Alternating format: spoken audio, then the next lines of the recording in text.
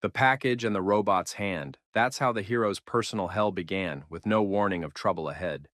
The young, handsome brunette could, of course, have left this place. However, he didn't really have any options, so he chose the lesser of two evils. The guy also said that his commander was just training on him. He told this to his robot partner. Some people had robots as partners. This robot had scanners instead of eyes and was very convenient for working in a logistics warehouse. He discovered an unregistered box and immediately went inside the warehouse, leaving his partner and interrupting the young man's story about his past life. The young man was not offended because he knew that Pax was an excellent colleague who did his job well. They would have time to chat later. A few minutes later, Pax reappeared, loaded with a new batch of boxes. After all, it was an excellent job, which the robots performed quickly and efficiently. There were no more people in the logistics center because only one supervisor was needed. The robots silently scurried around the huge hangar, distributing parcels and sending them to warehouses without causing any problems. There were two things the young man missed in this job. First, friendly human warmth. After all, robots are iron machines. And second, it was very cold in the center because the hangar was not heated, as robots do not need additional heat. But perhaps this job just wasn't right for the guy. 2 months ago, he had completed his military service and been demobilized. The whole world was open to him, and all that remained was to choose what to do in the future.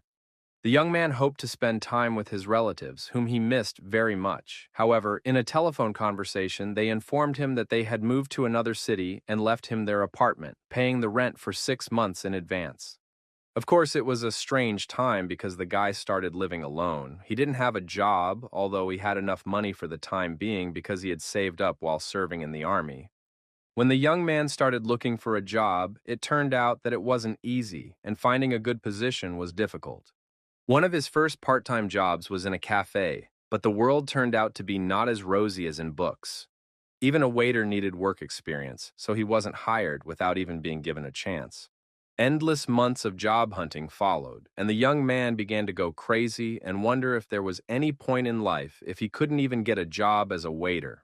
His sisters supported him in their correspondence, and at one point, one of them suggested that he contact a logistics company that delivers goods.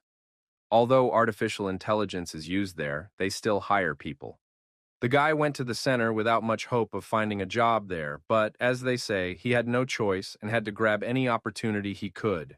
And now he works in a huge logistics center surrounded by robots that he can't even really talk to. Or rather, he talks to the robots, but they can't answer him. Kim Jong-yum would have continued dreaming about something wonderful for a long time if his boss hadn't called out to him.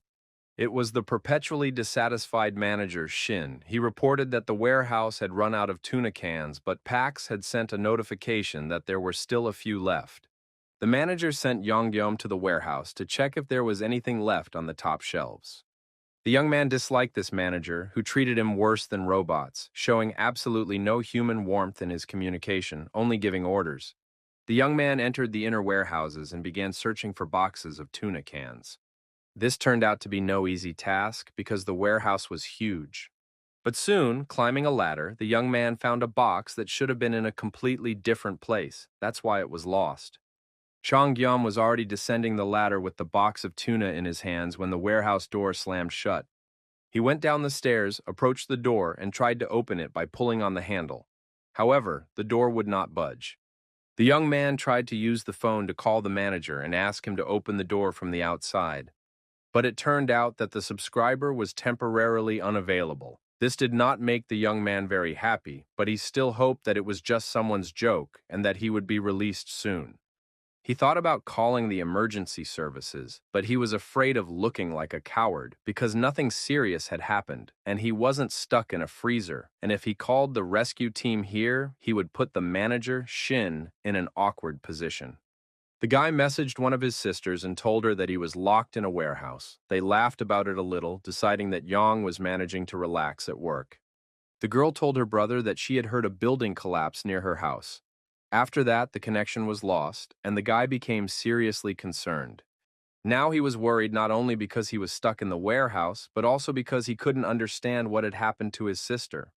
The next few moments did not bring any clarity to his life, because everything started to shake and an earthquake began. The warehouse was shaking violently, and the guy could barely hold on, even while sitting down. An alarm sounded throughout the warehouse, illuminating everything around him with a bright red light, and the siren deafened the young man. An announcement came over the intercom that all employees must immediately find shelter and leave the premises. Chong rushed to bang and knock on the doors to let people know he was there. He shouted and called out to someone, but his actions were useless. Putting his pride aside and not caring what his co-workers would think of him, the young man started dialing the emergency services, but soon realized that his phone had lost its cell signal and he couldn't get through to anyone. His mind began to race with possibilities. Perhaps a war had broken out or some kind of disaster had occurred. Of course, in such a situation, there were no good thoughts at all, so the guy was simply torn apart by uncertainty. But what happened next changed his life forever. Someone knocked on the door of the warehouse where Chong was locked up, but they didn't just knock, they left dents from their fists in the iron door. The guy wanted to open the door from the inside, but at the last moment, some inner voice stopped him from doing so. The young man felt that if he made even a sound and revealed his presence, he would die immediately. Because the person who left the dents on the warehouse door was not human. There was nothing to be done. Time passed, and the young man remembered that he was the owner of a precious box of tuna. It is always easier to think and make decisions when you are not hungry, and so the young man spent the next 3 days. He realized that something serious had happened outside because no one came for him or opened the door. Perhaps a war had started, but Chong was sure of one thing: this warehouse had saved his life. The blaring alarm fell silent, and the guy was even able to sleep normally. It was unclear how long he could hold out like this. His phone was almost dead, and it was unclear how he would get out. The young man hoped that the military would soon open the warehouse once they had restored order in the city, and he also really wanted his family to be safe. He was very reassured by the fact that the alarm was no longer blaring and getting on his nerves, but thoughts of what was happening outside kept him awake. Suddenly, there was an unfamiliar sound, and a screen with information appeared in front of the young man. It said that he had been chosen and needed to test his newly awakened abilities. The notification said that the guy was at the first level and could preserve any object in space. This information greatly pleased and reassured the young man because he realized that he had completely lost his mind and could no longer distinguish fantasy from reality. But it wasn't so bad, because he was able to hold out alone for 3 whole days, and he chose the one object he wanted to keep for himself almost without thinking. After all, he had nothing with him and nothing to keep, so let the PAX Order Fulfillment Center, where the guy had been working lately, remain intact. In the next moment, space seemed to blur, and he began to fall somewhere, not understanding what was happening. The warehouse was gone. When the dust and smoke settled, the young man could finally see the sunny sky, but the rest did not make him happy at all. The city lay in ruins, with mountains of rubble where the streets had once been. The sky was ablaze with the evening glow, as if mocking the people. Streets, broken asphalt, dead trucks and cars, human bodies. Here, on the stones, lay the dead warehouse workers, all covered in smoke and dust, with no signs of life. At that moment, the space flickered again and the sound of a save notification sounded. The surrounding scene so shocked the young man that he couldn't help himself. He simply felt sick at the sight of the destroyed, peaceful city and the dead people. Suddenly, the boy's head spun and began to ache, and the alert announced that the process was being updated. The boy had already begun to come to his senses, still crouching on the ground, when suddenly a huge shadow appeared next to his own, catching the young man's attention. Chong froze in horror, not understanding what was behind him, and there, standing in all its gigantic height, was a huge monster, a goblin. Drenched in sweat from fear, the young man tried to stifle a scream, covering his mouth with his fist, and calming down, remembered that he had heard a loud roar 3 days ago when he was locked up. A huge foot of an unknown object appeared near the boy. It was similar to a human foot, but gigantic in size and covered in blood. It was clearly not a bear or a gorilla. The young man could no longer restrain himself. He ran at full speed, screaming for help and calling for someone to save him. The goblin hesitated for a moment, but realizing that his meal was running away, he let out a wild scream and roar and set off in pursuit. He had no intention of falling behind and pursued the young man, who still couldn't understand who was chasing him. Soon, Chong could see that it was an orc. It was unclear where it had come from and why it was running so fast.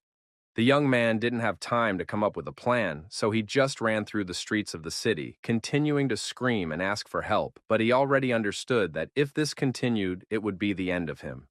Another notification informed him that synchronization was complete and he could enter the subspace. A glowing screen appeared in front of him.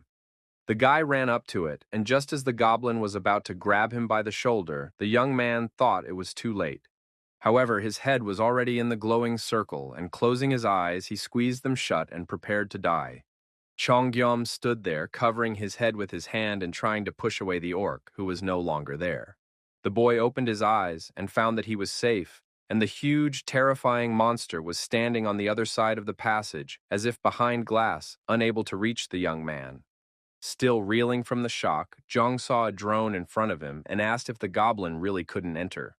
The drone confirmed that without the boy's permission, no living creature, object, or energy could enter or leave the subspace. The young man listened to this information, still not understanding who he was talking to and who was telling him this. The young man looked around and realized that he was in his logistics center, which he had saved when he was asked to save one object. Chongyom couldn't believe his eyes and didn't even know what to ask the drone. After assessing the situation, he realized that the entire logistics center, along with the robots and goods, had indeed been placed in his subspace.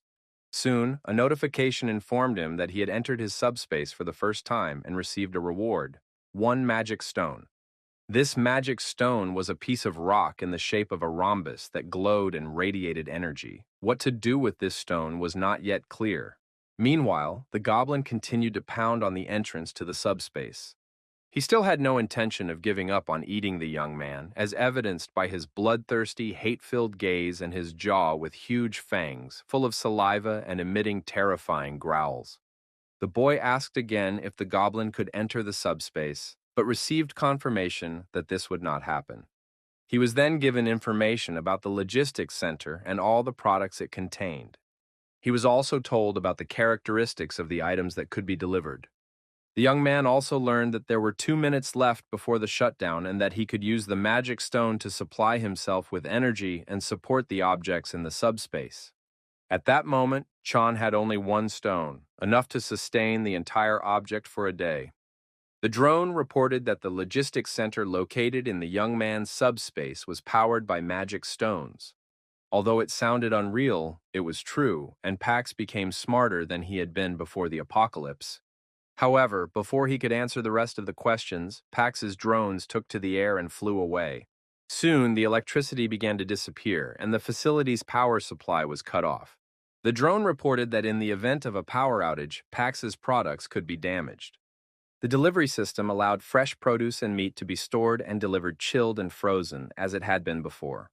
But now the situation outside was dire, and the war zone prevented factories from operating, so food became very important for survival. And if the power to the refrigerators where the food was stored was cut off, all the food would be ruined. This meant that the logistics center had to be kept operational. The drone reported that the center was being held up by a single stone for 24 hours. It remained to be seen where the young man could get more magic stones. It turned out that they could be obtained from creatures from another world who now ruled the streets of the city. Kong realized that they were talking about goblins and various other monsters. The young man gave the magic stone to the robot so that it could keep the logistics center operational. The young man himself turned to Pax for help in getting the necessary items from the warehouse. It was a box of cold weapons, all kinds of axes, knives, cleavers, and the like. The guy picked a camping axe from the box, which could come in handy. It would be difficult to get close enough to the goblin to strike it, therefore he would have to throw knives at it. However, there weren't that many knives. If he threw them left and right, they would quickly run out. And anyway, it was unclear whether they would do any damage at all, given that orcs have very thick and muscular skin. So Chan chose a camping axe and decided to try it out on the goblin who was waiting for him near the exit from the subspace. The young man decided that it was not necessary to kill the orc right away. He just needed to inflict a serious wound on him, and then he would see what to do next. The guy remembered his military past when he served in the special forces and threw the axe at the orc. The creature let out a loud roar, but it didn't even move or budge from its spot. Chang realized that he simply lacked the physical strength to even wound his opponent. Another camping axe beckoned with its light, as if showing that it could be useful in this battle. The guy had no other options. He just wanted to find a couple more axes like that among the remains. While Pax checked the information on camping axes, Chong continued to plan his attack, intending to throw something heavy at the orc because he wasn't sure he could pierce it with an axe. Pax found out that there were 15 camping axes in the warehouse. That wasn't very many. They would have to make them last a long time. The young man asked the robot where he could get them and went to gather his arsenal. Every time the guy picked up an axe, it was immediately duplicated. It turned out that all objects in the subspace were created by converting real objects into information so they could be duplicated. Even if they were lost or broken, they would never run out, which was excellent news.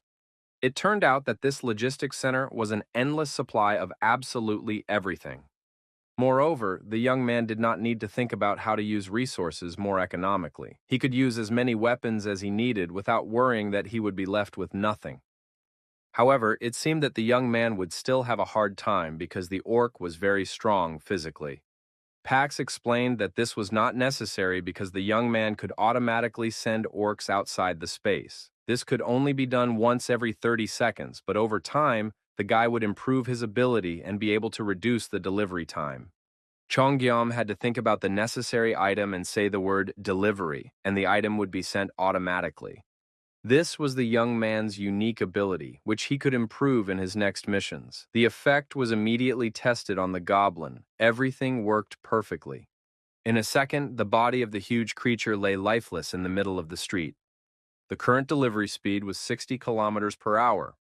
Pax told the guy that it could also be adjusted and increased. To increase the maximum speed, it was necessary to improve the delivery ability. This could be done with magic stones, and the guy could get magic stones from the bodies of slain monsters. A plan for further action began to take shape in the young man's mind. In order to collect magic stones, he needed to extract them from monsters. Only a few small details were missing. Zhang Gyom took off his warehouse worker's clothes and asked Pax for some items. In order to walk around the ruined city without discomfort, the young man chose real combat boots that would protect his feet and not hinder his running. Then he wanted tactical combat pants with lots of pockets, reinforced knee pads, and waterproofing. The next essential item was a detailed map of Seoul. A pack of colorful markers also came in handy. After changing into his new clothes and laying out the city map in front of him, the young man circled the areas he needed to visit. He planned his route, intending to find all his relatives. He mapped out the most logical route. The young man understood that if he wanted to reach his relatives, he had to hurry as much as possible. It would be long and difficult to do this on foot, considering that the roads were broken and the streets were full of monsters. Therefore, the presence of a bicycle in the warehouse turned out to be very useful. Of course, a car or motorcycle would have been better, but in this situation, even a bicycle seemed like a great way to get around. This bicycle was equipped with an electric drive and a powerful headlight. Chong made his way to the city, mentally urging his family to hold on and wait for their younger relative. Half an hour after leaving the subspace, the young man had already killed 12 orcs. During this time, while killing monsters, the young man realized two things. Goblins and monsters always attacked very aggressively, and here the young man's ability to throw his opponents away with delivery helped. The young man hid in subspace whenever he couldn't deal with the orcs right away. They were angry and furious, dripping with saliva and hatred when they couldn't get to the boy. Chong could hardly delve into studying his ability, but he did understand something. The delivery ability turned out to be very useful indeed. The young man could inflict wounds by throwing his camping axe without approaching the monsters. However, he had to practice because he regularly missed due to the long distance and the long reload time of 30 seconds. But his performance improved each time with the help of magic stones. In addition, Pax's abilities were not limited to delivery. The guy sent the camping axe with his ability to the orc's head.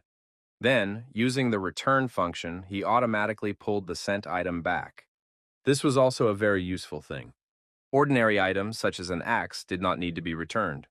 But it was especially cool to use this ability to pull magic stones out of the bodies of slain goblins. It was really impressive. It was a pity, of course, that magic stones could only be obtained after the monster's death.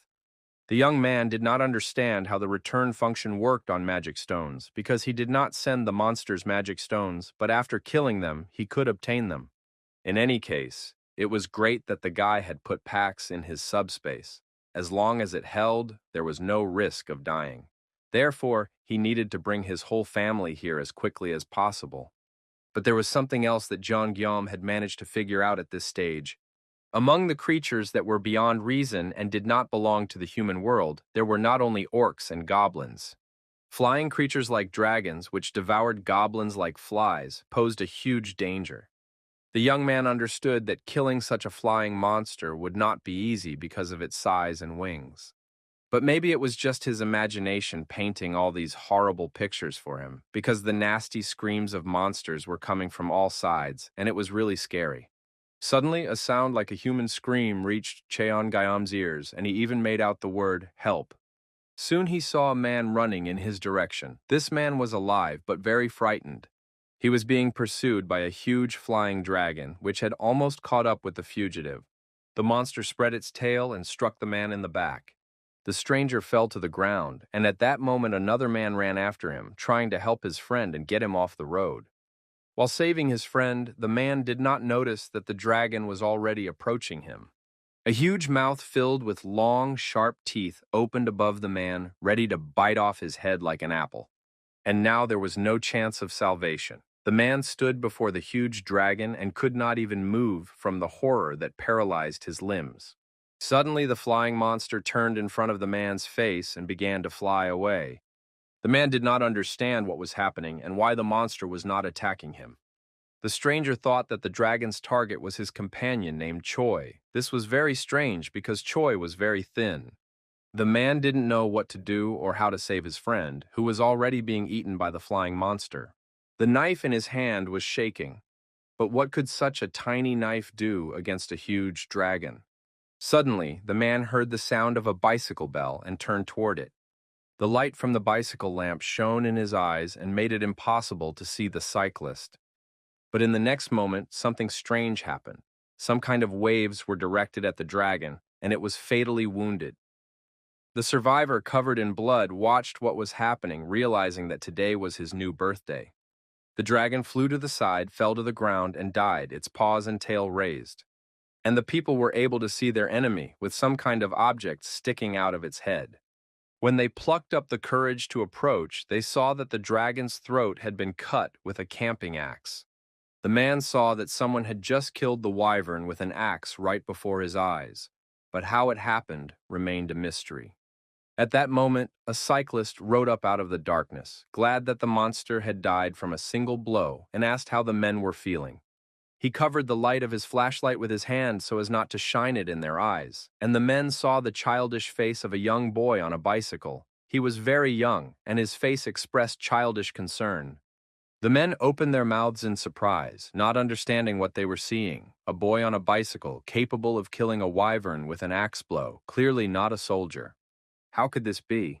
They would have understood if a special forces unit had dealt with this dragon, but not a boy on a bicycle. The young man realized that he had made a strange impression on the men he had saved, but he didn't know how to respond. When they came to their senses, the men began to thank him for saving their lives. They bowed and expressed their sincere gratitude. The young man bowed back and said he was glad to help. The guy said that he was not a soldier, but simply worked for the logistics company Pax. The men were surprised by this fact. They mistook him for a soldier because of his clothes and amazing combat skills. After all, not everyone could kill a wyvern like that. The stranger admitted that he too had awakened certain skills.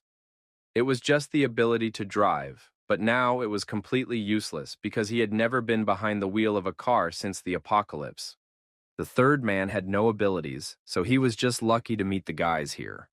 The strangers said that many people had originally come to this part of the city where the logistics centers were located. But besides people, various monsters had also gathered here. Most of the people who came here are already dead. They were attacked and killed by orcs, and some were even eaten alive. Only 10 to 15 people survived. The survivors are in relative isolation in the underground terminal block. The men were looking for a road they could drive on, and they also wanted to find essential food. but the logistics center building suddenly disappeared somewhere. In general, the men believed that they should leave instead of standing around talking, and if the guy had nowhere to go, he could join them. They were located on the fourth underground floor, where there were no monsters. At least they could sleep peacefully there.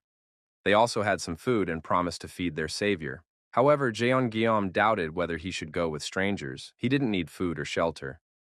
But the men talked about the cars they were going to drive, and they also had useful information, so it was probably worth spending some time with them.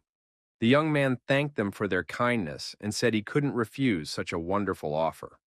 Besides, the strangers were also taking a risk by inviting a stranger into their home. So soon, the group set off on their journey. The young man activated his delivery ability, and a magic stone flew out of the slain dragon's body. He threw the stone into his subspace, realizing that his new acquaintances were unaware of his abilities, and if something went wrong, he could escape into subspace at any moment. The body of a huge goblin lay in a pool of its own blood with a spear stuck in its neck. A man who looked very tired after the battle stood over the body of the slain creature. Glancing at the group that had arrived, he immediately addressed the men, asking who the newcomer was. He looked intimidating and frightening, so the young man realized that he needed to be wary of this man. After all, he had just killed a huge goblin. The monster had wandered into their territory completely by accident, and the orc hadn't noticed the people, so they managed to deal with the monster and get away easily. No one was hurt, but this place could no longer be called safe, because the next day, similar monsters could come here, and everything would not end so well. Cheong-Guillaume stared in horror at the dead orc, remembering how his new acquaintances had assured him that it was completely safe here. But then the local men's attention turned back to the young man, and they demanded to know who he was. The men said that this guy had saved them from the wyvern. He used to work for the logistics company Pax and was very strong. The young man had managed to kill the wyvern with an axe so thoroughly that not even a wet spot remained of the creature's head. This information made a huge impression on everyone. Many froze, staring at the young man when suddenly his hand was in someone's palm. It was a short woman with a kind face. She thanked the young man for saving her two companions, Yeon-su and Ben-chul. After that, other people began to express their sincere gratitude for saving their friends, which made Jian very embarrassed. He tried to say that he had not done anything extraordinary, but had simply done what he had to do, but the thanks continued to pour in. It turned out that all these people had been working together for over 10 years and had become like family to each other. The general manager of the Taechon Express terminal was Lee Jin-mok. The general manager bowed respectfully to the young man and thanked him for saving Yeon-su and Ben-chul. After all the formalities were settled and the young men got to know each other, the young man was taken through the underground, where he was told and shown how they survived there. The underground was much better than the surface. They had food and water from the logistics center, as well as the opportunity to sleep while someone was on duty. The manager was absolutely sure that the food would last a long time because they got it from the logistics center, but soon after, a report came from the guys who had returned from the city. They said that the logistics center had simply disappeared from the face of the earth. Everyone present was very surprised by what they heard and fell into a stupor because it became clear that food supplies were not endless. The manager couldn't believe what he was hearing. However, Yeon-su said that when the guys tried to look around, they stumbled upon a wyvern. No one understood how such a huge building could have vanished. But when monsters roam around, anything can happen, so they just had to accept the new reality. Of course, this situation was unpleasant, and now it was necessary to decide what to do in such circumstances. The manager announced that the guys had to clear the tunnel at all costs because if they stayed here, things would get worse every day. There was no need to despair. It was just that the time had come a little earlier than expected, and they would have had to leave the dungeon anyway someday. The main thing was that the people had a plan. Chan listened very carefully to everything people were saying and turned to the manager to find out which tunnel they were talking about. The manager explained that before the apocalypse, everyone lived in different places and needed transportation to get to work. That's why they now had plenty of working vehicles. The problem was blocked roads. The road to the north was blocked by a golf course. The eastern direction was littered with containers, and the southern highway was destroyed. The tunnel to the west remained the only option, but a flock of wyverns had settled there. Until today, people had been living off food from the logistics center, but now they had to force their way through the tunnel. The manager told the young man that he didn't have to go with them. After all the roads were blocked only to vehicles, and on a bicycle, he could leave this place in any direction. However, Jonggyum said that he needed normal transportation because he was going to search for his family and believed that he had to help people.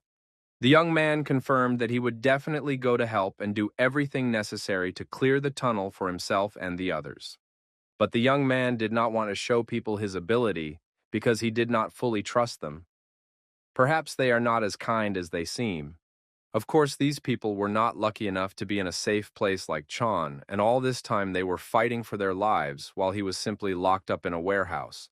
They had food supplies from the logistics center, and people knew the value of food and water. However, they weren't going to share this information with others easily, and that was right. Chongyam wanted to go into the tunnel and see how many creatures had bred there. He announced this to his new companions, hoping to use his ability alone to clear the way. And maybe then he would be able to improve some of the abilities that opened up after killing the orc. Perhaps he would be able to reduce the recharge time thanks to the magic stones. Among his abilities was the ability to send 2 items at once. There was also a mysterious automatic delivery function, but he planned to figure that out later. All he needed for all this was 10 magic stones. Chongyam wanted to face a pack of wyverns to get more magic stones and improve his abilities. Due to people's caution, he decided to go alone, kill all the wyverns, take their stones, and improve his abilities to clear the way. Yeonsu volunteered to go with him on this mission because he was being chased by a giant wyvern at the time, and besides, the guy didn't know the way. Besides, he trusted the young man and believed that he would save them even if something unexpected happened. This was slightly different from Jonggyam's plan, but he did not argue and accepted the help of his new friend. Besides, Yeonsu wanted to test his driving ability. He had never received a notification and simply knew that he had this ability. He imagined in his head how he should operate the vehicle. However, this information did not impress the hero, who understood that this would be their first ride. The guys went out onto the streets of the city, climbing out of the underground, and Yeonsu got behind the wheel of the bike to take them to the tunnel. Su's ability turned out to be simply amazing. They were racing at breakneck speed, and the wind whistled around them, not calming down for a moment. Yum was terrified. He thought it was impossible to drive so fast because there were many abandoned cars on the road that were difficult to see. But the driver did not respond to his cries. All the young man could do was cling to the bicycle seat with both hands and pray that they would arrive safely. Guillaume sat on the bike with his head down, pressed into the seat and his eyes tightly closed, when suddenly the driver delivered the bad news. Ahead, among the cars, a huge wyvern was hiding. The driver didn't know what to do, whether to keep going or to drive around it. The dragon had also noticed the approaching people and was staring at them with a bloodthirsty gaze. Yongsu turned to his companion, trying to figure out what to do next, without slowing down for a second, which caused another wave of panic in Guillaume. The young man used his ability on the fly, and a camping axe flew into the dragon's jaw. The companions sped past the dying monster at tremendous speed. Yeonsu managed to steer with his foot and even get a look at the dragon. In a split second, they sped on, leaving the body of the slain wyvern behind. Jonggyom used his delivery ability, warning his driver not to turn around under any circumstances, and pulled the magic crystal out of the dead dragon's body. A couple of seconds later, the guys had already reached the tunnel. Yeonsu was an excellent driver, so they got there in a matter of minutes, but suddenly he stopped the bike abruptly. He was the first to notice the horror they had fallen into. They were surrounded on all sides by wyverns, leaving them no chance to hide or avoid a collision. Guillaume looked calmly at the monsters preparing to attack, while Yeonsu mentally said goodbye to life, realizing that even with an electric bike, it was impossible to escape from such a large number of dragons. The creatures were already drooling in anticipation of their future dinner, so it was impossible to reach a safe place. Yongsu relied solely on the abilities of his new companion, realizing that otherwise they were doomed. The boy was trembling with fear and covered in sweat. Jonggyom cursed and said he couldn't hide it anymore. He activated the app, knowing that his new companion would learn the secret. The young man used the remaining 5 stones to reduce the recharge time. After that, the battle with the dragon began, which opened its mouth, preparing to bite off the men's heads. The dragons began moving toward the boys almost simultaneously, leaving them no chance to hide from even one of them. Still holding the handlebars of his bicycle, Yeonsu stared in horror at the open mouth of the approaching dragon. And at the moment when the man's head was about to be in the monster's jaws, the delivery ability worked, and all the dragons disappeared somewhere. Jonggyum turned to his companion and said that everything was fine now and that they were no longer in danger. After that, the young man told his new acquaintance about the subspace he possessed and the ability he used to destroy monsters. He also explained that he improves his stats with magic stones, and that in order to further reduce the recharge time, he needs to increase the level of the subspace. This can be done by destroying dragons and other monsters. Using the return spell, the young man extracted magic stones from the bodies of the slain monsters. Jonggyum warned Yeonsu not to stray from him and to prepare his camping axe so that he could use it at any moment. Yeongsu's head was swarming with questions about the logistics center, packs, and the abilities of his new acquaintance. However, that wasn't so important right now. Another huge flying dragon was about to bite off the man's head, so there was no time for questions. Instead, Gyeom's camping axe hit the monster's neck perfectly and killed it with one blow. Having dealt with one wyvern, the young man began to fight the other, while the cyclist stood spellbound and stunned. He was already tired of being afraid and barely reacted to the huge jaws snapping near his ear.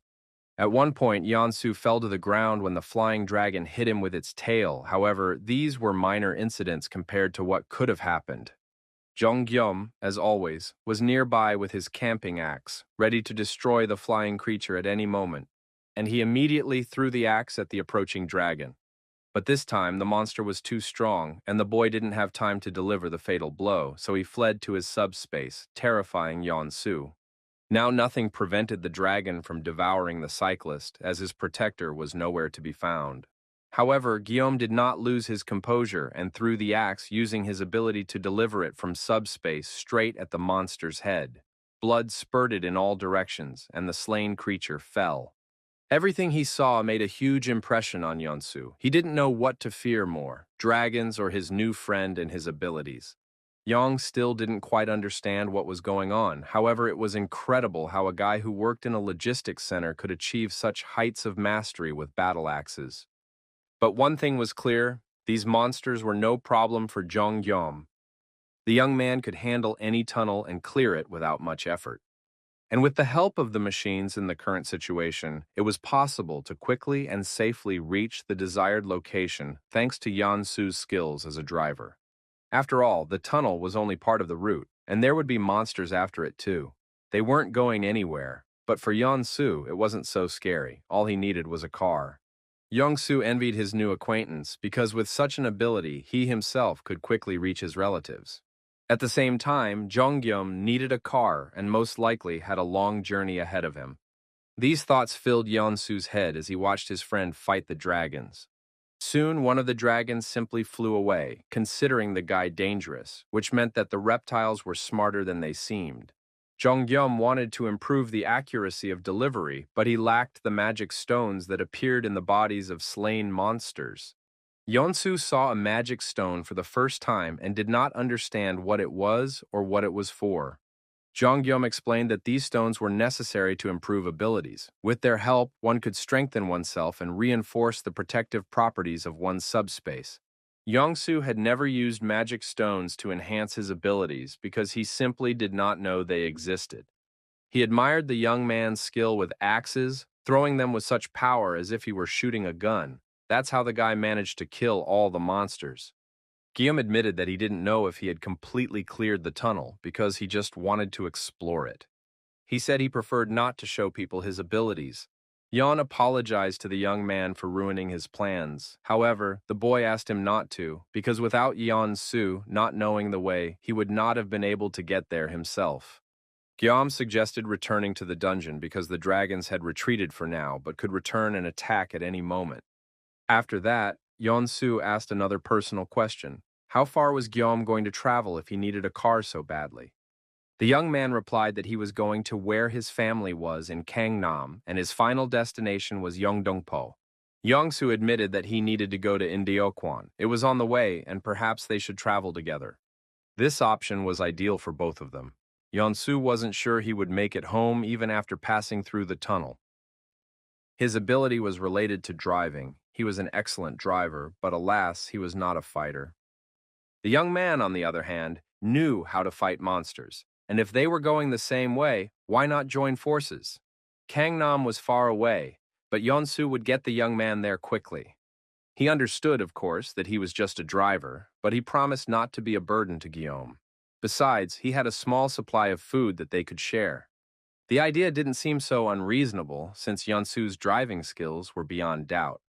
Jonghyum really wanted to hide his abilities from the other players because he couldn't imagine how they would react if they found out the truth about him. They might force him to do something against his will, such as not giving him the car keys until he fulfilled their demands. The young man wanted to trust Yeonsu because he had gone with him, risking his life, even though a monster had recently been chasing him. The guy confirmed his agreement, saying he was ready to team up with Yeonsu and drive together to his relative's house. However, he insisted that he would clear the tunnel alone and did not want anyone to interfere or learn about his ability. Guillaume asked that no one interfere with him and allow him to clean up the tunnel alone. Yeonsu, putting his hand on his heart, promised that people would not be stubborn and interfere if he asked them not to. Upon arriving in the underground, Yeonsu gathered all the residents and announced that they would soon be able to escape through the tunnel. Jonghyum would clear the passage using his newly awakened ability, and the people would have to wait outside until he was done. He added that he couldn't explain what this ability was because it was a secret. All they could do was trust that Guillaume would succeed. It seemed unthinkable. He had revealed someone else's secret to everyone. The people were so surprised that they couldn't believe what they had heard. It turned out that their new acquaintance would clear the tunnel on his own, and they just had to wait until it was over. Yeonsu even promised to tell them exactly how the young man would do it. The situation was deteriorating before their eyes because they were already wary of the young man, and now their trust could disappear altogether. The manager looked at the young man with a puzzled expression, not knowing what to do in the current situation. Guillaume also realized that it was too late to back down, so he announced that he would clear the tunnel by tomorrow morning so that everyone could pass through. And although it all sounded fantastic and unlikely, the people had no other options. Food supplies were running low, and the tunnel needed to be dealt with as soon as possible. Manager Chin Mok said he would not ask about his abilities as he saw no point in it. The main thing for him was that the tunnel be cleared. Perhaps the guy decided to do this out of sympathy for the people. If it was easier for him without helpers, they would not get in the way. However, the manager asked the young man to accept the food and drinks that the people had collected because he would need strength to clear the tunnel. The young man risked his life for all of them, and the only thing the people could do was share their food with him. Especially since he was going to clear the tunnel alone, people began to bow to him, expressing their sincere and heartfelt gratitude. They regretted that they could only thank him. And although the young man tried to explain that this situation was beneficial to him, they did not listen. He asked them to leave the food for their families and not give it to him. But the people showed sincere, heartfelt kindness and asked the young man to simply accept the offering because his refusal could offend them all. After all, the young man had a family somewhere he was going to get to, so he would be able to treat them to these supplies. At the word family, images of his parents, two sisters, and brother appeared before Gyam's eyes.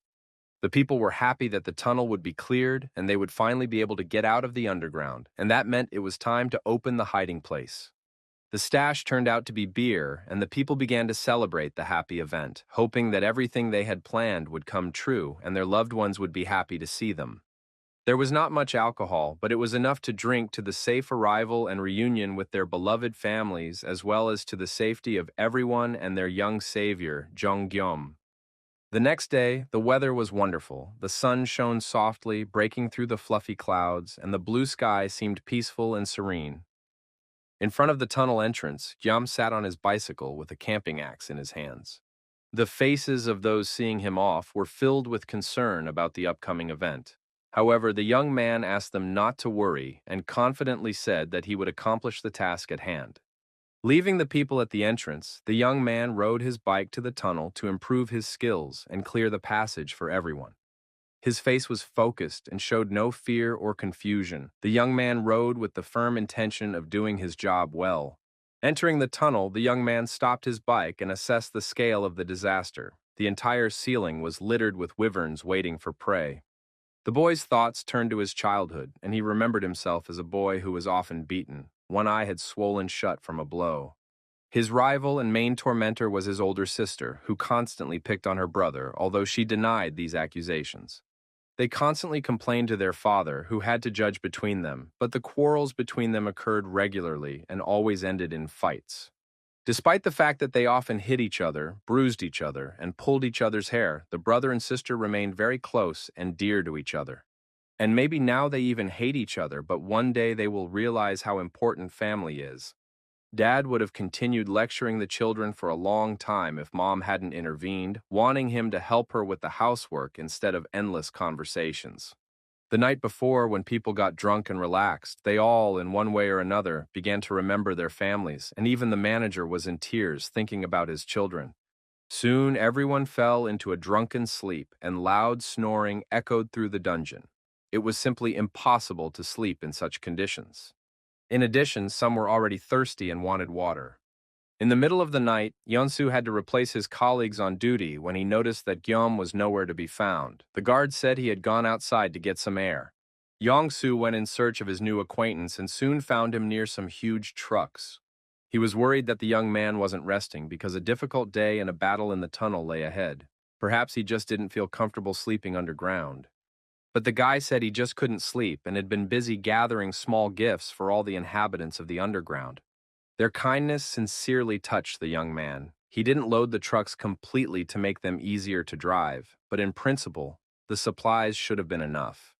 It was the last of 15 trucks that he had already loaded with food and essential items. Guillaume asked him not to tell anyone about this until the tunnel was cleared. Yongsu didn't understand how the guy could give away food left and right and who he was anyway, if he could afford to do so. Meanwhile, in the underground, the work of clearing and destroying the dragons continued as usual. Jongyam destroyed wyverns using his delivery ability without even putting in much effort. He thought about how he would like to put all the people in his subspace to protect them. However, at this stage, it was impossible for him to do so with his abilities. If he could improve his subspace by a couple of levels, he might be able to accommodate up to 20 people there. But to do that, he would need to collect even more magic stones. There weren't that many dragons left in the tunnel. In addition, some of them flew away alone or in pairs, so it was unlikely that he would be able to raise the level significantly. But thanks to the upgrade of his precision delivery ability, the guy managed to kill quite a few lizards. Without this improvement, nothing would have worked. If he wanted to settle his family in the subspace, he would need huge dragons with powerful magic stones. And now one of these creatures was looking intently at Jonggyeom. People stood excitedly and impatiently near the cars, waiting for the guy to appear. Some believed in his abilities, others doubted and were genuinely worried. Thoughts of helping him arose, but that could only ruin everything, so they decided not to interfere and just wait for his return. Soon Jonggyeom himself appeared from the tunnel. His shirt was splattered with blood, and his face was gray from dust and smoke. However, as he drew closer, he radiated satisfaction with the work he had done, and the sun's rays illuminated this pure, sincere, and kind young man. People rushed to cheer and praise the young man, who not only returned alive from the tunnel, but also did a great deed for all of them. After that, the manager gave a speech of gratitude to his employees and wished them a safe journey home. The employees also thanked the manager for everything he had done and wished him a safe journey. After that, Guillaume told the people that if they ran into any problems along the way, they could look in the cargo compartment. There, they would find something that would be useful to them. Everyone got into their cars and hurried to their families. The road was difficult because there were abandoned cars lying in the middle of the highway, but the trucks slowly moved in the right direction. After passing through the tunnel, they said goodbye to each other, and each went their own way to meet their loved ones. Chongyom enjoyed the ride, but he couldn't stop thinking about the last dragon he hadn't fought. The wyvern disappeared too quickly without giving him a chance to get a good look at it. The young man was almost certain that the monster was a wyvern. However, it looked different and was enormous in size. Perhaps it was the leader. Or maybe it was just an adult specimen that produced ordinary, already quite common dragons. Guillaume was thinking about all this. Suddenly, a sound caught the young man's attention. The car had stopped in the middle of the city. Everything around was still eerie. The bodies of dead soldiers lay scattered, weapons nearby. It was clear that the enemy was stronger than even the national army. All this made the men think terrible thoughts about how they had no choice. Corpses, monster carcasses, and overturned cars were scattered everywhere, and there was not a single normal road. But this was happening everywhere they went, and they were equally frightened and horrified by what they saw. The fact that the bodies of soldiers remained lying in the streets suggested that the situation was even worse than people could imagine. Jonghyum thought that if he had stayed in the army longer, he might have ended up in the place of these soldiers, abandoned to be torn apart by monsters. Soon, their path was blocked by a wire fence topped with barbed wire, and it was clear that it was impossible to pass. This fence was intended to block the path, but it could only be used against humans, as winged wyverns and huge orcs paid no attention to such barriers. The barbed wire was most likely installed by the military. It seemed that they were trying to block something. They could have looked for another road or tried to cross another bridge, which might not have been blocked yet. But Jonghyum did not listen to his companion because he saw something at the end of the bridge, giant wolf-like monsters. The young man immediately figured that if he killed these creatures, he would be able to improve his subspace, although Yeon-su was already about to turn back at that moment. However, before he did so, a daring plan formed in Gyum's mind. The young man suggested trying to cross the bridge in one place. He asked the driver if he could drive the truck on the sidewalk. Of course, it was a bit narrow, but there was still a chance. With a satisfied smile and confident in his strength, Guillaume declared that he had come up with a good way to get through the barrier and demanded that the driver not turn the truck around. It was decided to make their way through here. While the guys were discussing the details of their future journey, new participants appeared before them, a giant orc who was tearing wolf-like monsters to pieces. But within a few minutes, the battle took a dramatic turn. The pack of wolves devoured the orc in a matter of seconds. The monsters tore each other apart, ripping flesh and spraying blood in all directions. The humans watched with their mouths agape, amazed at the bloodthirstiness and power of the monsters. Yong-su asked his partner again if he really wanted to cross this bridge. Guillaume said that when he was a child, he used to play a computer game where 3 races were at war with each other. In this game, you could customize the maps and additional options as you saw fit. Guillaume's favorite map was one where you had to fight off hordes of monsters using limited resources. Now they were in a similar situation. The driver turned the truck so that the rear end was facing the desired spot in the wire fence. He did everything as Guillaume had instructed and broke through the wire fence with the rear of the truck. Their actions attracted the attention of the monsters, who were already finishing off an unlucky orc that had crossed their path.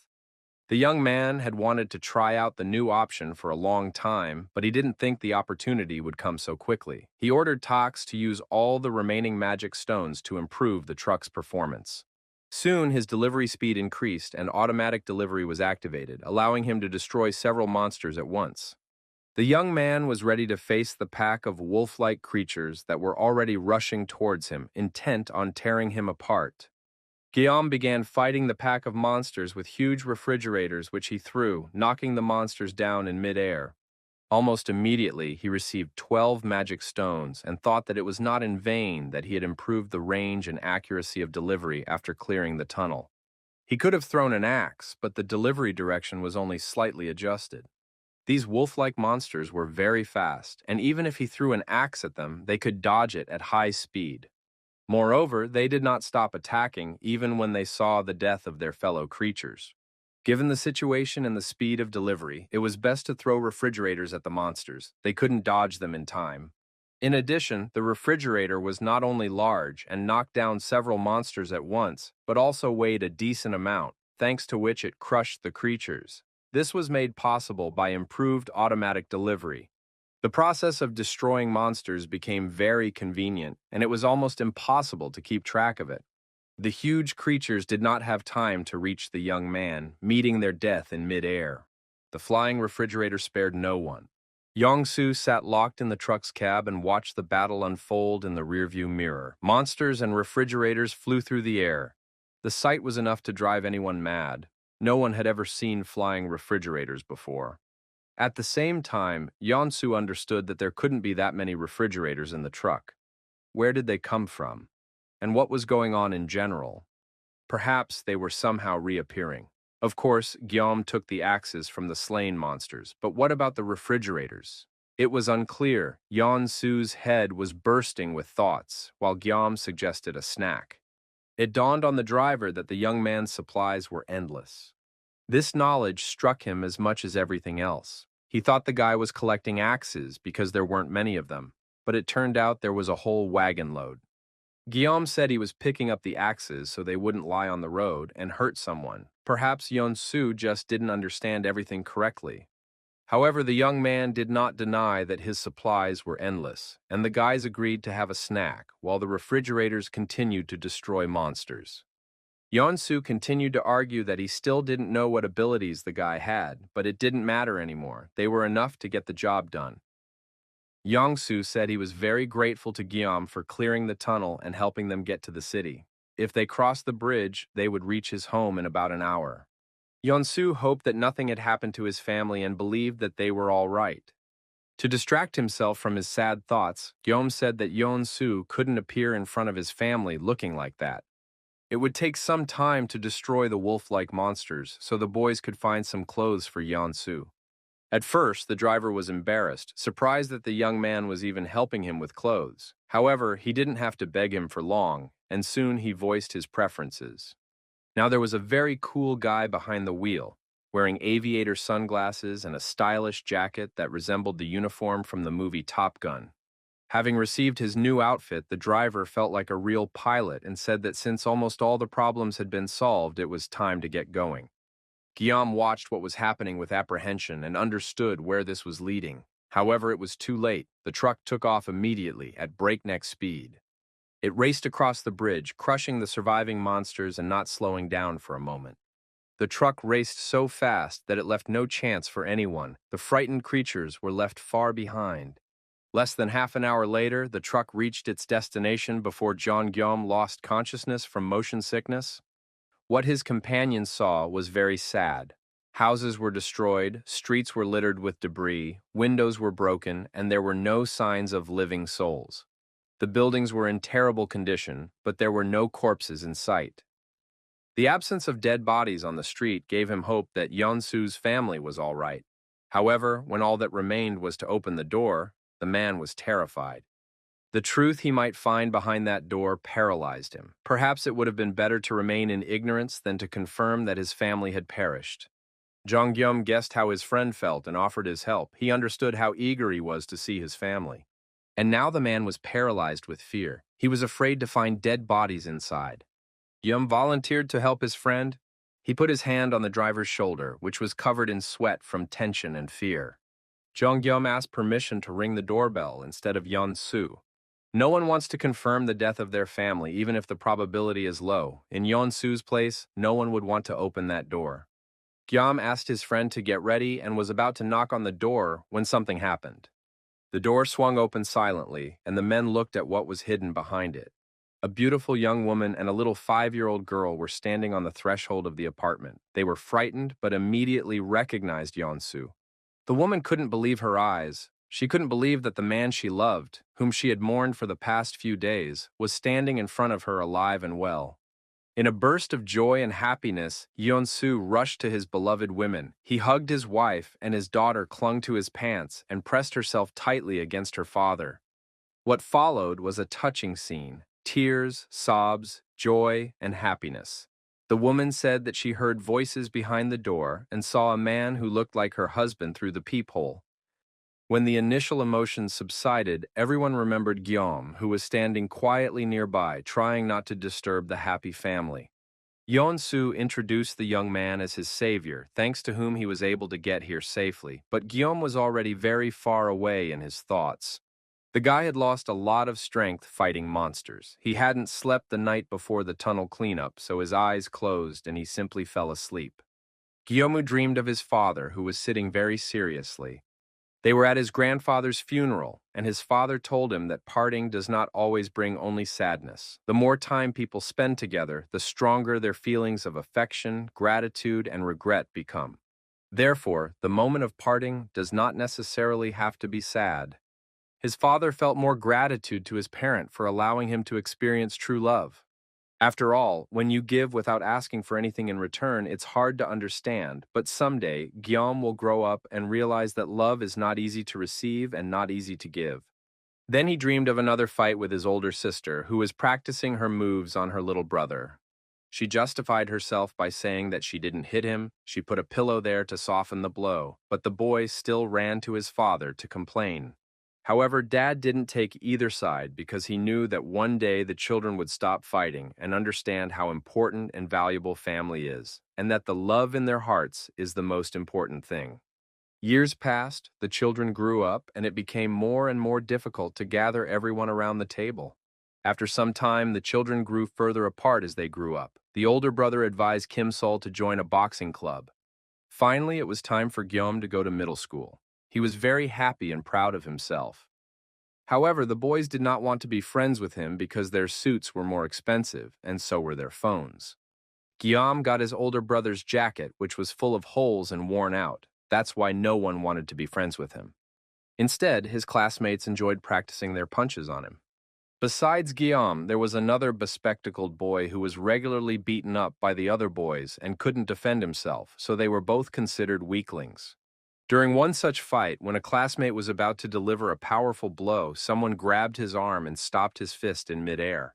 It turned out to be his older sister, who had been practicing her moves on her brother for many years. Kim Sol announced that from now on, Guillaume would train with her in the mornings. This marked the beginning of another hell for the boy because his sister exhausted him with physical exercises and continued to tease him, just like when they were children. Several more years passed, and Guillaume was now a high school student. No one dared to bully him because he had become physically fit and strong. Soon, the family received wonderful news. His older sister, Ju Young, had been accepted into medical school. Time passed, and soon there was news about Guillaume himself, which his parents had been eagerly awaiting. By that time, the young man had grown into a strong and handsome guy, capable of protecting himself and others. It was a letter confirming his enlistment in the military. His parents and Kim Sol saw off the young man, who was about to become not only a strong defender, but also a professional warrior. His parents wished him not to lose heart and to take care of himself. With that, the young man's childhood came to an end. Together with other young men, he left to serve in the army. The young man woke up lying on a bed in an unfamiliar place. He couldn't understand where he was or how he got there. He assumed that he had fainted and lost consciousness. Guillaume remembered how Yeonsu met his family, but after that, there was only silence and darkness.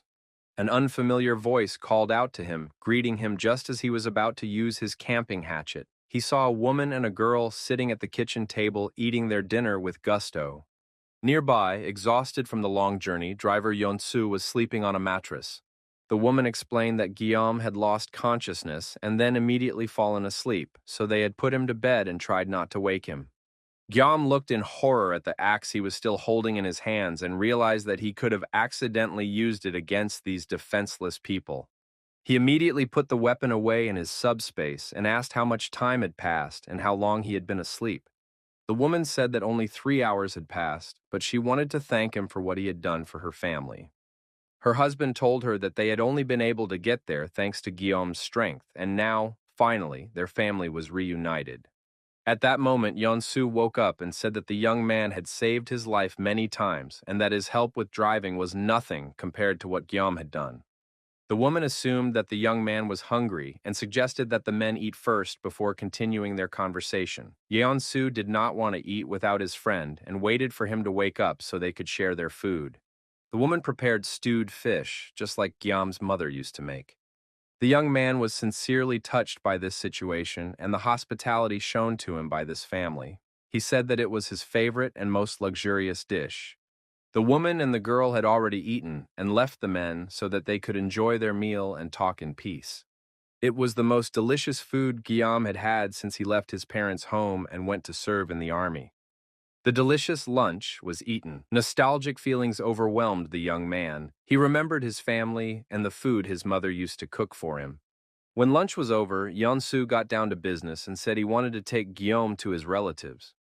This proposal surprised the young man, but Yeonsu insisted that he had already discussed everything with his wife, and she supported his decision.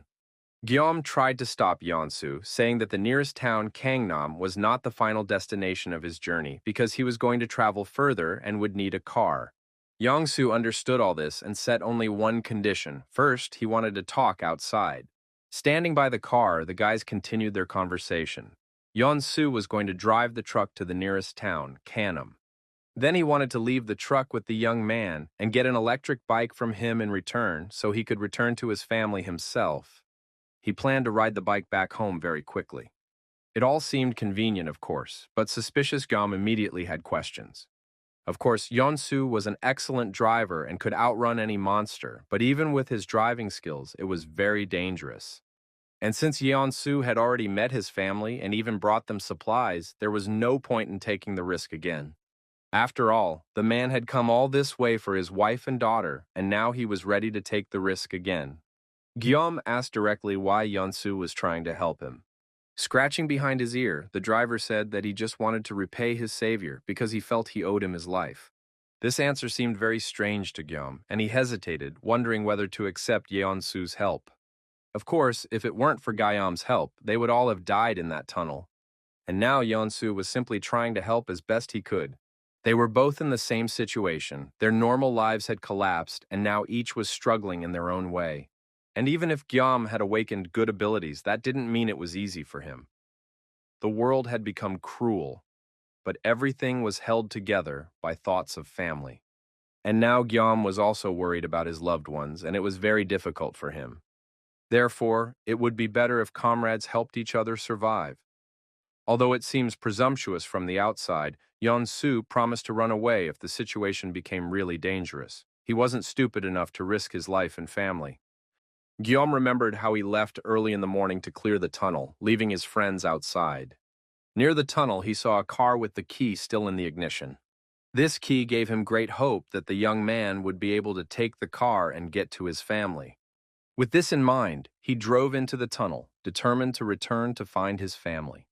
Guillaume began to explain to his friend that nothing could penetrate his subspace ability without his permission, and as long as it was maintained, all goods could be copied.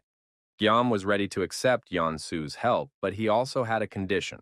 He asked the driver to accompany him the entire way, not only to the nearest town, but to all 4 towns where his family members were currently located.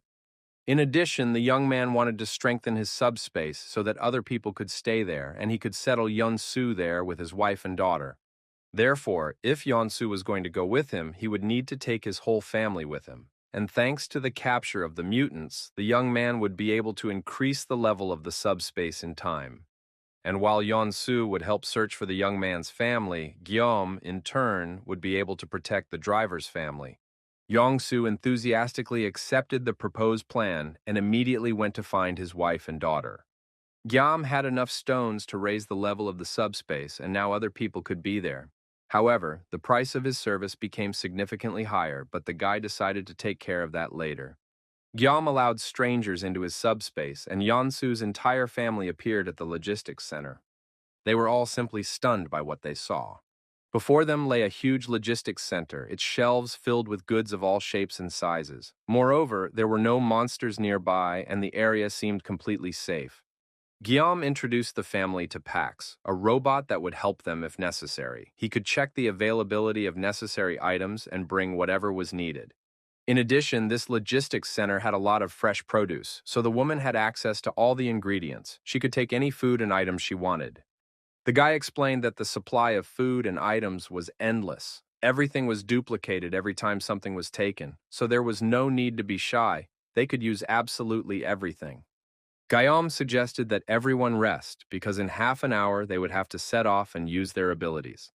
The whole family was speechless, unable to express their impressions. They were surprised and happy at the same time. Guillaume decided to check what new abilities he now possessed. His main ability was a subspace into which he could send anything at any time and access the object at any time. No one could enter the subspace without the young man's permission. When the logistics center entered his subspace, the artificial intelligence, Pax, and the operating system merged, resulting in new functions such as delivery, which threw out goods at tremendous speed. After the merger, the capabilities of the subspace became simply fantastic, and now the young man didn't even have to control some of the functions. It was very impressive, and it seemed that the level of new abilities could not be increased any further. However, this turned out not to be the case. The young man could now store items right in front of him, as well as create a laboratory capable of combining and transforming goods in space to create new items. In any case, it became clear that as he leveled up, he would gain even more powerful abilities. However, this was not yet possible due to a lack of magic stones. Suddenly, a bold idea popped into the young man's head to put the entire planet Earth into his subspace. But at this stage, this function was unavailable. The subspace tried to execute the command, but nothing happened. The target was outside the range of the ability, and the young man suspected that it would not work because the idea itself was too bold and even terrifying. At that moment, Yeon-su approached the young man, having studied the city map and looked up the route to the Kanam district. He suggested a different route, saying he thought it would be better. Guillaume was surprised that the driver was already busy planning his future trip instead of spending time with his daughter. But it turned out that the girl was fine. She had gathered her favorite toys, played to her heart's content, and was now fast asleep, feeling completely safe. Yeon-su thanked the guy again for his help, but he replied that everything was fair. They had helped each other, and there was complete balance between them. When the guys were sitting in the car and started their journey, Guillaume had a bad feeling because the driver suddenly became very serious. Yeon-su said that he could only help in one way, by driving the car, but he would do it faster than anyone else. And although Guillaume hinted that it was possible not to drive too fast, it was useless. The driver was already speeding at a tremendous speed.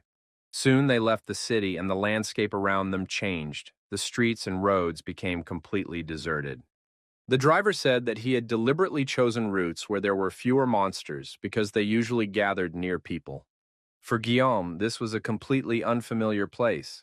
The road was bumpy, he felt very sick, and all he wanted was for the journey to end as soon as possible. Suddenly, they drove up to a completely empty area and saw that the road was blocked by a barrier. These were military barricades with iron spikes which were impossible to cross without damaging the wheels. The guys didn't know if there were any soldiers nearby who had left these barriers. But then Guillaume saw the headlights of the car that was chasing them in the side mirror. The equipment and weapons in that car did indeed belong to the military, but the people inside were clearly not soldiers. It seemed that they had set up an ambush and were watching the truck approach. Guillaume knew that it would not be easy to get out of this situation. He opened a small compartment under the steering wheel so that Yeon-su could hide in it. Guillaume himself moved to the driver's seat, deciding that if the strangers wanted to kill them, they would have started shooting right away. He estimated that there were 3 armed men. When one of them approached the driver's window, Guillaume asked what was going on. The stranger replied rudely that it was a check. He demanded that the young man get out of the car and open the trunk for inspection. The young man obediently complied with the armed stranger's demands, and they saw that the car was filled to the brim with goods. They were happy to see such a successful catch and realized that the young man was a courier. After that, one of the bandits, probably their leader, told Guillaume that now all this belonged to them. He also demanded to know where the young man was taking these goods. Chong-Guillaume honestly admitted that he had taken everything from the logistics center, but it was now impossible to get there. All the roads leading to the center were destroyed and blocked. However, he was willing to bring supplies to these people if they needed them. The leader was interested in how many more supplies were in that logistics center. While they were talking, one of the bandits hinted that they had no choice. Time was running out. But suddenly the soldiers became agitated and began to discuss that it was too late and time was running out. Therefore, they needed to take the food and stop talking. They took the truck and were about to harm the young man. Before Jong-Guillaume could escape into his subspace, he received a powerful blow to the solar plexus. It was very unexpected and painful, and the young man fell to his knees because his breathing was labored and excruciating pain spread throughout his body. His further impressions were only auditory because a bag was placed over his head. He heard how he was taken somewhere and explained to someone that he had brought food from the logistics center. As soon as the bag was removed from the young man's head, a bright light blinded him, and at first he could not see anything. When his vision returned, he realized that he was sitting on a chair with his hands tied behind his back in the middle of the room, and there was an unknown man sitting at the table. A guard was standing next to Gom, and a little to his left, he noticed another prisoner with his hands tied behind his back. The stranger was lying in a pool of his own blood, showing no signs of life. The commandant of the place spoke to him, saying that his men had told him about the truck with food that the young man was driving. According to the military, the young man was the only one who could get into the logistics center, and now the commandant was interested in whether this was really true, why only he could get into the center and where it was located. Zhang Guillaume confirmed that he had picked up food at the Kunpo Center, and of course, the commandant himself wanted to get into such a place. The young man also had questions. He wanted to know where he was and what was going on. It turned out that he was on military property. The commandant himself did not remember exactly which military structure this unit belonged to, the Communications Command or the Command Communications, but it did not matter. The military man himself had not served here before, and he was not going to explain anything about what was happening. But it would soon be 6 o'clock, so the young man could see everything for himself. That would be easier than explaining. At that moment, the whole room was illuminated by a red light, and the commandant announced that they had arrived. At the same time, there was a terrible, familiar sound that even Guillaume recognized. It was the wyverns flying over the military unit. For some reason, they did not touch the soldiers, as if they did not notice them at all. There were many dragons, varying in size, and soon their huge numbers practically blocked out the daylight. The young man watched in horror as the huge wyverns flew past the window. The commandant said that these creatures were extremely dangerous. In addition, they were unusually strong because the commandant himself possessed strength, but during attacks and battles with wyverns, all his abilities were blocked by the dragons. The commandant drew Guillaume's attention to a soldier who was lying there in the room, his hands tied in a pool of his own blood. This guy was a real soldier, and the army had a plan to attack the wyverns with weapons. However, it didn't help, and all the soldiers who were recruited to fight the monsters died. This particular soldier wasn't killed, he just wasn't feeling well and probably knew a lot of useful stuff. But now he wasn't in the best shape because he hadn't been fed in a long time. Now the commandant ruled this place. He reported that the military base was full of weapons, but there was no food at all, so Guillaume had to take his men, go with them to the logistics center, and get food. If they succeeded, the young man would be accepted into their ranks. This would be beneficial both to the bandits and to him because they would be able to protect him from the monsters.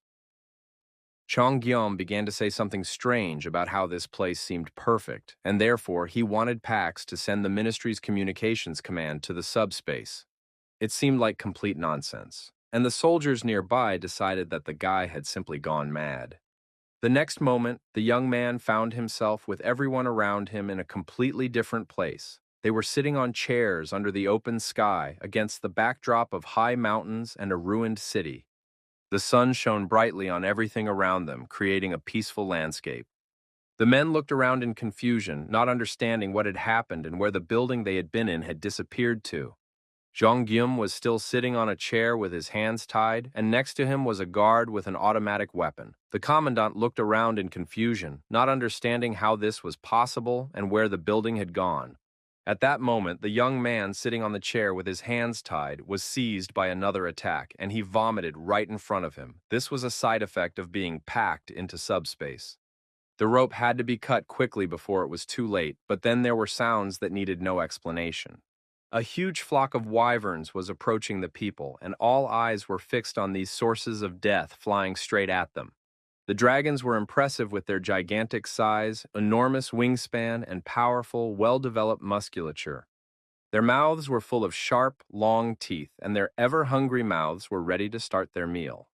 The people rushed to flee as soon as their stupor passed. Guillaume tore the ropes and tried to pull himself together to meet the dragons, preparing his camping axe.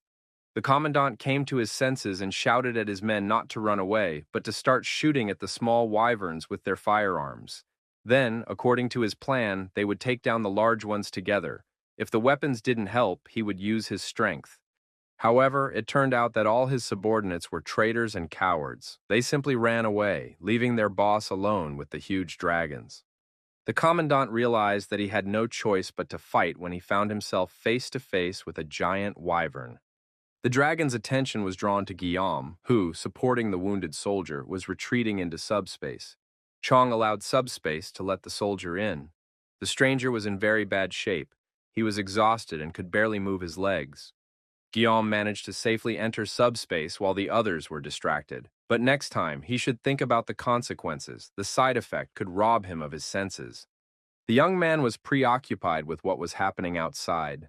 He saw that the commandant was not afraid at all and was standing in front of the wyvern, not even trying to run away or hide. The dragon itself watched the man with obvious interest, following him with its gaze. It seemed as if the monster was thinking or remembering something, as if it possessed a mind. At that moment, the commandant punched the wyvern in the chest, and the monster finally turned its attention to what was happening right in front of it. The commandant shouted that he had already raised his level and was no longer as soft-hearted as before. Besides, he was not a coward who ran away. The last thing Guillaume saw from his subspace was the wyvern devouring the commandant, despite all the man's abilities. Once he got to his logistics center, Guillaume was able to catch his breath and said he felt fine. But the unfamiliar soldier was in very bad shape. He seemed to be a military officer. The bandits had tortured him, so the man was in serious physical condition. He needed at least a little rest before he could say anything or explain what was going on. It seemed that the soldier had no serious injuries or bleeding, but it remained unclear what exactly was happening to him and what his condition was.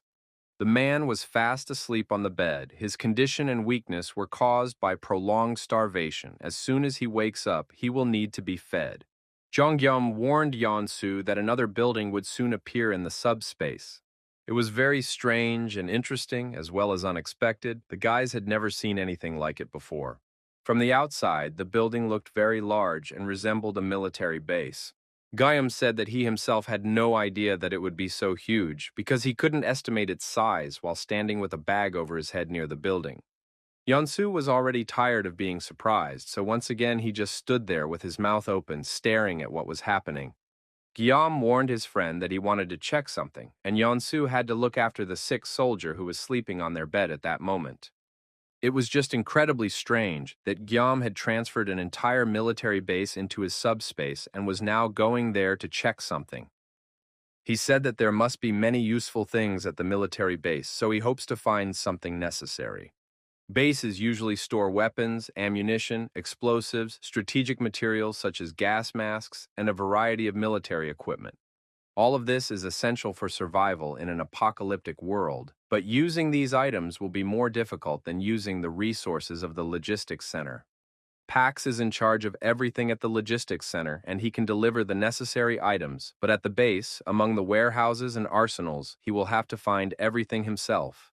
In addition, the problem was that Yeon Su was not a military man and was unlikely to know how to handle weapons, but he was willing to learn as he had already spent too much time at the logistics center. It is important to note that supplies at the military base are not unlimited, as they are at the logistics center, so weapons should be used less often and more reliance should be placed on one's own strength. While Guillaume was thinking about this, a drone appeared above him and explained something about subspace. It turned out that subspace was programmed by the PAX logistics system, and the newly annexed sector should also be considered a type of logistics warehouse operating on the same principles. It turned out that as soon as the classification of all goods from the newly annexed sector was completed, they could be used in the same way as goods from the logistics center. This meant that all weapons, rifles, and ammunition could be copied and sent again. It was so astonishing that the young man couldn't believe what he was hearing. The only problem was that it would take time to complete the classification, as the current progress was less than 1%. It was difficult to give an accurate estimate of the time it would take to complete. It all depended on the specific item. Guillaume already wanted to get firearms, ammunition, grenades, vehicles, and fuel. The drone promised to assign codes to these items first, so that the young man could use them immediately. In addition, it turned out that Guillaume could restrict the rights to order these goods. It was not a matter of distrust of Yeon-su or his family, but there was still an unfamiliar military man in the subspace. This was very reasonable and logical, and now that the boys had weapons and vehicles, the situation outside should become easier. With all these weapons, it would be easier to deal with the beasts and monsters that had taken over the outside world. Of course, one would hope that these creatures would be frightened by the weapons and disappear on their own, but that was unlikely to happen. There were too many monsters to get rid of, and it was unlikely that Guillaume would be able to deal with the giant wyverns on his own. Therefore, the only suitable option was to enlist Yansu in military service. He had served in the army in his youth, and now it was time to remember his combat skills. The guys examined their newly acquired military arsenal. Guillaume explained that if the barrel broke, they should just throw it away and take a new one, because they had an unlimited supply of ammunition.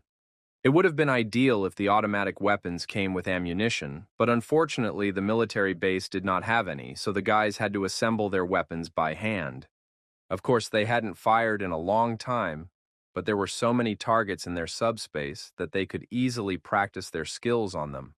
Yongsu took aim and decided that it would be quicker to show his skills than to explain them with words.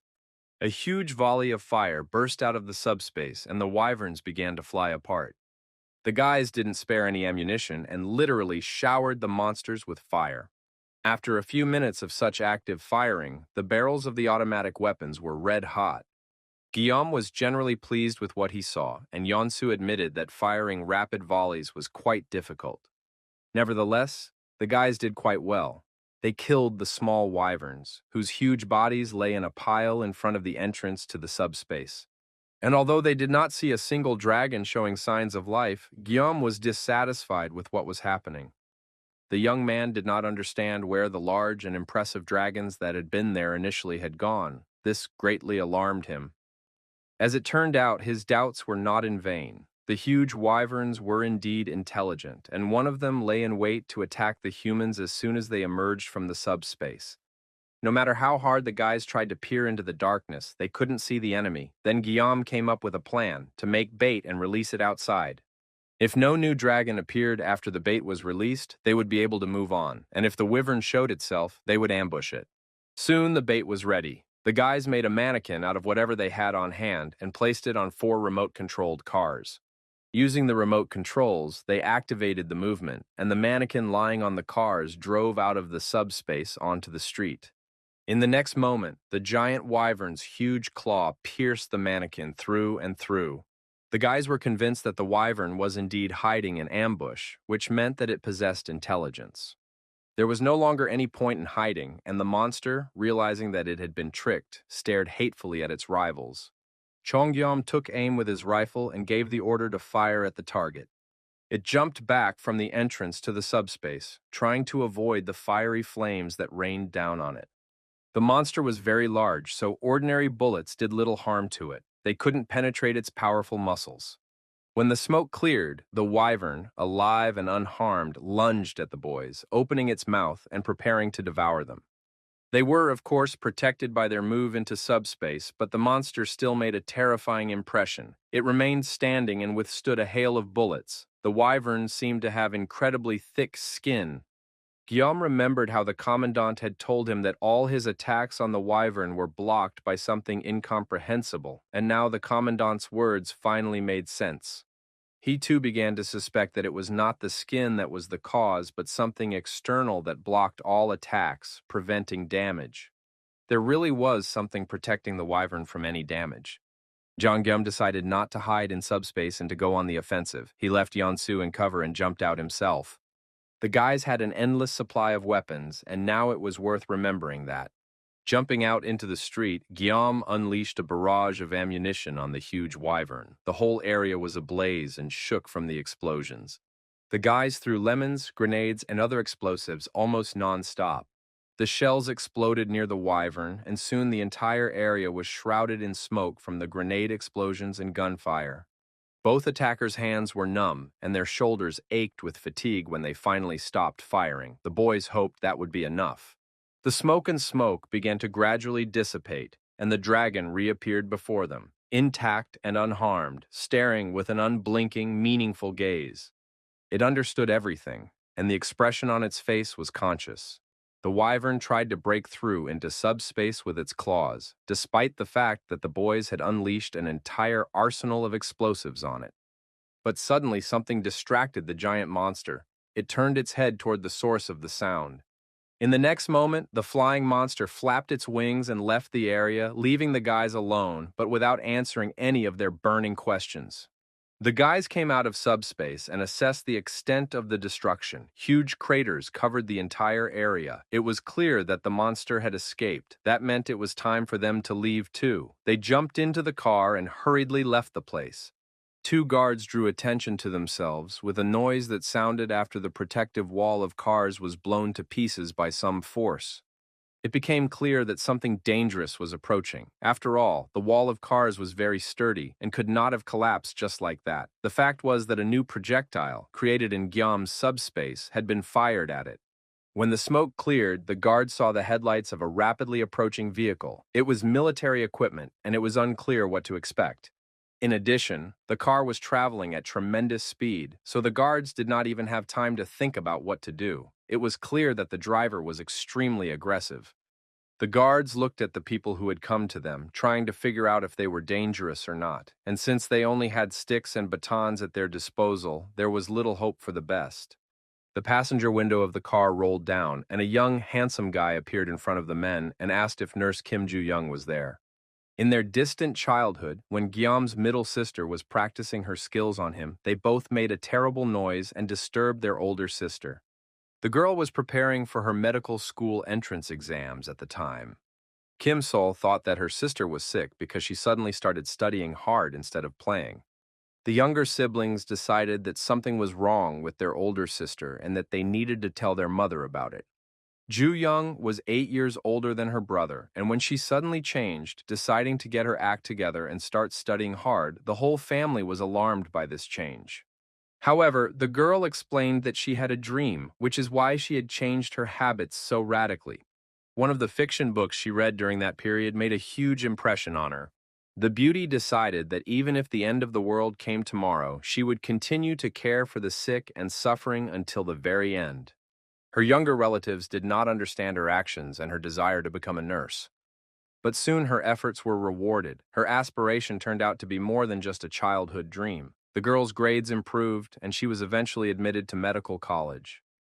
And now this young, beautiful girl in a medical uniform was standing on the street, not believing her eyes.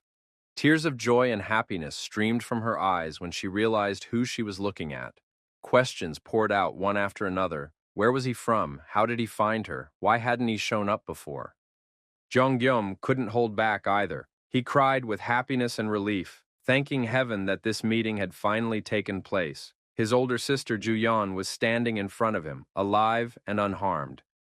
They embraced each other tightly, covering each other with kisses and telling each other how scared and lonely they had been, how they had feared they would never see each other again. When the initial emotions subsided, Guillaume introduced his friend, saying that it was this man who had helped him get to his sister. In turn, Kim Joo-yeon thanked Lee Soo-yeon for helping her brother and took a chocolate bar she had stashed away for a rainy day out of her pocket to share between the men, knowing that food was now worth its weight in gold. Jong tried to say that there was no need to treat them. He had something more important, namely a patient who needed medical attention. Joo-yeon immediately got to work, demanding that the patient be taken out of the car immediately. However, it soon became clear that the patient was not there. He was in a subspace that could only be accessed with the help of Gyum's power. The nurse realized that her brother had awakened, and although this surprised her, such cases had become common recently. Guillaume did not want to open the subspace in front of strangers, as he did not intend to tell anyone about his abilities. But Joo-yeon noticed that there were too many prying eyes around, and that it was impossible to act openly. Led by the nurse, the guys went around the hospital to find a secluded room where they could safely enter the subspace. Once they reached the logistics center, the girl could no longer contain her emotions. Everything seemed simply amazing and unreal to her. In addition to the logistics center, her brother also controlled a military complex with an entire arsenal. Guillaume promised to tell her everything later. They immediately brought the medic to the soldier, who was still lying on the same bed, showing no signs of life, but not dying either. He seemed to be in a deep, lethargic sleep. Joo-yeon asked how long the man had been in this state. But no one had that information. Jong had found him unconscious, and it seemed that he had been tortured before that. It was unknown how long he had been unconscious. The doctor's verdict was harsh. she announced that the soldier would not live long. The situation was very bad, but there was still something that could be tried. It soon became clear that Ju Yan also had powers that had awakened after the apocalypse, and she became a healer. Her power was still at a low level, so treating the soldier would take a long time, and it would be difficult to cure him completely. However, he would definitely not die, and the girl placed her hand on the patient's body.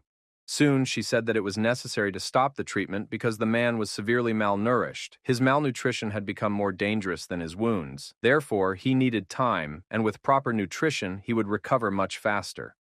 Gum remembered how his sister had said that even if the end of the world came, she would still take care of the sick. The young man admitted that he now remembered her every word because he realized how important family was in a person's life. After the treatment was over, Ju Young asked her brother to tell her about his powers and his life. The story was a bit long, so they decided to talk over dinner. It turned out that Yeonsu's wife had taken up cooking and baking bread out of boredom, so the group moved to the kitchen. Gom began to tell his sister how he got out of the locked warehouse and realized that he had become the owner of a logistics center. Then he rescued Yeonsu and met the other residents of the town, whom he helped to return to their homes after clearing the tunnel. He told her all this while his sister devoured her food with gusto. She listened very attentively, even though her jaws were working non-stop, and the young man continued to recount his adventures. The girl thanked Yeonsu's wife for preparing such delicious food. She also said that she had prepared a restroom on the first floor for her sister and that the girl could stay there. After that, Gom told how he brought Yeonsu's family to his warehouse. Now the guy's main goal was to bring his whole family to this place, and since his older sister was already there, he would calmly go to the next city to pick up his middle sister, who was in the city of Yuljiro. And then Ju Young surprised her brother by saying that she would not stay in this place. Although she feels very comfortable here, he must understand her. The fact is that there are a lot of people in the hospital, and there are patients who need constant monitoring or medication. However, that wasn't even the main problem, because other nurses could take care of the patients. The problem was something else entirely. The buildings around the hospital looked completely abandoned and deserted. At that moment, the man was looking into the night and listening to his subordinates report. He was told that there were two strangers, that there was a loud noise, and that the protective wall of cars collapsed, and then a military vehicle arrived. According to the guards, they were not special forces, and one of the men in the vehicle turned out to be the younger brother of Nurse Ju Yong. It seemed that the men were not hostile to the doctors and that they had nothing to worry about.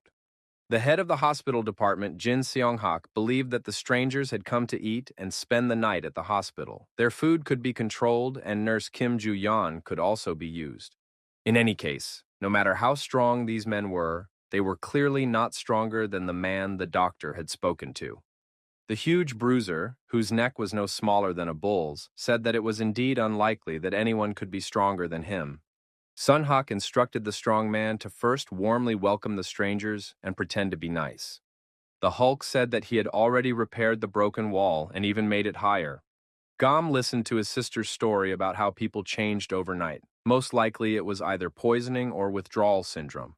It turned out that Sun Hak, the head of the infectious diseases department, was using his position to poison people and control them.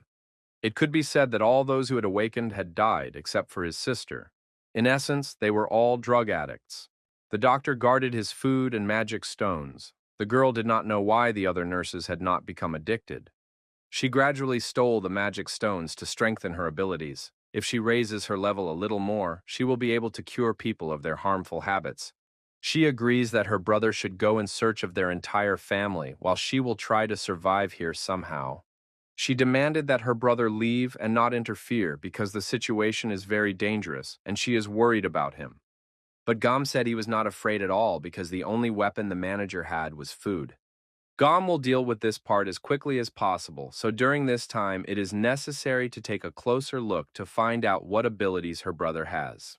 And to stop the pointless arguments with his sister, Gom activated the delivery and boxes full of food and medicine piled up into huge stacks. The most essential medicines were also stored here to make life easier for the patients and get rid of the evil head nurse. Soon, a subordinate came to the head of the department and reported urgently that the nurse's younger brother had brought food. This information did not please the doctor at all, and even the fact that there was a lot of food did not impress him. He believed that two people could only bring a small amount of food, considering that they had arrived in a simple military vehicle. However, the reporter said that the guys did not hide the food, but shared it with everyone. But when the supplies ran out, the nurse's brother would also come to the hospital and start asking for a share. The doctor believed that the task had become easier because they didn't even have to do anything. But then it turned out that the military had more supplies than the doctor. This was very strange and even unbelievable. Currently, all hospital food was delivered from outside, and it would hardly be enough to fill an entire truck. And these two arrived in a military vehicle, so it's unclear how they could have more food. Most likely, there is an ability at work here, an ability to produce something. Or maybe the guy can shrink objects and then return them to their normal size. Either way, this man is very interesting, and he must be won over to our side. The doctor handed his subordinate a bottle of medicine so that the nurse could make the younger brother drink it, and if that didn't help, the brother would have to be killed. Late at night, canned food and energy bars appeared near all the patients. Jungum personally delivered it and now wanted to deal with the man who had kept the patients without food and manipulated them. Yum left the ward trying to find the stranger who, according to his sister, he would recognize at first glance. Jongyum wanted to find the right person as soon as possible so he could finish his business here and go in search of the rest of his family. His sister Ju Young's plan was to neutralize the weapon in the hands of the head of the infectious diseases department, although it would have been easier to slip something into his food to subdue the drug addict with abilities. The girl did not know what abilities the poisoned patients had, and she did not understand whether the doctor himself was a threat. There were people who could open cans or do laundry for others. It sounded like a joke, but it turned out to be true. There weren't many people in the world whose abilities were a threat in themselves, except for one man named Sun Hyung-gu. After chaos reigned in the world, this man had traveled a long way from afar because he was worried about his mother, who had been hospitalized. And now Gyeom was able to meet this man in person. His strength lay in his extraordinary physical power. He was simply huge, and it was immediately obvious. This guy built a mountain of cars near the hospital with his own hands. Soon, a big guy named Hyung-gu appeared in front of Gyeom and asked if he was the nurse's younger brother. It turned out that Hyung-gu wanted to talk. He was so tall that Gyeom looked like a junior high school student next to him. The big guy wasn't aggressive and stayed totally calm when he heard that Gyeom also had business with him.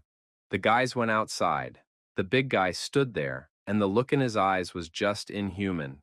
It was immediately clear that the man was under the influence of some kind of drugs. He got straight to the point and said that Gyeom had only two options for his future.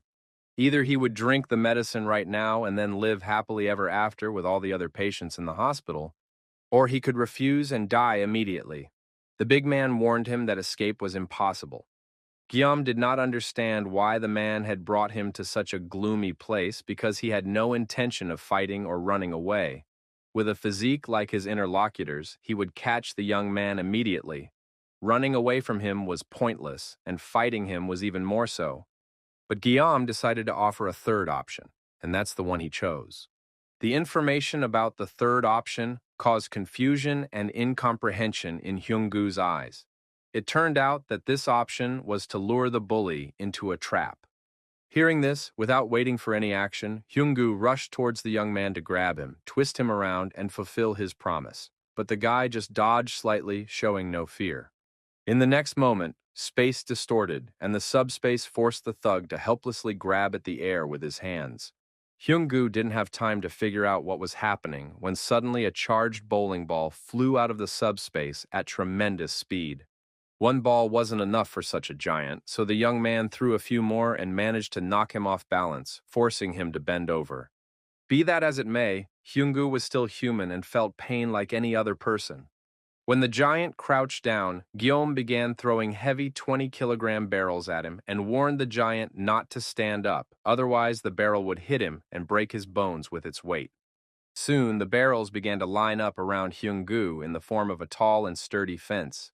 But the giant did not lose hope of escaping. At one point, he grabbed the barrels with his hands and tried to squeeze and break them. His strength was enough to destroy the entire structure, which greatly impressed Gyeom. He had never encountered such a strong man who could catch barrels falling at tremendous speed and stack them in an orderly fashion. However, strength was Hyung-goo's only ability. As he dismantled the barrels flying at him, he arranged them in neat rows around himself, without even thinking about what this would lead to. Soon, Guillaume thanked him for his help with the arrangement and asked him not to be upset, saying that he just needed to wait a little while and he would definitely be freed as soon as everything was cleared up. By the time the barrels stopped falling, Hyung-goo found himself surrounded by them in several layers around the perimeter and firmly trapped. Guillaume said he was worried about the guy and hoped he wouldn't get seriously hurt or hit the railing, but in his opinion, Hyung-goo was strong and should be able to handle it. After the matter with the thug was settled, Guillaume entered the hospital to deal with the main culprit of the problems in this place. The guy told his sister that he had already met with the thug and that everything had gone very well. He warned that Hyung-goo was in the barrel tower and had agreed to wait there for further developments. Ju-young told her brother that she had already distributed food to all the patients, and now all that remained was to wait for Yeon-soo's return. At that moment, Yeon-soo himself appeared. He had a terrible headache and could barely move, completely bent over from feeling unwell. He didn't understand what was happening. His head was splitting. Could this be a symptom of poisoning? And had he also fallen victim to this hospital? Yeon confirmed that this was most likely the case, as severe headaches were the main symptom. Yeon-soo didn't understand how this could have happened because he had simply shared his food with people and heard a few words of gratitude. Then an attentive nurse noticed a cut on the young man's arm that didn't seem to have been there before. It seemed that someone had stabbed Yeon-soo with a knife and poisoned him. Although the wound was shallow, it was enough. Yeon-soo didn't notice anything because the person probably just bumped into him by accident. His friends decided to immediately go to the subspace to rest there. It was necessary to isolate Yeon-soo from his family and keep him locked up for a while. This was extremely unpleasant because Guillaume did not know how the poison worked, but if Yeon-soo completely succumbed to its effects, the situation would become critical. Therefore, it was necessary to urgently meet with a doctor and find out how to cure their friend. Guillaume decided to send his friend to the recreation room and just in case block the windows and doors. However, this proved impossible. The subspace did not want to let in the unidentified energy that was trying to penetrate from the outside along with Yeon-soo's body. At that moment, it became clear that Yeon-soo's head no longer hurt. But then Hyung-goo broke out of the barrels and together with his friends tried to enter the subspace. Guillaume did not allow the bully to enter and he fell down nearby, not understanding what was happening. Everything that was happening seemed very strange to everyone present. In addition, it turned out that the subspace was invulnerable not only to physical attacks from outside, but also to mental influences. After the poison's effects had worn off, the bully visited his mother and confessed to her what he had done. His mother reassured her son, saying that he was not to blame for what had happened. The young man promised that he would return as soon as he had finished all his business. Guillaume suggested that the bully go with them, but Hyung-goo decided to stay at the hospital to put things in order. He was confident in his abilities. In reality, Hyung-goo's memories were still too fresh. He was ashamed that he had followed the chief physician's instructions, and he felt guilty. The young man wanted to thank Guillaume and apologize for the harm he had caused. The big guy said he would always be indebted to Guillaume, but he still had a couple of personal issues to resolve. The head of the department was checking the data of his subspace in his office when his favorite subordinate, the big guy, entered the room. The doctor didn't understand why the connection to his powers had suddenly been severed, but first and foremost, he wanted to tell Hyung-goo something important. He sincerely, almost imploringly, asked the big guy to spare him. However, Hyung-goo had his own opinion on the matter and was not going to listen to the doctor's instructions anymore. One blow from his powerful fist was enough to dot the I's and cross the T's and put an end to the vile man forever. After Sun Hyung-goo went to deal with the doctor, a small meeting was held where friends discussed how to help patients overcome their addiction. Guillaume suggested first determining which of the people were truly addicted. To do this, they needed to be placed in a subspace and their reactions observed to understand each person's condition. Once all the patients had been tested, they could develop a plan of action to treat their addiction. However, the friends did not even have time to start implementing the plan when strange things began to happen to the hospital patients. One of the patients suddenly came to his senses, got to his feet, and began to realize that he was a normal person, understanding that he had been out of his mind all this time. Now everything was fine. the man realized that he had recovered, and it seemed that the effects of the drugs had completely worn off. Just then, Hyung-gu approached his friends, his hands and clothes stained with blood. He announced that he had finally figured everything out. Then, bowing his head low, he thanked his rescuers for himself, his mother, and all the patients in the hospital. Gayam understood how the bully had taken care of the doctor, and thanks to that, the people had recovered. Now there was no need to waste time treating them. After that, it was Guillaume's turn to apologize for being too harsh with the guy and throwing heavy bowling balls at him. Hyung-gu admitted that he was amazed. He had seen many monsters and strange phenomena, but he had never seen barrels and bowling balls falling from the sky. The big guy joked that no monster could match Guillaume in strength and tenacity. This made everyone laugh, including the young man himself, who still didn't fully realize his abilities. Hyung-gu turned to the young man again and asked him to stay in the hospital, even though he knew it sounded too selfish. But Guillaume told him about his plans, which he had to carry out. He wanted to meet the rest of his family, and it seemed that he would have to leave soon. Hyung-gu said that he felt it was his duty to express his desire to keep Guillaume there, but he understood his desire and hoped that he would be able to meet his family peacefully. Guillaume said they were heading to Yuljiro, and Hyung-gu, a native of that town, warned that it would be extremely difficult to get there. The next day, huge supplies of food and provisions were delivered to the hospital, for which Hyung-gu never stopped thanking his rescuers and promised to repay them with kindness. The men shook hands, promising to meet again and spend time together.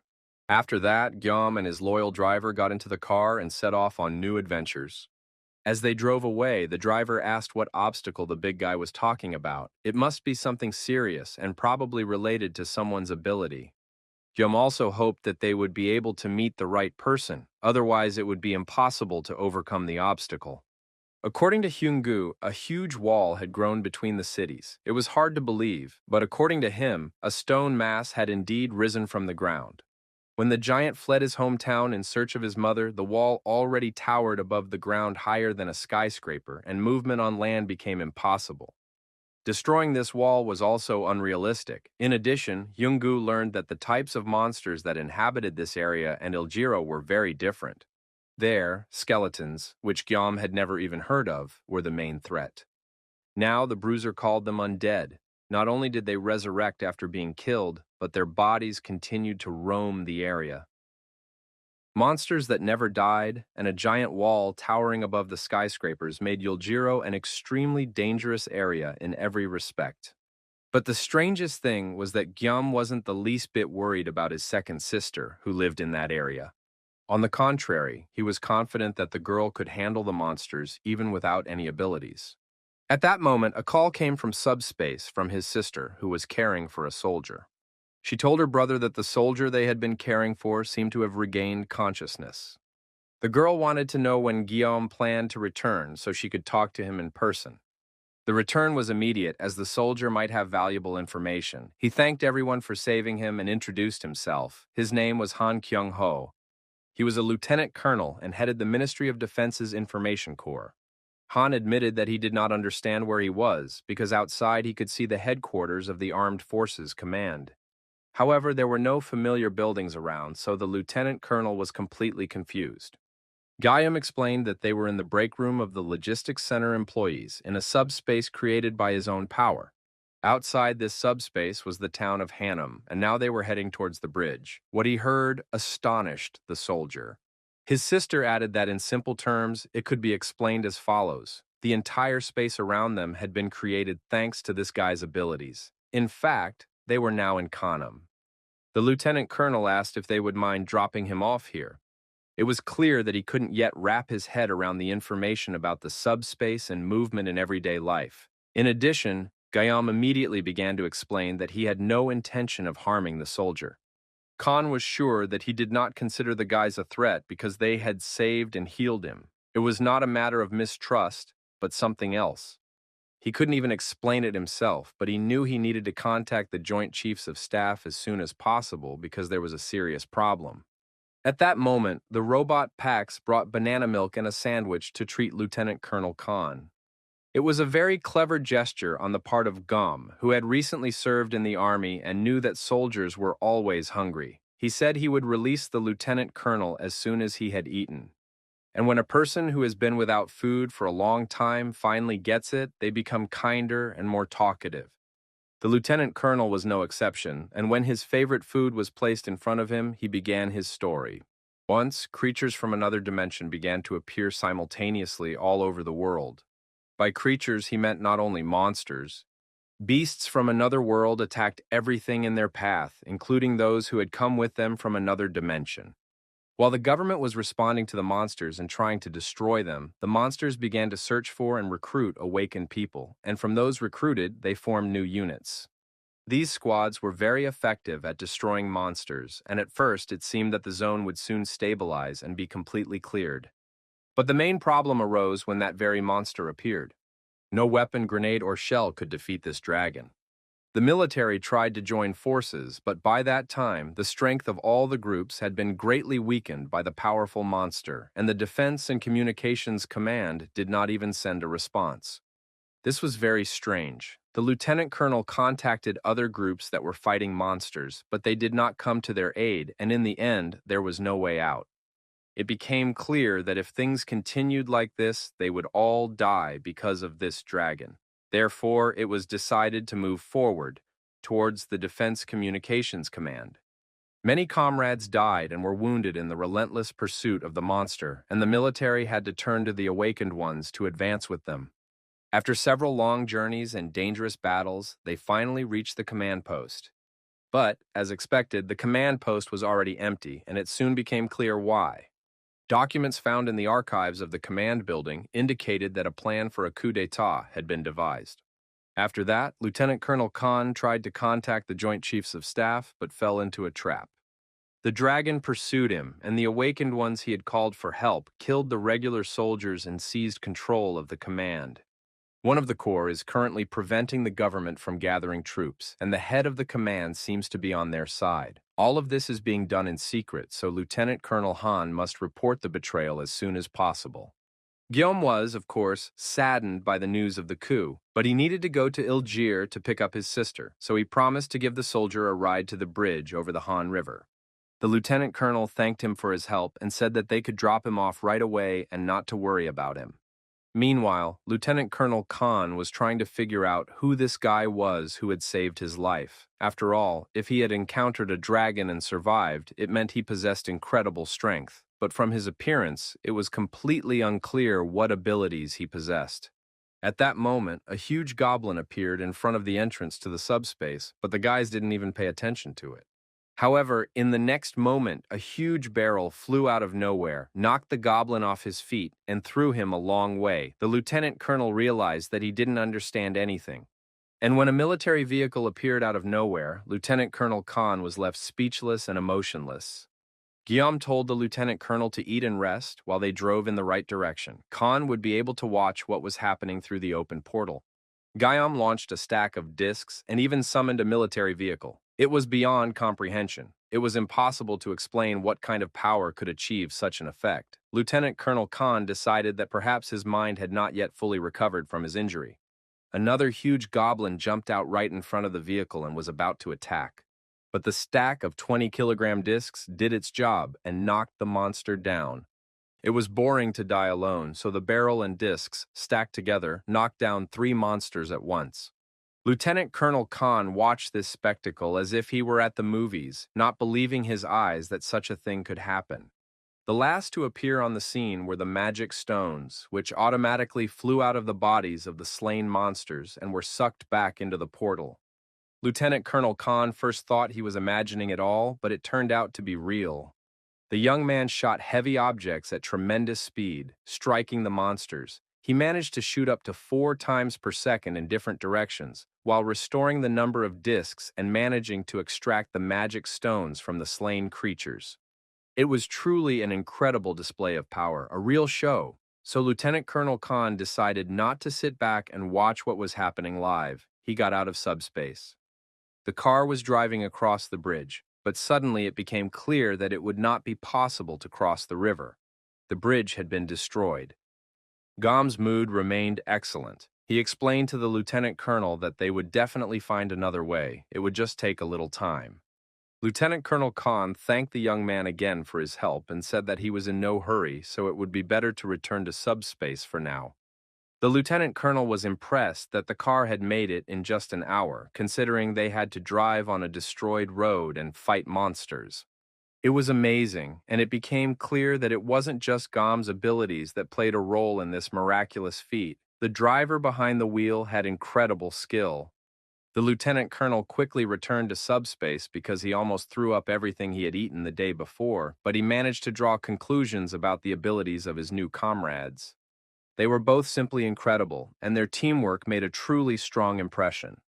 The guys stopped at the next bridge, trying to assess the situation and figure out if they could get across that way. However, there was some strange noise coming from behind the hill. Ahead was something resembling a wall, and it was impossible to drive through it. This wall was apparently so huge that it could be seen from afar. Guillaume wasn't sure he could destroy this wall because it was too high, but first he had to at least get to it. The guys decided to drop off the lieutenant colonel since they were passing by his military unit anyway. So they did. The lieutenant colonel, who arrived alive and unharmed at his destination, thanked his rescuers. The guys, in turn, wished the lieutenant colonel all the best, hoping that everything would work out well. Chong Guillaume announced that all their interim business was complete, and now all that remained was to go to El Giro. Unfortunately, he couldn't move the wall into his subspace. He didn't have enough level. The young man continued to analyze and count the number of magic stones he had already obtained, estimating how many more he could get in the near future, when suddenly someone knocked on the driver's window.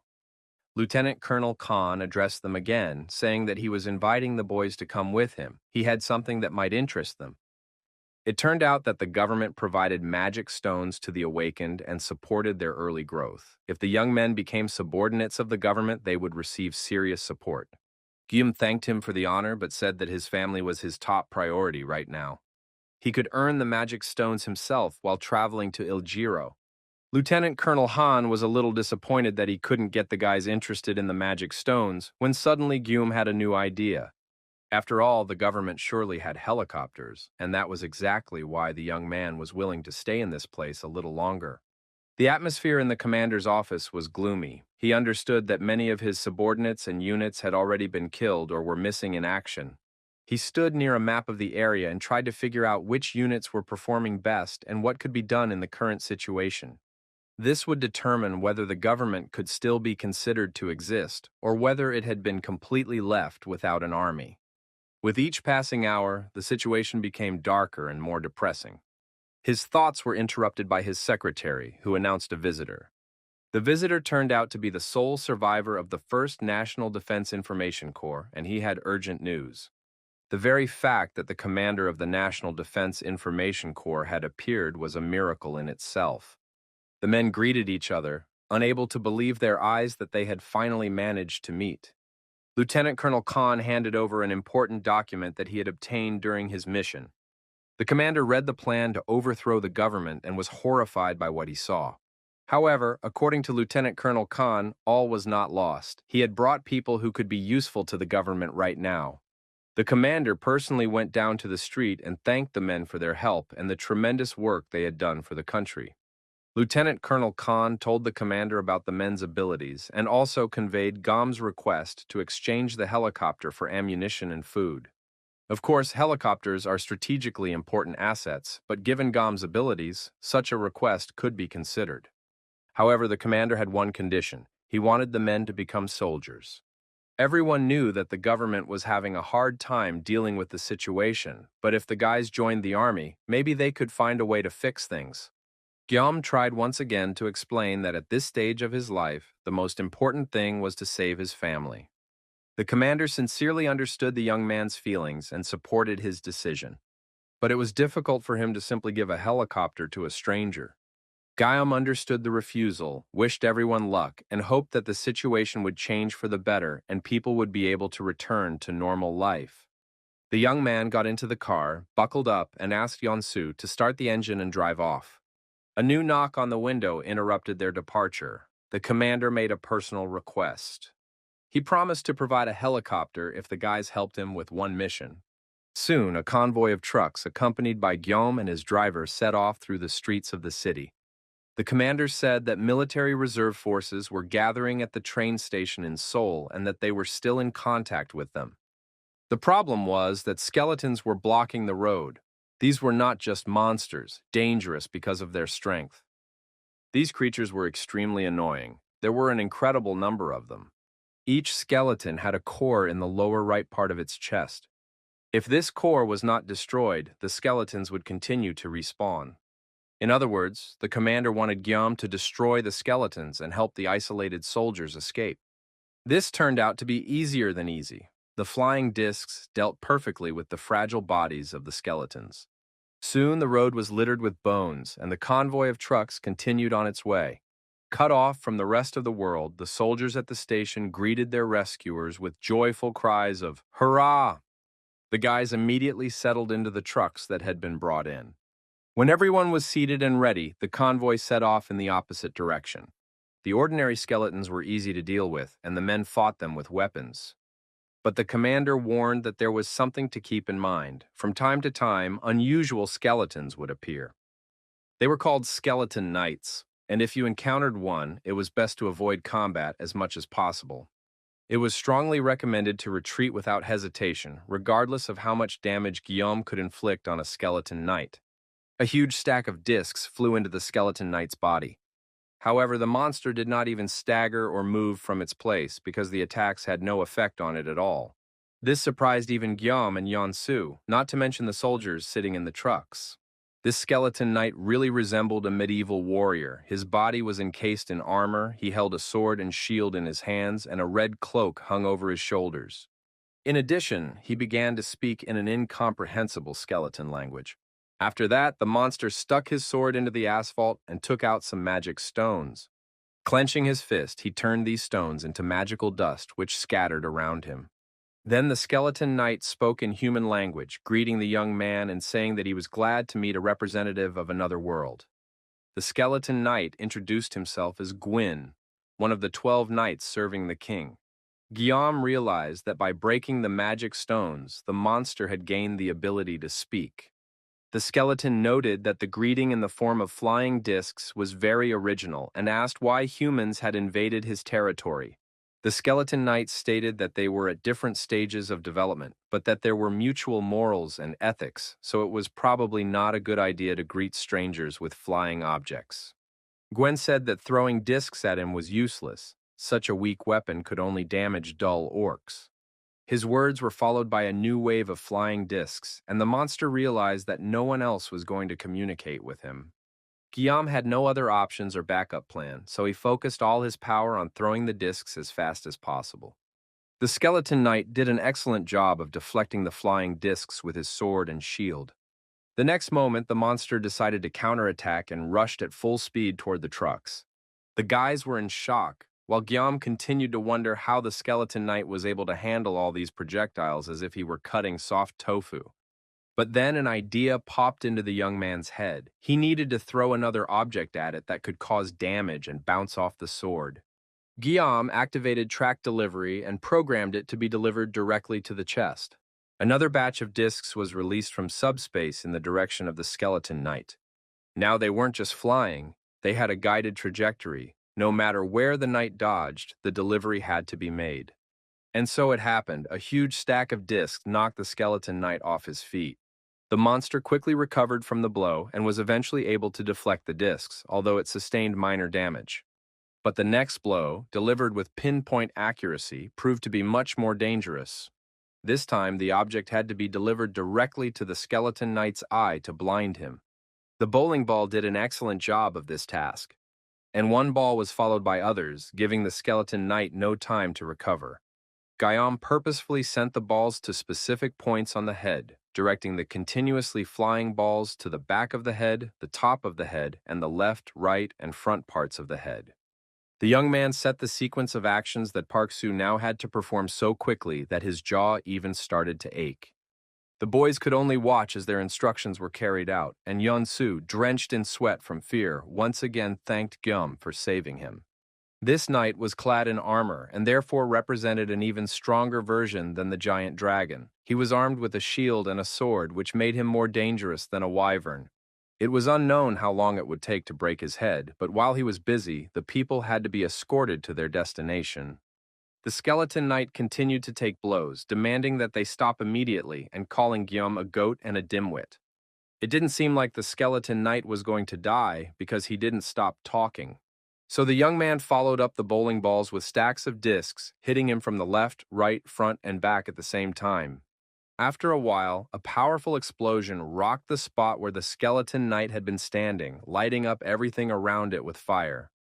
The skeleton knight's skull crumbled into separate bones, but he managed to say that he would not die even if he fell apart because everything in his life was for the king.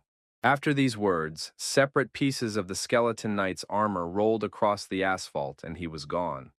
A large pile of large magical stones remained at the site of the battle. These magic stones rose into the air and transported themselves into the young man's subspace. The soldiers who witnessed this battle could not believe their eyes. The young man had destroyed the skeleton knight, who had withstood several shots from a tank. Joyful cries rang out from all the vehicles. John Guillaume had defeated the skeleton knight. The commander reminded them that when they encountered the skeleton knight, he had ordered them to retreat immediately, but they had destroyed it, and that seemed impossible. The commander again asked the boys to join the armed forces and the army. He asked Guillaume to think about the offer again after meeting with his relatives, because the guys were reliable allies, and together they could do a lot for the people. After that, the commander led the boys to the promised helicopters, but Guillaume's thoughts were preoccupied with the battle with the skeleton knight. The young man understood that he was now a hero to the soldiers, having defeated an invincible enemy, but all this seemed meaningless, because if there had been 2 skeleton knights, there would have been nothing left of the soldiers. The biggest problem was that there were at least 11 more such knights. It was unknown who their king was, but he was most likely much stronger.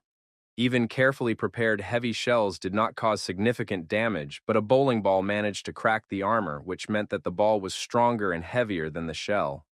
The commander reported that he had received news from Lieutenant Colonel Han. He reported that the young man was going to Iliguro. According to available information, a high wall had appeared in that city. The military had gone there on a reconnaissance mission, but contact with them had now been lost. The military periodically conducts aerial reconnaissance of the interior of the wall and can confirm the activity of people inside the city. Members of the unit inside report that it is safe, so the commander is confident that Guillaume's family is also fine. The young man remembered his sister and did not ask for details, nor did he worry about her, because she herself would give any monster a run for its money. Recently, reconnaissance discovered something unusual. The upper part of the wall, which had grown, gradually narrowed, as if forming a roof, and it was unknown whether it would be completely closed. Now the commander could lend Guillaume a helicopter, the technical condition of which immediately made the guy's jaws drop. It was just a rusty metal box with a propeller. Guillaume couldn't understand how it could even take off, and even if it didn't fall apart during takeoff, it would be a miracle. But it turned out that the young man was simply looking in the wrong direction. Their helicopter was very close by. It was a real beauty, completely intact and shiny with perfect propellers. The commander proudly showed the machine to the guys and said that it was the most reliable equipment because he was lending it to his future allies and didn't want anything to happen to them. Young-soo looked with delight at the Black Hawk, which he was now supposed to fly, and already anticipated sitting at the controls. The commander wanted to clarify who would be the pilot because, according to his information, Yeon-soo had never flown before. This was true. He had never flown a helicopter before, but the driver looked at his abilities. He found out that he would be able to fly the helicopter using 50 magic stones. Yeon-soo only needed to register before taking the controls of even an unfamiliar vehicle. It seemed that his task was not related to leveling up. It was enough to simply obtain a driver's license. This was excellent news. He didn't need to level up, because the problem of the lack of magic stones still remained. But then the commander asked him to wait a minute. He left the guys to guess what he was doing and headed for the crashed helicopter. Inside was a box full of magic stones that the military had collected while destroying monsters across the country. There were about 200 magic stones in this box, a gift from the army to the guys. At first, the commander wanted to surprise them and hide the stones on board the helicopter, but now they needed them more. This was followed by an exchange of thanks and mutual bows. Yongsu told his comrade that he only needed 50 of them, and Guillaume could use the rest as he saw fit. Using the stones, Yongsu declared that they could now depart, as he had fully grasped how to operate the machine. Guillaume already imagined the hell that awaited him in the near future and understood that all his requests to fly slowly would be ignored. Yongsu recommended that he prepare himself mentally before takeoff, but there was almost no time left, so it was better to just relax and ignore it. To distract himself from the impending horror, Guillaume decided to check his stats. He learned that the large magic stones he had received from the skeleton knight were equal to 100 ordinary stones. It turned out that the guy had earned a huge amount of energy by killing skeletons and could now increase his level. He also studied information about the amplifying stone. It turned out that such stones had additional properties. Specifically, this one could be attached to an object and enhance its abilities, giving it a fiery property, like the skeleton knight. The young man used this stone to enhance a bowling ball, which now became fiery and could pierce and ignite everything around it. The drone suggested registering this item, and it was the right decision because the young man remembered that the most powerful blow in the battle with the skeleton knight was delivered with bowling balls. By this time, all the preparatory work had been completed and the helicopter was ready for takeoff. The commander said goodbye to the guys, expressing his hope that they would save their loved ones and return safely.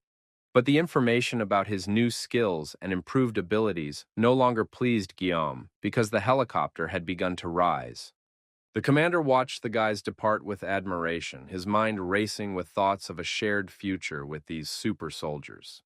The commander gave the guys magic stones for the Black Hawk and hoped that they would be able to discuss cooperation at their next meeting. However, Guillaume's frightened expression slightly confused the commander. A thought even flashed through his mind. Had he made a mistake by allowing the guys to use his helicopter? After the upgrade and level increase, the logistics center became even more powerful and modern. It still had one drawback. It only performed one function, storing objects and items. It was still difficult to store unregistered items, such as a helicopter, but it was considered a military object, which meant it could be registered in the military equipment category. The commander had almost left the helipad when he heard the sound of the helicopter returning. And indeed, it turned out that the guys were coming back. Could something have happened to the helicopter, damage or breakdown? However, the helicopter had simply flown into subspace. The airflow became depleted, the image flickered, and new helicopters began to descend from subspace onto the pad. The guys flew off to do their business, and several military vehicles remained on the landing pad. The commander couldn't believe his eyes. What was happening was real, and Guillaume's ability had once again amazed everyone. Soon, a huge wall appeared on the horizon, tapering upward like a cardboard box. And inside the city, in one of the cathedrals, whose windows were decorated with red mosaics, something sat on a throne. Most likely, it was the king of the skeleton knights, for he wore a crown on his head and sat on the throne, propping his cheek with his hand. The king of skeleton knights had received terrible news. No matter how much he thought about it, he couldn't understand how it was possible. The initial level of the earthly dimension was only 8th, and in order to get to Earth, he had to lower his own level. But an unknown mage, famous for his arrogance, had risked lowering his level and come here to the place where the king lived, and had also killed Gwen. According to what Gwen told his king before his death, the knight tried to talk to the mage, but the mage immediately attacked him. This mage was very dangerous, and another skeleton knight named Lancelot was ready to cut off his head and bring it to his king. However, it is likely that this mage came to Earth to take the initiative before the opening became full-scale, so he really needs to be destroyed. Since the murder took place outside the castle, there is no need to kill the mage. However, it is necessary to obtain a strengthening stone with which it will be possible to go to the wizard. At that moment, it was reported that people had entered the castle, but the Night King decided that it was just another crazy flying toy of the people and did not react, believing that the roof would close soon. Huge flying mice met the helicopter pilots in the air. They were quickly dealt with using energy discs, and the helicopter safely flew over the wall. Yongsu said that they had almost reached their destination, but landing would be difficult, and not because there was no landing pad. It turned out that a skeleton knight was fighting another monster below, so the helicopter hovered over the battlefield, unsure of what to do next. A real battle was unfolding below them. A skeleton knight in blue armor, wearing a helmet and wielding a sword, was fighting an unknown enemy. He was opposed by a stranger who was not afraid of fire attacks. His hands were like steel, and his fists were strong and unbeatable. The stranger threw a fireball at the skeleton knight, knocking the monster off its feet and throwing it a considerable distance. The boys watched the battle with fascination, and Yeonsu noted that both opponents were magnificent. If they landed the helicopter now, they would have to deal with two monsters at once. Yeom asked if his friend really saw two monsters there, and when Yeonsu confirmed it, the young man announced his verdict. One of the creatures fighting the skeleton, the one who had just blown up the skeleton knight, turned out to be Kim Jong-gyom's sister. It was strange, of course. The girl looked at the skeleton knight's body, not understanding why he was still alive. All her life, Kim Sol had fought and loved combat. She enjoyed spending time in front of the TV when mixed martial arts matches were broadcast. Soon she realized that she had a younger brother she could practice on because he always wanted to play with her. She didn't understand why the matches on TV lasted so long and her younger brother was always lying beaten up. The girl didn't have time to feel like a winner. She was not attracted to defeating weaker opponents, so Kim Sol went out into the yard and took on not only the neighborhood children, but also their parents. Her father recognized his daughter's talent and enrolled her in a sports club. Having experienced the pain of her first defeat, she did not weaken or give up, but realized that she had something to strive for. Her competitive spirit was awakened, and her natural strength and unquenchable passion came to the fore. The girl no longer had any rivals, even in sports circles. She trained with insane determination, sparing no effort.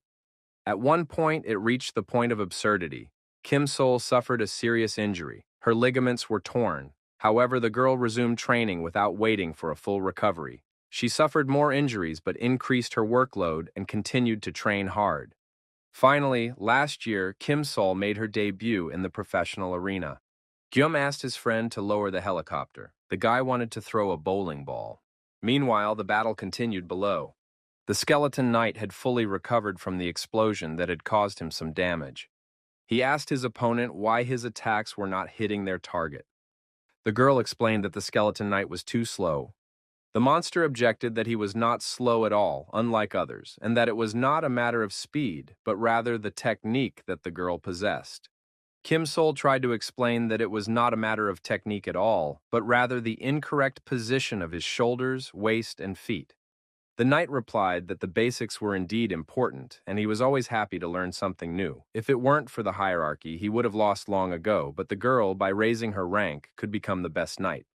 This seemed like complete nonsense, and Kim Sol did not understand what he was talking about at all. At that moment, the knight announced that he would let the girl go because there was little time left, and if she did not leave the castle, her death would be inevitable.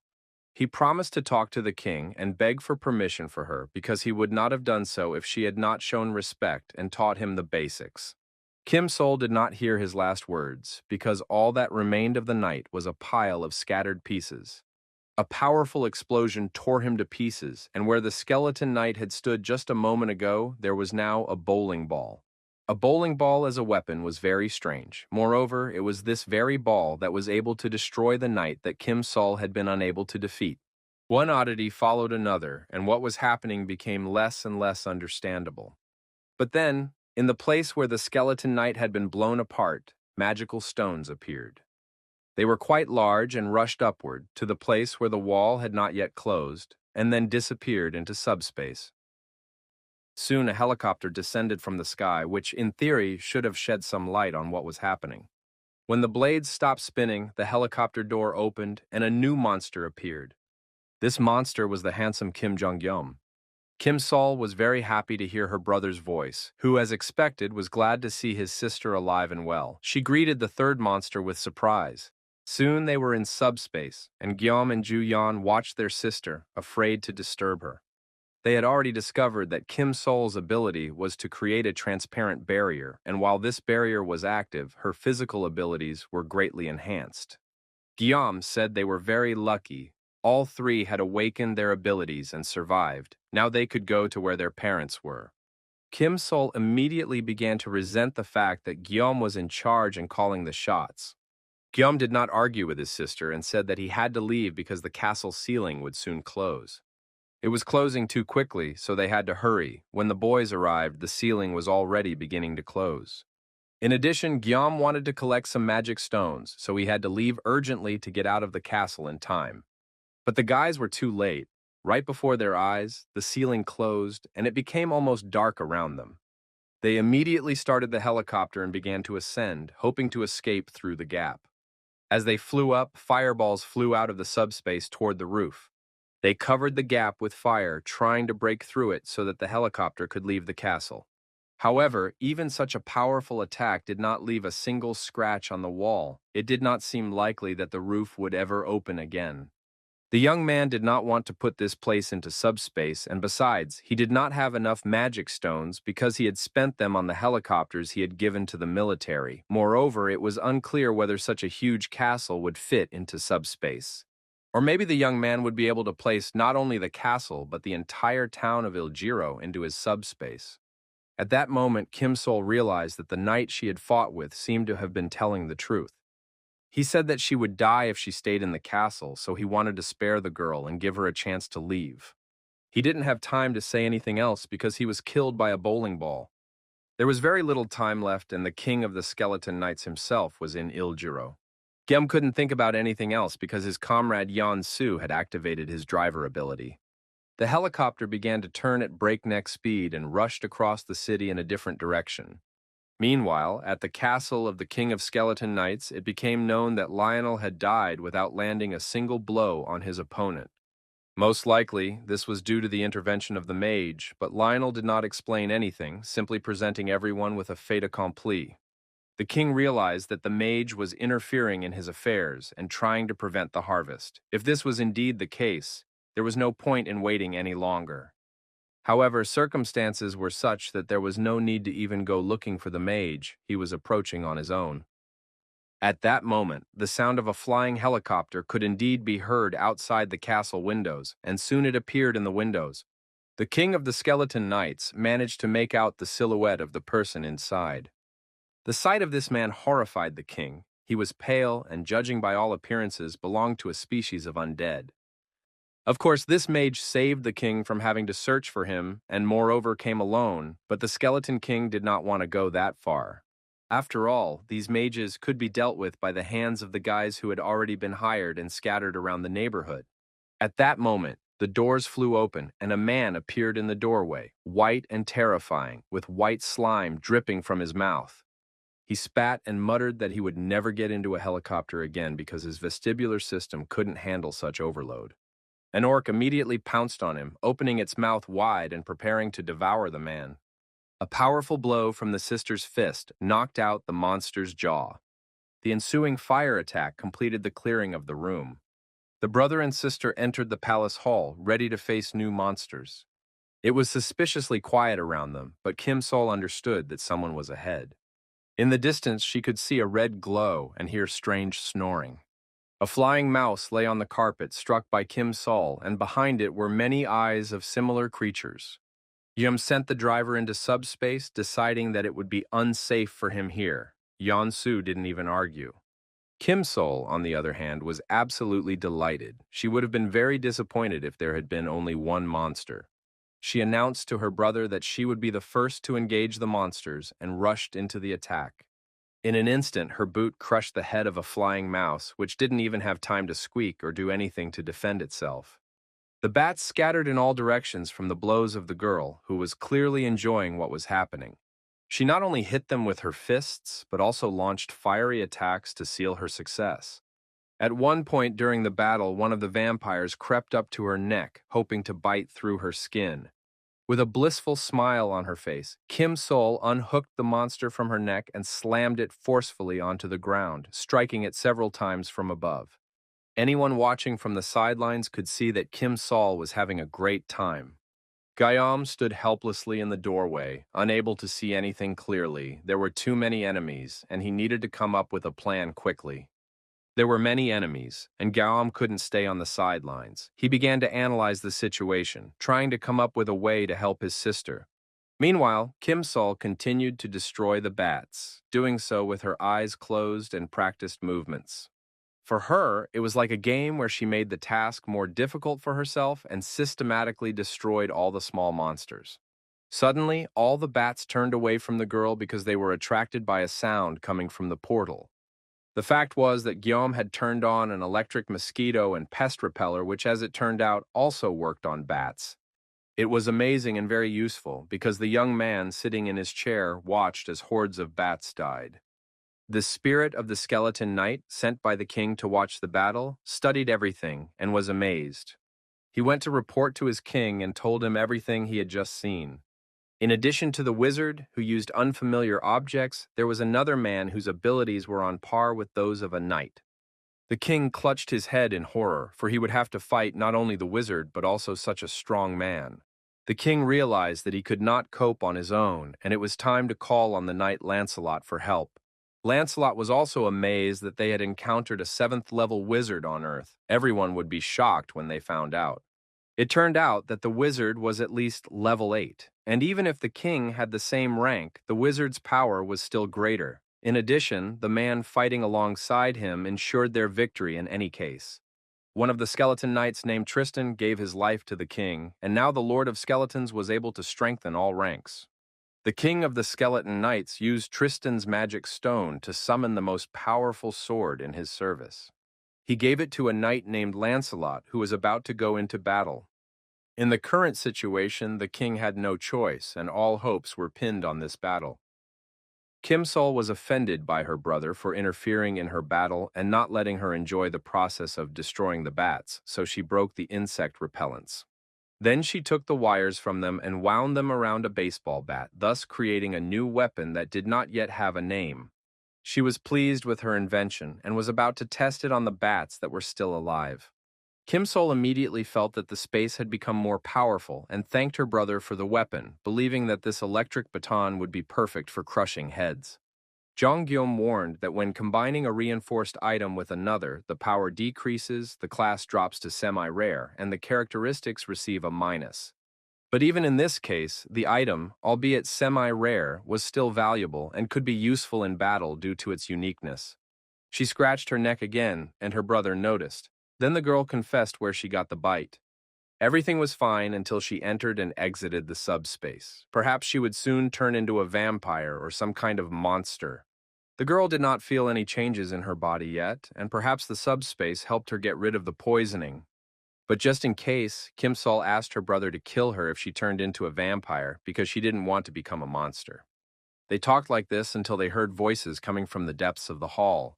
Someone sitting on a throne confessed that the name Arcane made him cry, and he was surprised that the famous wizard had come in person to such a poor place. The king of the skeleton knights asked the wizard why he had interfered in other people's affairs and started causing problems. The brother and sister were astonished. They realized that they were in the presence of the king of skeletons, and at the same time were glad that they would not have to search for him and waste time. The king continued, saying that he would like to hear a direct answer from his guests, and even if they had come from Arcane, he was now in a position where he had no choice. Kim Sol did not understand what he was talking about, what Arcane was, and what was going on here in general.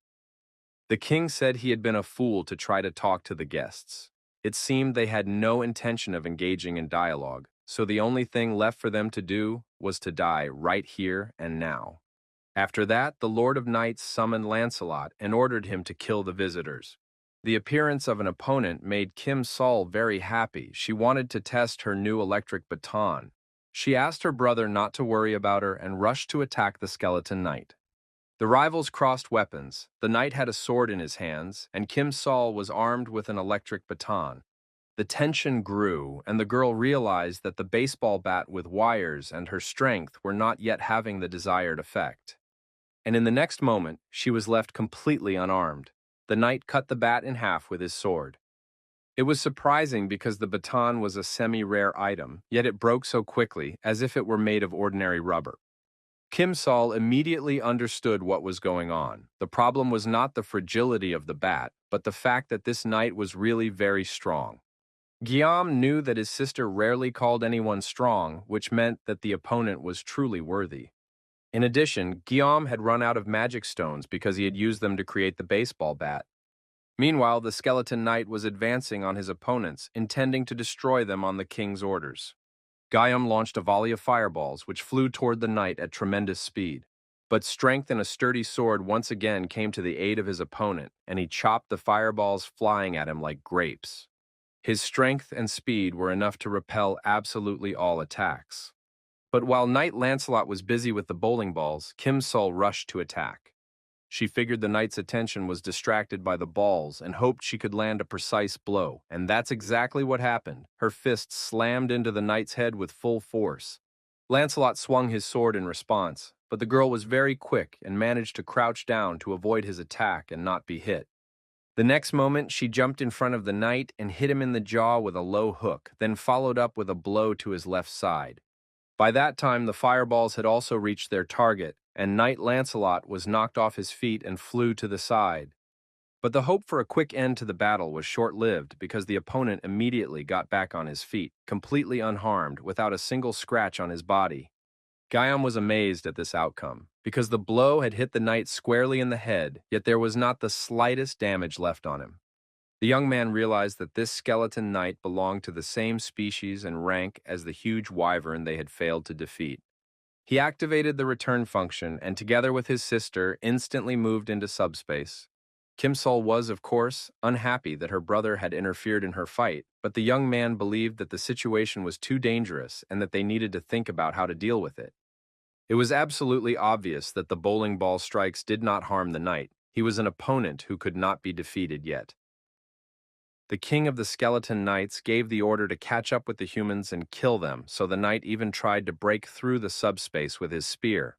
Guillaume and his sister were amazed at how the knight was trying to get inside the portal. It became clear to them that their opponent was indeed very strong and dangerous.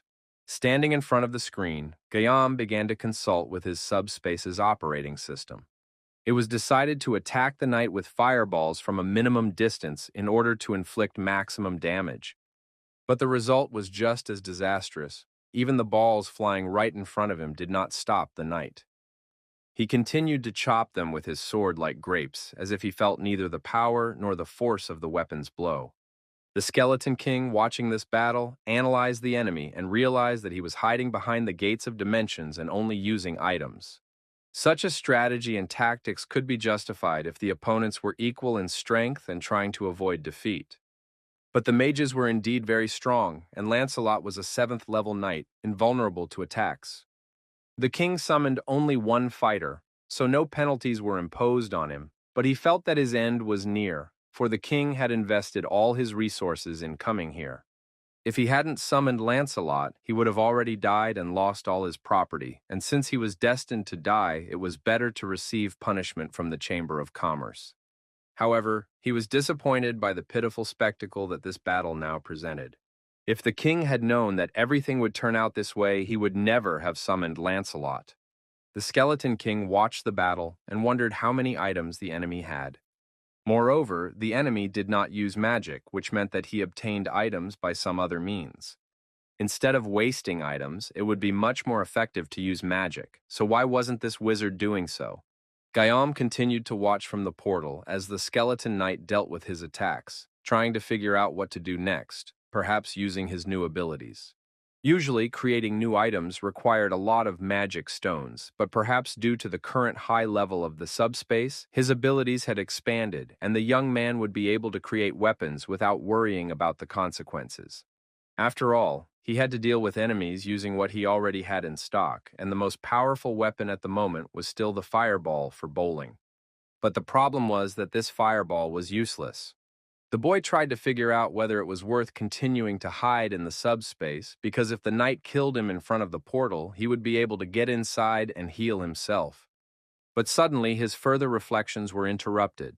The Skeleton King himself addressed the young man. He said that he understood. He was not facing a mage, but a human. And if he was a human, then he was capable of duplicating objects. This Skeleton King turned out to be not so foolish after all, and managed to figure it out by watching the battle. Indeed, it was impossible for a mage to have come to such a place. It seemed that the young man simply did not realize what power he now possessed. The king ordered Lancelot to put away his sword because his opponents were not mages. Now they were on the same side and could even become partners. The brother and sister listened to the king's speech, trying to connect the dots and understand what kind of partnership he was talking about. The Skeleton King realized that the humans still knew nothing and decided to start with explanations, telling them everything from the beginning. The people met the skeleton knights on their way to this city, killed them, and obtained the strengthening stones. These stones can only be created in the castle. To be precise, the castle is called Camelot, and it is capable of creating power stones in exchange for living beings. Enhancement stones are mainly used to enhance items and increase their stats, but they are also used for artifacts with special functions. If such a stone is used in Camelot, 12 knights belonging to the castle can be summoned, including Lancelot, who is now standing before them. The enhancement stone is a valuable commodity, but the boy is capable of copying objects, so the Skeleton King offered a partnership to create copies of the stones. It is strange that no one has offered the young man anything like this before. Perhaps it will take some time at first. Due to the nature of the item, which absorbs living beings in the castle to create the strengthening stone, they will have to wait. But as soon as the stone is ready, the king guarantees that everything will go smoothly. In addition, any requests the young man makes in the future will be carried out by the knights without question. At this point, Guillaume interrupted him, saying that the idea of cooperation was indeed excellent, and he was grateful for it. Thanks to the king's advice, everything worked out perfectly, and Pax moved Camelot into subspace. The King of Knights did not expect this at all. It turned out that the castle he had built no longer belonged to him. At one point, the Skeleton King saw the moon in the clear sky and realized that his castle, which had protected him on all sides and hidden him from the outside world, was no more. The Skeleton King still could not understand what was happening. Soon he was struck by the size of the diminished Camelot. The castle looked like a toy house that children play with. It fit in Guillaume's hand and glowed like a magic stone. At that moment, the Skeleton King let out a wild cry, accusing the young man of daring to steal royal property. But then a huge, sturdy bowling ball appeared in his armored hand.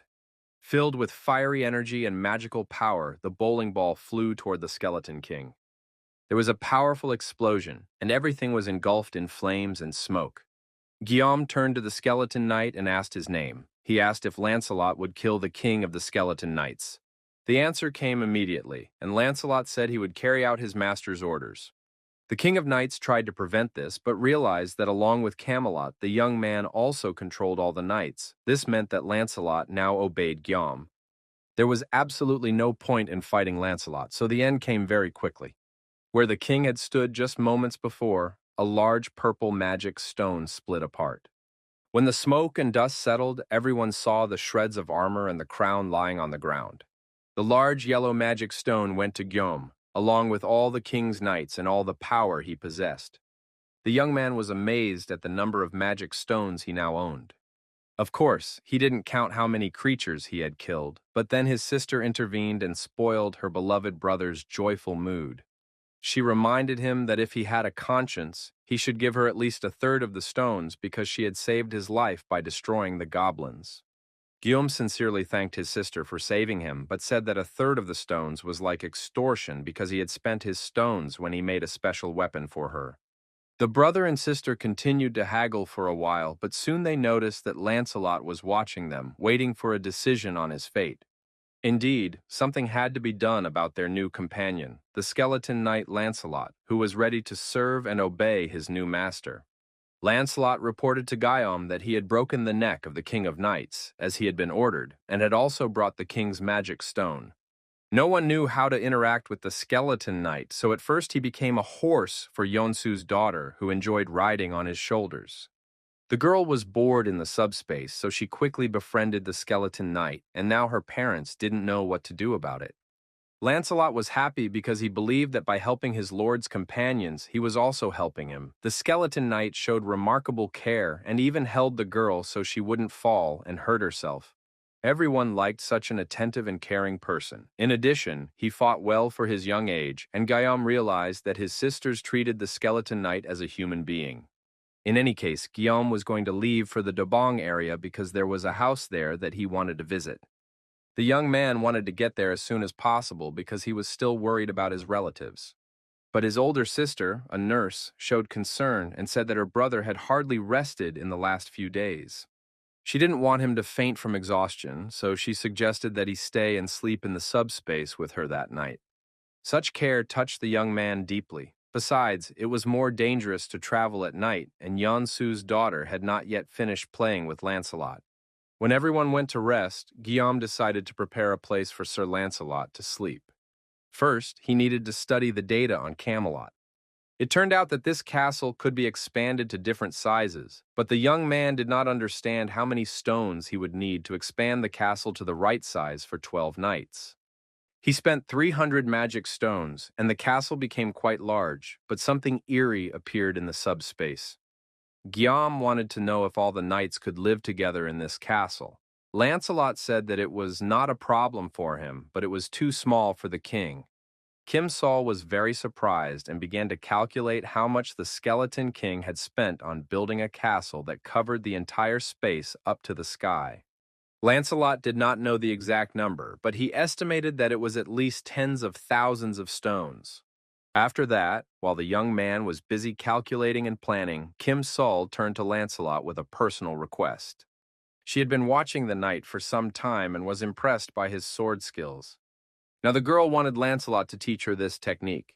Even through his helmet, it was clear that the skeleton knight was flattered by such a request and gladly agreed to do so. In return, he also dared to make a request of his own. He really liked the punch to the jaw that she had used in battle against him. Lancelot wanted to learn this move. It would have been difficult for Kim Sol to find a better friend. And so the night passed, and even when Guillaume went to bed, he realized that Lancelot had become a member of Kim's family. The next morning delighted everyone with wonderful sunny weather. There was an armed patrol on the streets of the city, carefully inspecting the area. The soldiers did not understand what was happening and could not believe their eyes. The guys watched what was happening from their subspace and realized that someone else had decided to set off on a journey, even though it seemed a little strange. Soon they saw the fuselage of a helicopter beginning to land not far from the subspace. This was especially surprising because only they and Lieutenant General Yu had helicopters. The helicopter door opened and Commander Yu indeed appeared. The men greeted each other warmly and joyfully, and the Lieutenant General said that he had been looking for the men for a long time when he saw that the city's fortress wall had disappeared. Guillaume hoped that the military man would not try to lure him back into the army, but the Lieutenant General had important news. He wanted to warn the boys at all costs that they could no longer travel by helicopter because the rebels who had staged the coup had captured the air defense base. And now they were shooting down everything that flew through the air. The situation was as follows. The Joint Chiefs of Staff held a meeting based on the documents and information obtained by Lieutenant Colonel Khan. It became known that the First Corps had captured the capital's defense forces and was shooting down all drones and aircraft that appeared in the air. The military analyzed the firing points and confirmed that powerful air defenses had been installed there. The military was in a difficult position because security was very tight, and the lieutenant general remembered that the guys were going to fly to Yijianbu, so he hurried to find them.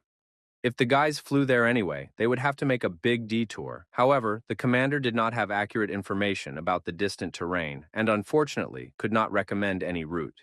The news was indeed worse than they would have liked, but the guys were grateful to the commander for the warning and decided to discuss their travel plans again. If the goal was simply to get to Yijianbu, they could have flown around and made a detour, but Guillaume also needed to stop in the city of Dobong. This meant that a clash with the rebels in Dobong was inevitable. The problem was that, in a sense, the rebels were even more dangerous than the monsters. It turned out that his brother, his wife, and his parents were now threatened not only by monsters and beasts, but also by militarized rebels. The young man realized that there was no time to waste and that they had to move out immediately, so he immediately summoned Lancelot. Lieutenant General Yu was once again so surprised that his jaw almost dropped and his eyes bulged. Guillaume explained to the commander that they had indeed defeated the King of Knights and were therefore able to remove the wall. This knight, who was now in the young man's subspace, was able to help them in this matter. The lieutenant general was shocked when he realized that the skeleton knight was now working with Guillaume. Since the young man needed to go to Dobong and a clash with the rebels was inevitable, Lancelot could be of great help to them. The young man suggested that they all come up with a plan to destroy the rebels. Coming up with plans and strategic military operations was Lieutenant General Yu's favorite thing to do, so he gladly agreed to participate.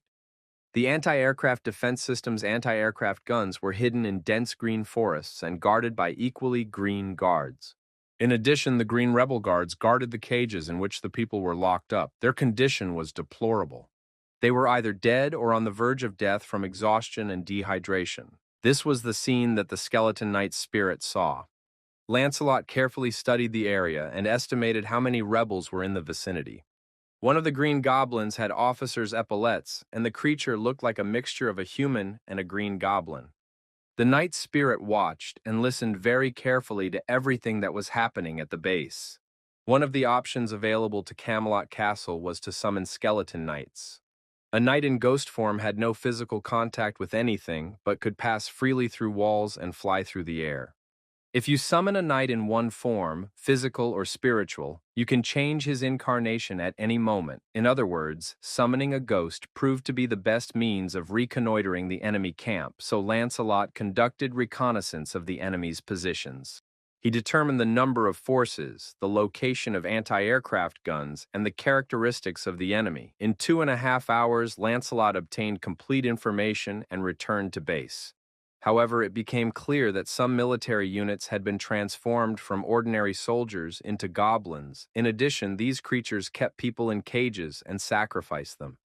The world was changing rapidly and getting worse by the minute. Lancelot reported that one of the goblin commanders was a very important officer and that they were planning to organize an additional transfer of personnel. This was invaluable information that Lancelot had obtained by observing everything with his own eyes. But at the same time, it was difficult for people to comprehend, as they could not even imagine that someone would be capable of capturing civilians and plotting such a thing.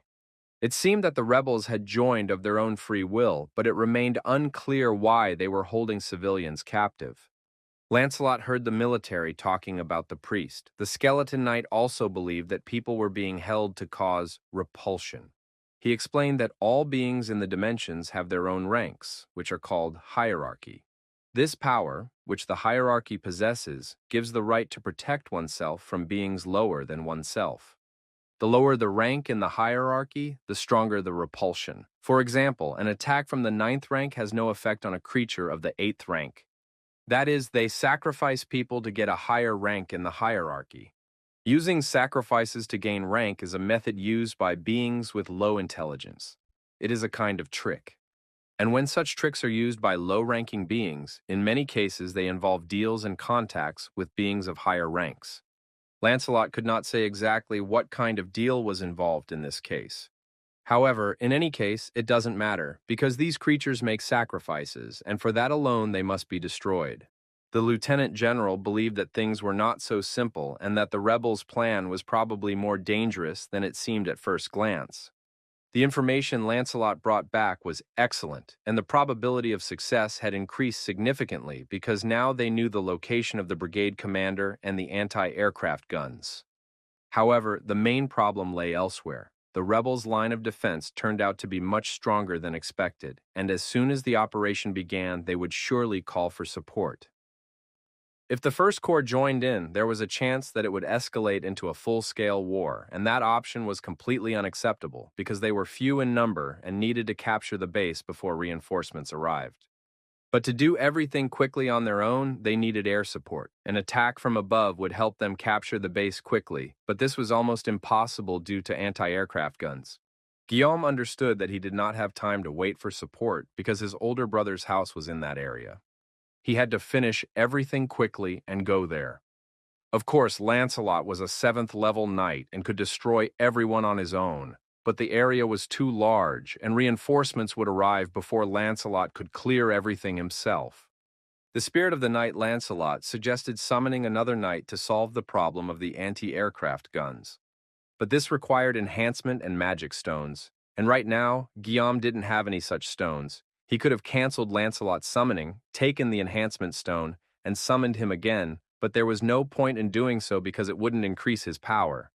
Besides, Guillaume couldn't even imagine how he would communicate with some other knight instead of Lancelot, who had already become a member of the family. It would have been nice to copy the strengthening stone, but unfortunately, the young man did not know how to copy magic and strengthening stones. Lancelot's spirit reminded him that by defeating the King of Knights, he could obtain an enhancing stone. And indeed, with all the commotion, Guillaume had completely forgotten that after the death of the King of Knights, he had received a yellow magic stone. Everyone looked at Guillaume, not understanding how he could have forgotten about such a treasure. Now it remained to choose which knight to call to Lancelot's aid. Lancelot said that absolutely all the knights possessed skill and loyalty, so people would not be disappointed no matter who was summoned. However, it seemed to him that a knight named Bedivere would be the most suitable. This knight was so good at long-range attacks that he was once called the greatest archer of all time. At the rebels' secret base, even the pleasant sun did not look very pleasant because it had to be viewed through the bars of a cage. The girl sat with her legs tucked under her and tried not to look at the people around her. Most of them were already dead, and the same fate awaited the girl. Suddenly, she heard footsteps and then a whisper directed at her. One of the mutants, a military rebel, was standing near the cage. He said he had a business proposal for the girl. The freak offered to help her escape if she was kind to him and fulfilled one personal request. The girl did not even have time to think about such an ambiguous offer when the mutant's head flew off his shoulders. It happened so quickly that the captive didn't even have time to react or scream. She was numb from what she had seen and watched what was happening.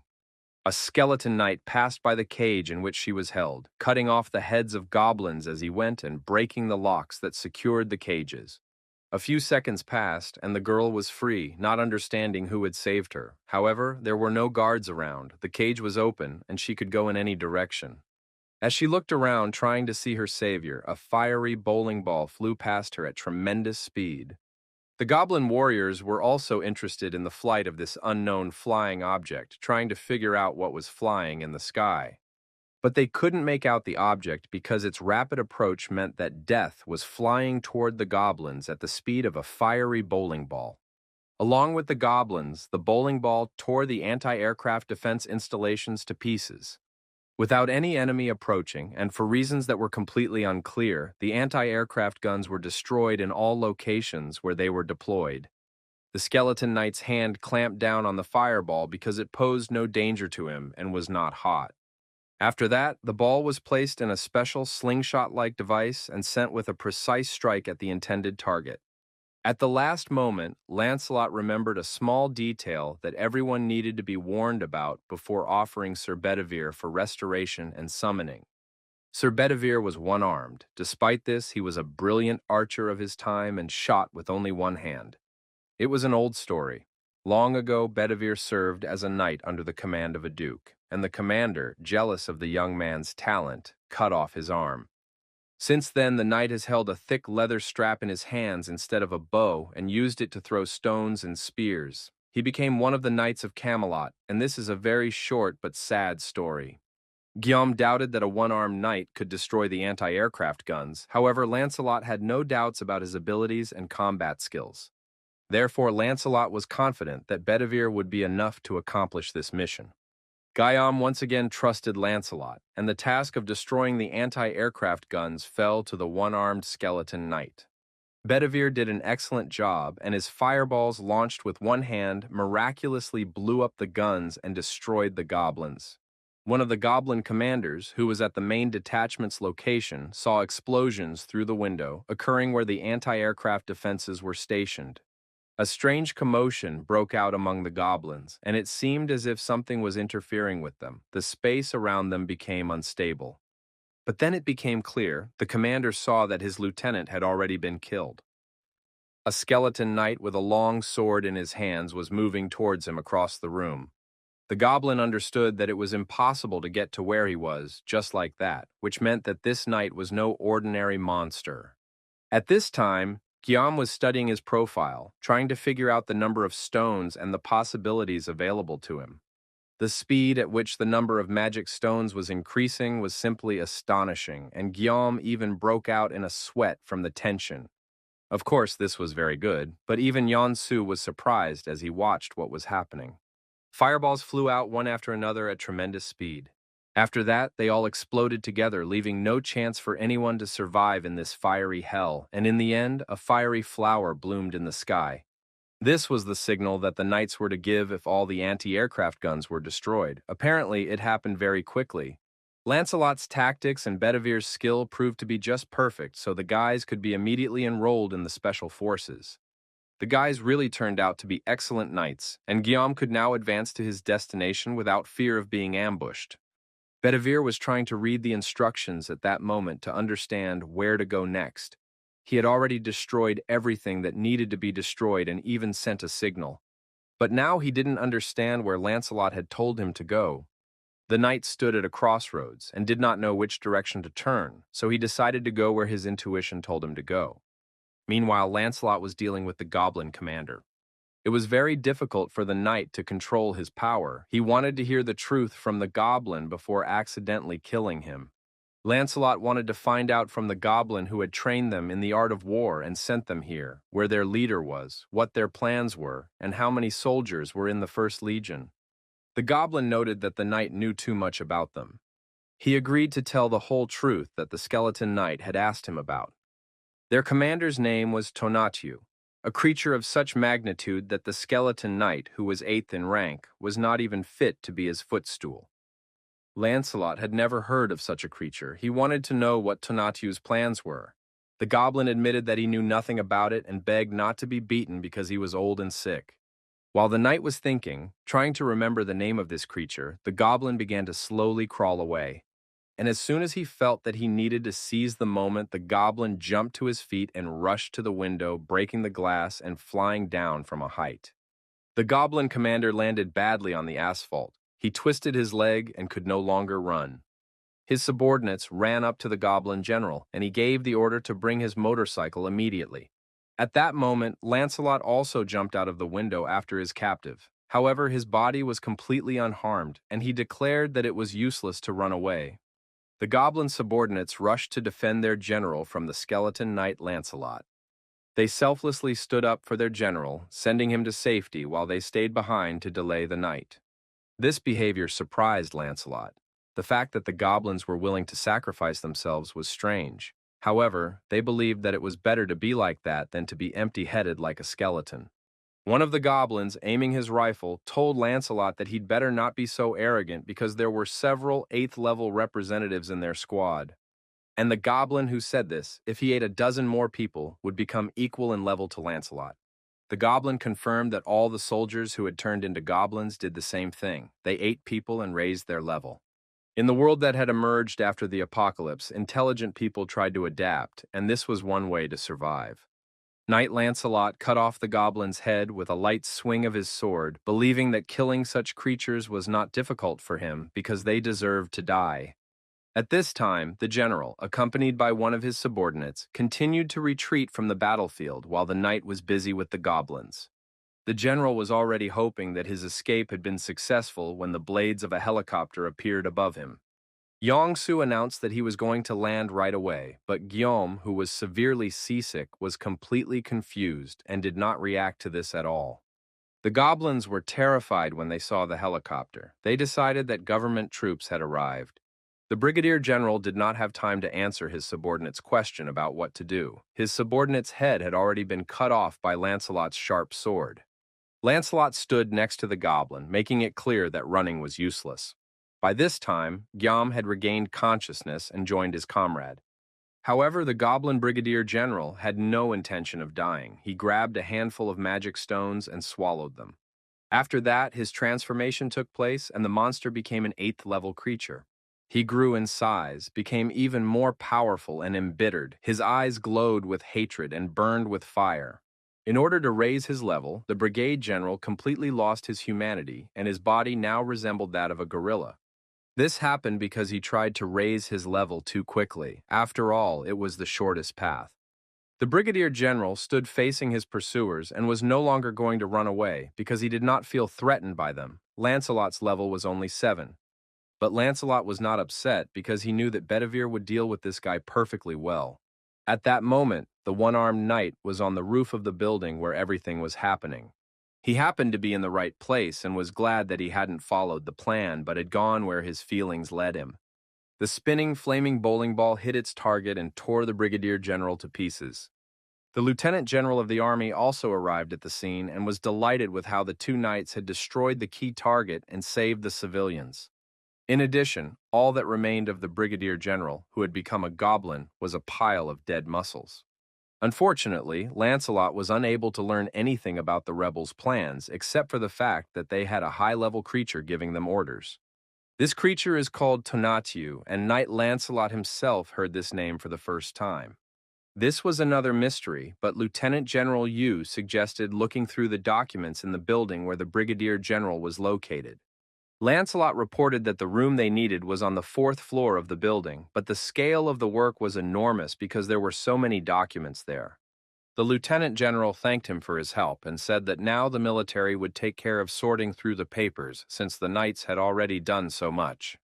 But then Guillaume asked Pax to classify all the documents and maps as military because sorting them would require 120 magic stones. Guillaume told the lieutenant general that Pax would take care of it and that the military would not need to waste time on paperwork. The young man himself wanted to go in search of his family as soon as possible. Suddenly, a notification came from Pax. Documents that did not fit into the military category had been found, and he was asking for instructions on what to do with them. It turned out to be a spatial being registration form, a document that could increase one's rating. Lancelot stated that the document written correctly was official, and the one in poor condition was a forgery. It turned out that the military was turning into goblins by using fake document registration methods. The document stated that magic stones and an account were required to register one's existence in the dimension. However, unlike the usual dimension, the current dimension of Earth was just beginning to develop, and at present there was no one who could meet these conditions. The only person who met the conditions was Guillaume, because he killed an 8th-level creature that already had an account in the dimension and got it. In any case, such a document should not exist on Earth. But since Guillaume now has this document and meets all the conditions, why shouldn't he register right now? If the young man fills out the official application form, he will not become a goblin. The registration application form is adapted to each dimension. Therefore, it was written in plain language. Guillaume carefully reread the application form and saw that 1,000 magic stones had to be paid for registration. The young man signed his name and the registration of the spatial being was complete. As soon as this happened, Lancelot began to explain to his lord how to send this document. At that moment, one of the goblins who had been sent to fetch the motorcycle finally returned and began apologizing to his commander for the delay. He found the brigadier general in terrible condition, practically smeared across the asphalt. The one-armed knight Bedivere was sitting on the roof, admiring the surroundings, when he heard voices coming from below. He looked down in surprise and saw a motorcycle on the asphalt, and next to it a couple of goblins who, in theory, should no longer have been alive. At that moment, Pax finished registering the documents. It turned out that there were more than 40,000 papers related to the military. Guillaume left all these documents with Lieutenant General Yu, as he was in a hurry to find his family. It was known that the Dobong area had been captured by rebels, so Guillaume decided to drive the car himself. It was too dangerous to trust the wheel to Yonsu. The young man was going to take only the skeleton knights with him and planned to travel in a regular vehicle. However, a new problem arose. The entire transport fleet consisted exclusively of military vehicles. Guillaume wondered what to do now. He hadn't thought to acquire civilian transport after all that had happened. In the end, the young man decided to ride an electric bike for now and find a normal car in time. Of course, the journey would take longer, but he had no choice. Someday, he would definitely have his own comfortable car. Guillaume and Lancelot left the building and were stunned to see the second knight. The one-armed man was sitting on a fancy motorcycle. Guillaume tried to find out where Bedivere had gotten the motorcycle, but as it turned out, sometimes it was better not to know the truth. The knight admitted that this iron horse belonged to a red-haired goblin. He thought it was funny and simply took the trophy for himself. In short, it was the brigade general's own motorcycle. The orcs guarding the perimeter of Dobong City noticed the approaching noise. They saw a motorcycle riding toward them on the road. It seemed like nothing unusual, but the guards had not been warned that guests were expected. Therefore, they decided to greet the uninvited visitors with gunfire. After all, this was not a place where one could just show up. However, at that very moment, a fiery bowling ball hit its target, destroying one of the goblins forever. The second guard didn't even have time to understand where his partner had gone before it was his turn to die. Lancelot, without slowing down, cut off the goblin's head with a light movement of his sword. The perimeter guards were dealt with, and the two motorcycles rode unhindered into the city blocks. In the silence of the abandoned city, the sound of rattling motorcycles carried far, and the nearest goblins immediately reacted. Soon, the group reached the right house. The area looked gloomy, the walls were cracked, the streets were deserted, and the asphalt was broken.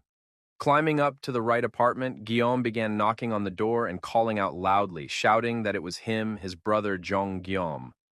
No one answered. The young man decided to go in himself, feeling sweat running down his body. He was afraid to see what he feared most. However, there was no point in delaying any longer, and the young man entered. He was met by an empty, abandoned apartment with signs of a hasty departure. Fortunately, he did not find any dead bodies, which meant there was still hope. The apartment did not look ransacked. Most likely, the owners had left voluntarily to hide in a safe place. The young man's attention was drawn to a neatly folded envelope.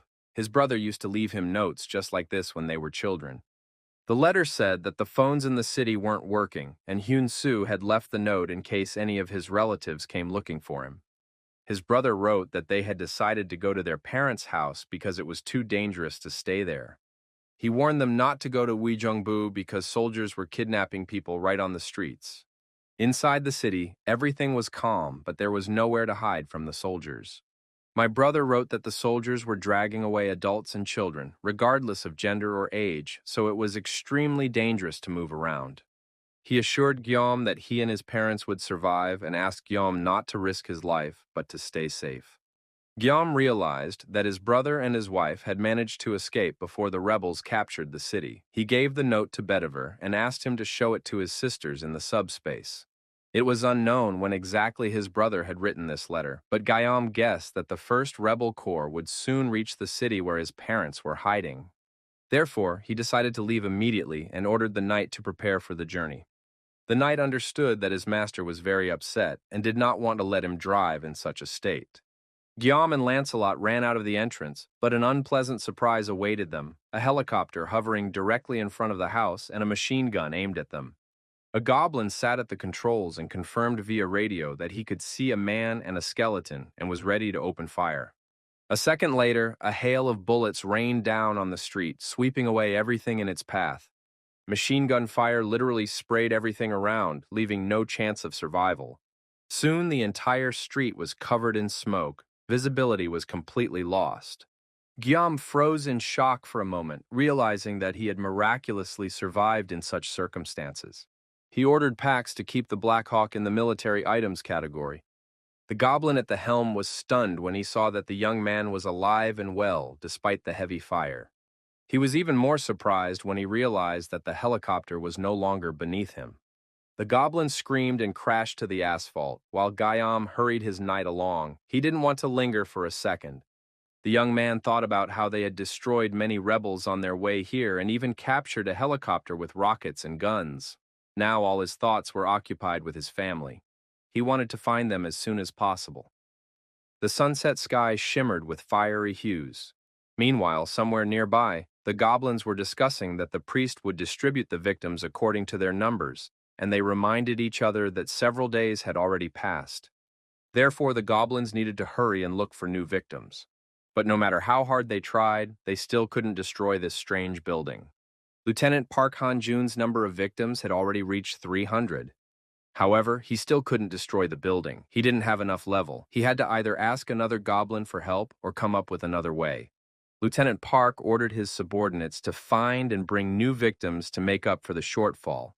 Everyone knew what had happened to Sergeant Kyung-yuman. Now he was just a goblin. There was only one thing left to do with him: eliminate him. The huge goblin, who had been human not long ago, rushed off in search of new victims. Meanwhile, a group of motorcyclists approached the goblins chatting on the street. The guy riding the first motorcycle was yelling at the top of his lungs for the damn creatures to get lost. "This is my house," he yelled. "I'll deal with all of you now." Behind him rode a skeleton knight clutching a sharp sword in his hand. When the motorcyclists sped past the goblins, the monsters' heads were already rolling on the asphalt. The decapitated bodies twitched for a few more seconds, flooding everything around them with blood. The motorcyclists drove up to a hardware store surrounded by barricades. The entire facade was covered with steel sheets, with only one tiny hole left from which muffled whispers could be heard. A man sitting on a chair watched through this hole and told the others what was happening outside.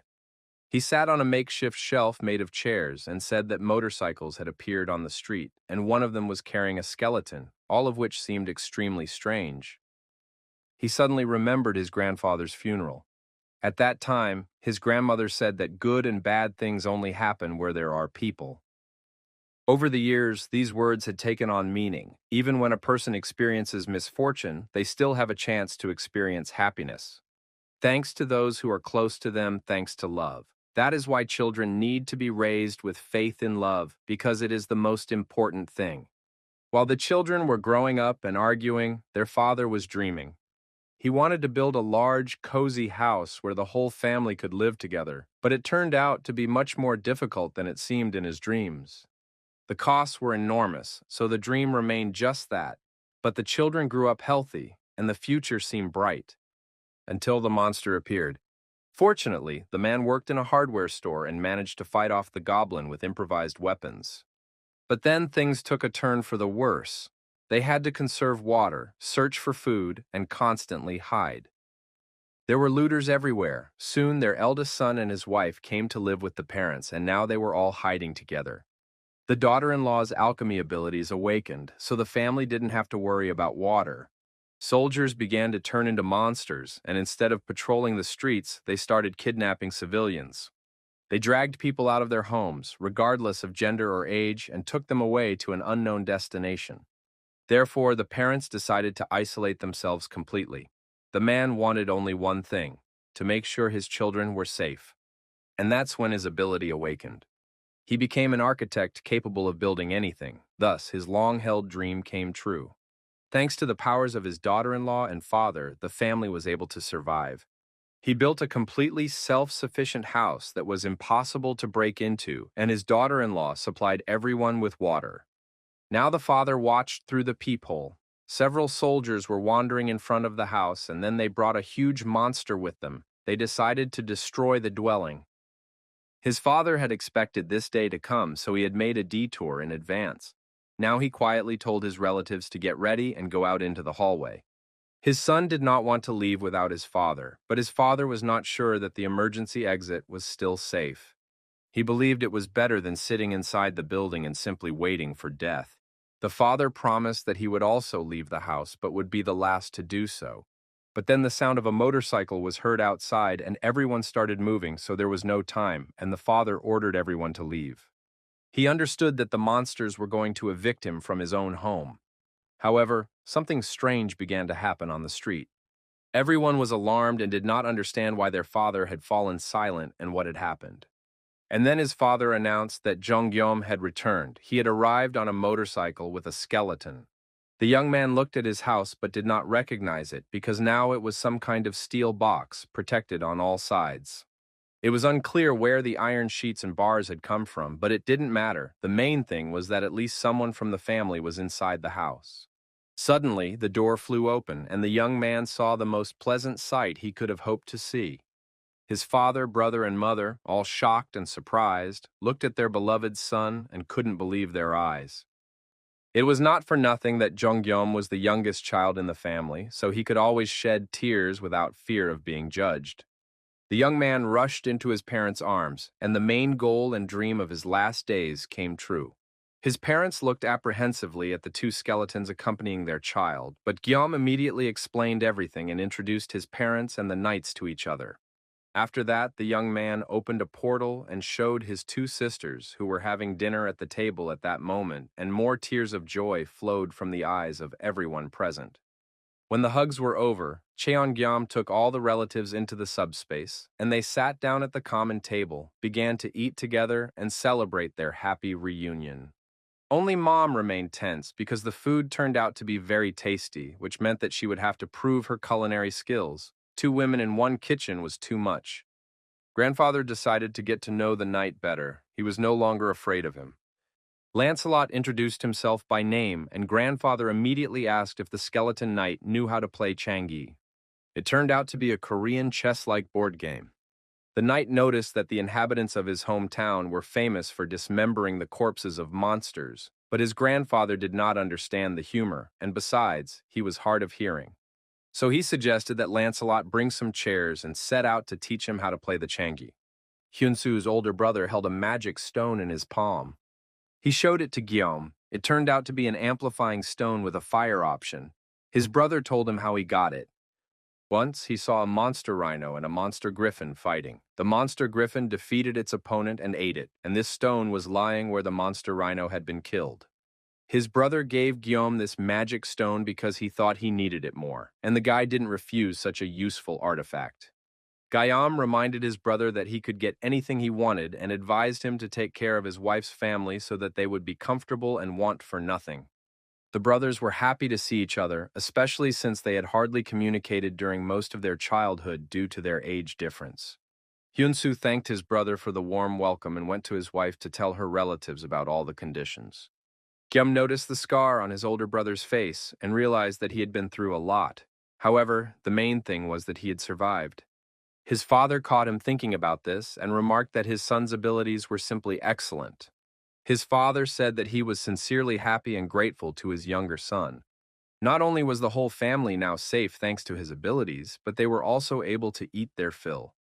But his father reminded him that good and bad things only happen where there are people. Jonggyum remembered this phrase very well and understood that he could not have done everything on his own, even with his unique powers. When he first started helping people by clearing the tunnel of wyverns, he wondered why he was doing it at all. Hyunsu then told him that even if his ability had awakened, it would still be very difficult in the end. And then Guillaume realized that the main reason he helped people, and others helped him, was this. Everyone wanted their families to be safe, and the young man was sure that his family also needed help. He hoped that someone would help them just as he helped others.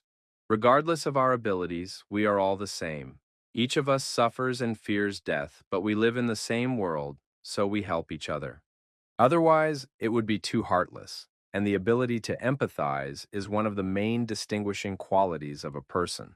After these words, his father realized that he had raised a truly good person, and he was very proud of him. At headquarters, the military was sorting through classified documents. Half of them had already been sorted. Everyone worked diligently, and it was time for a break, as their eyes were already popping out of their heads from fatigue and tension. Suddenly, the secretary knocked on the door and reported to the lieutenant general that a one-armed skeleton knight had come in. Bedivere asked him to convey that his master, Guillaume, had left for the city of Haju. The lieutenant general understood who he was talking about, but did not know why the young man had gone there. The lieutenant general's mind quickly raced, and he realized that the 1st Rebel Corps was located in that area. The young man had gone to fight them alone.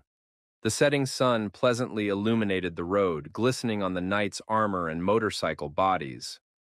The young man was traveling with his chief assistant, the knight Lancelot, because the main goal of his journey had been accomplished. He had gathered his family and ensured their safety. Kim Sol was completely focused and absorbed in her training. She pounded the punching bag, practicing her moves and feeling no pain. Soon, another bag was torn to shreds. After that, the bag flew into the far corner of the hall, where it joined a pile of other torn-up bags. The girl ordered Pax to bring another sandbag immediately, and to do so as quickly as possible. Her father watched his younger daughter's behavior from afar and did not understand what was going on. Her older sister, Ju Yeon, said that Kim Sol was upset with her brother for not taking her with him on the mission.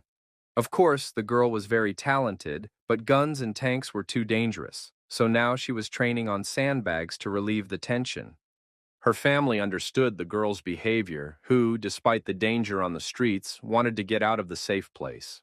She had always been like that. Ju Yeon noticed that her brother had a large scar on his face, but the young man did not want to talk about it. He said that it did not bother him at all. If you did not touch it, everything was fine. The sister healed her brother's scar as she had healing abilities and told him how she worked in a hospital where the head doctor used his powers to poison the staff and control them by brainwashing them. It was very scary, and the girl was afraid that she would be exposed to the drugs and become like everyone else, but now she didn't want to think about it anymore. It was lunchtime, and Yeon-soo's wife tried to gather everyone in the kitchen. At that time, Yeon-soo himself was entertaining his daughter, and his father was playing the role of a devil. Grandpa refused to eat because he was engrossed in playing Changji. Although Mr. Lancelot was playing this game for the first time, he quickly figured out the rules, and now Grandpa couldn't figure out how to play, so he waited for Lancelot to ask for advice. Tanks were racing down the roads at tremendous speed. It was unclear who they belonged to, the rebels, government troops, or perhaps they were Gyeom's tanks. Suddenly shots rang out and huge streams of fire rushed toward the tanks. Gyeom stood in his subspace and sent winged missiles at the tanks. They belonged to a rare class, causing powerful explosions and penetration, carrying hellish fire with them. The tanks suffered exactly what was expected. They were blown apart by the winged missiles. The young man was pleased with the results of the test. He deliberately did not use weapons of excessive force so as not to harm people. The spirit of the knight Lancelot had conducted reconnaissance the day before and learned how the first corps of rebels had spread out across the area. The rebels were hiding in the same place as the civilians and the main enemy forces. Therefore, according to Lancelot's plan, he himself was responsible for rescuing the hostages. Chongyam was supposed to stop the attack of the main rebel forces. In other words, there were no civilians in the tank battle zone. In addition, the Black Hawk helicopter was equipped with missiles when it entered the subspace laboratory. The young man used the power stone his brother had given him. In addition, he strengthened his basic movement ability, which he had previously postponed, increasing its range and maximum speed. All this led to the powerful rocket being further enhanced, and now Gyeom could collect magic stones in the shortest possible time. To advance to the 4th level of the subspace, it was necessary to collect 10,000 magic stones. Now the young man had about 2,000. The young man realized that for some reason, the magic stones had stopped gathering, even though he could clearly hear the sound of their delivery. After checking, he found out that these stones were credited to a subscriber named Tonatiuh. It turned out that Tonatiuh was from the Mesika dimension and was the very same priest Kim Bon-soo that Lancelot had told him about. This news literally stunned Gyeom because a quarter of his income was going to the enemy. At that moment, Lancelot returned from his mission and reported that all the rebel camps had been destroyed. Bedivere also arrived, having stayed behind to help the people. But then Lancelot noticed that the young man looked anxious and preoccupied. He thought the boy was wounded. Gyeom reassured the knight, saying that everything had been difficult and hard, but he was fine. However, the young man wanted to ask him about the high-ranking being who had made contact with the rebels. The young man said that Tonatiuh and the priest Kim Bon-soo were intercepting his magic stones from the Mesika dimension. He did not understand what this dimension was, but the knight explained that it was the name of Tonatiuh's home planet or civilization, just as the dimension where Lancelot's master lived was called Earth. It turned out that priest Kim Bon-soo was no better than a traitor who sacrificed people to other worlds. Priest Kim studied Gyeom's data because he had seen him recently shedding tears when he met his family.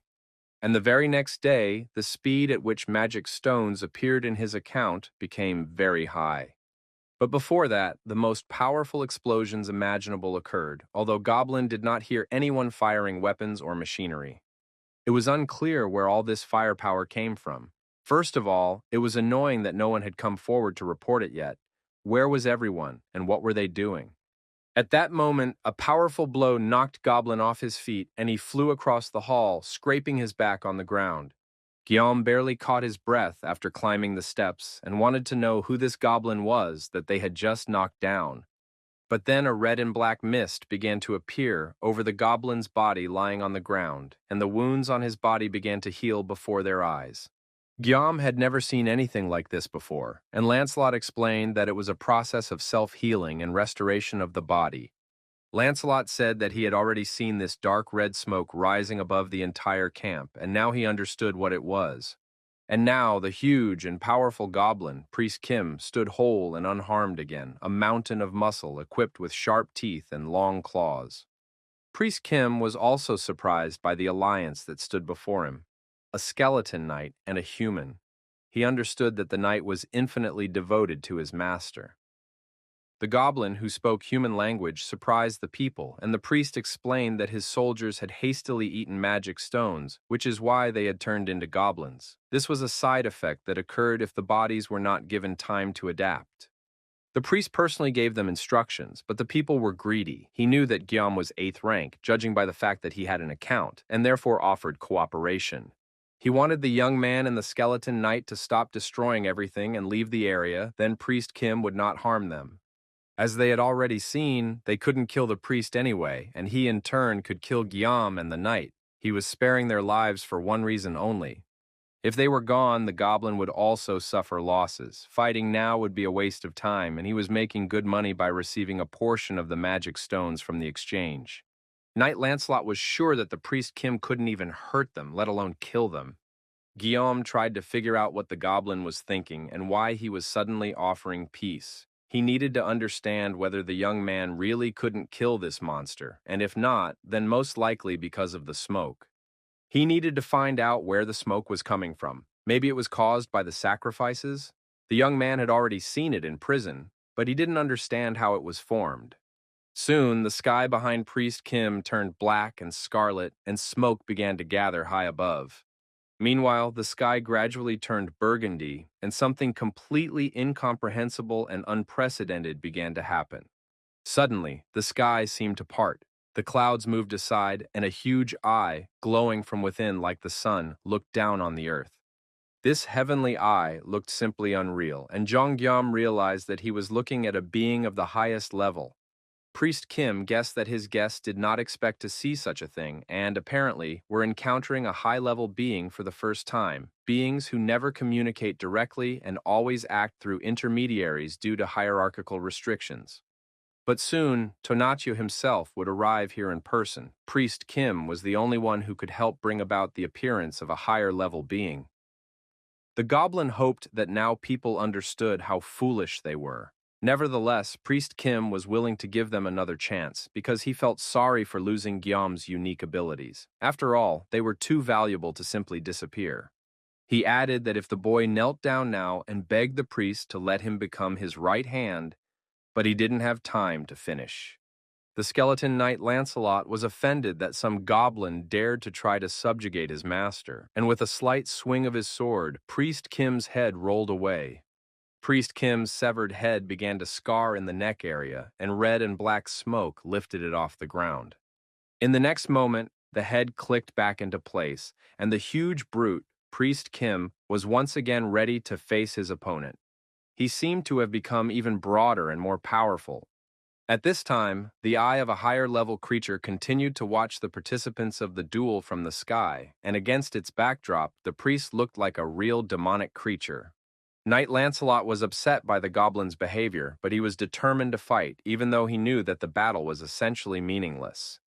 But for any knight, it was a matter of honor to serve his master. Priest Kim was not going to give up either, and this skeleton knight had already infuriated him. He decided not to wait for an attack, but rushed into battle himself, his huge muscular body hurtling toward the knight at tremendous speed. But then Lancelot remembered the lessons Kim Sol had taught him, lessons in hand-to-hand combat. The knight took a stance, putting away his sword. A powerful punch landed squarely on the goblin's nose, and its huge snout twisted to the side, spilling blood everywhere. It was clear that the goblin was immortal, but this was an excellent opportunity for the skeleton knight to practice the recent tasks he had received from Kim Sol. Everyone understood that Priest Kim was immortal and impossible to kill, but it was perfectly possible to beat him up, and now Lancelot was going to do just that. The knight put the goblin's severed head back in place and immediately cut it off again. He tried very hard, but it was clear that the goblin would regenerate endlessly. Guillaume understood that it was impossible to defeat Tonatiuh without trying to understand him. Perhaps there was a way to at least disrupt his regeneration. And then Guillaume remembered the big guy from the hospital who had been quickly cured of his daze. The young man ordered Lancelot not to kill the priest Kim again. He ordered the knight to throw the goblin into subspace right now. With a slight movement of his hand, the knight carried out his master's order, throwing the goblin towards the subspace portal. Ju. Yeon received a notification about the return through the portal and thought that her brother had finished his business quickly this time. However, she read that an unidentified energy had attempted to penetrate and had been blocked. In the next moment, the girl almost lost her voice and nearly had a heart attack from fright. Before her stood a terrifying, dead, emaciated goblin, wailing pitifully throughout the subspace room. Before it could do anything, a strong female hand grabbed the monster by the snout. Kim Sol's younger sister turned out to be just what was needed. She wanted to understand what kind of creature it was, because it clearly didn't look like their brother. Soon she saw Guillaume, who watched with satisfaction as his sister dealt with the uninvited guest. The young man quickly shouted at the system to close the portal immediately. Chong Guillaume gave the order to eliminate Priest Kim. The order was carried out instantly, and a thin, terrifying, emaciated creature with no teeth, hair, or muscles flew out of subspace onto the street. Priest Kim looked pitiful. He could no longer recover or even stand up. Guillaume, looking at his sister's fury, thought she was even more terrifying than Tonatia. The young man received a notification that the account owner had been changed, and the magic stones were automatically added to Guillaume's account. The numbers were huge, and the young man was amazed at how much the priest had managed to earn if he had received so many stones. Moreover, this time there was no notification about the transfer of some of the stones to Tonatiuh. The boy looked up at the sky and saw that the eye was gone. Only a lone moon lit up the sky. Priest Kim had said that he was the only one who could summon Tonatiuh, and by killing the priest, they had severed the connection between them. Since the Supreme Being had failed, it was unlikely to return here.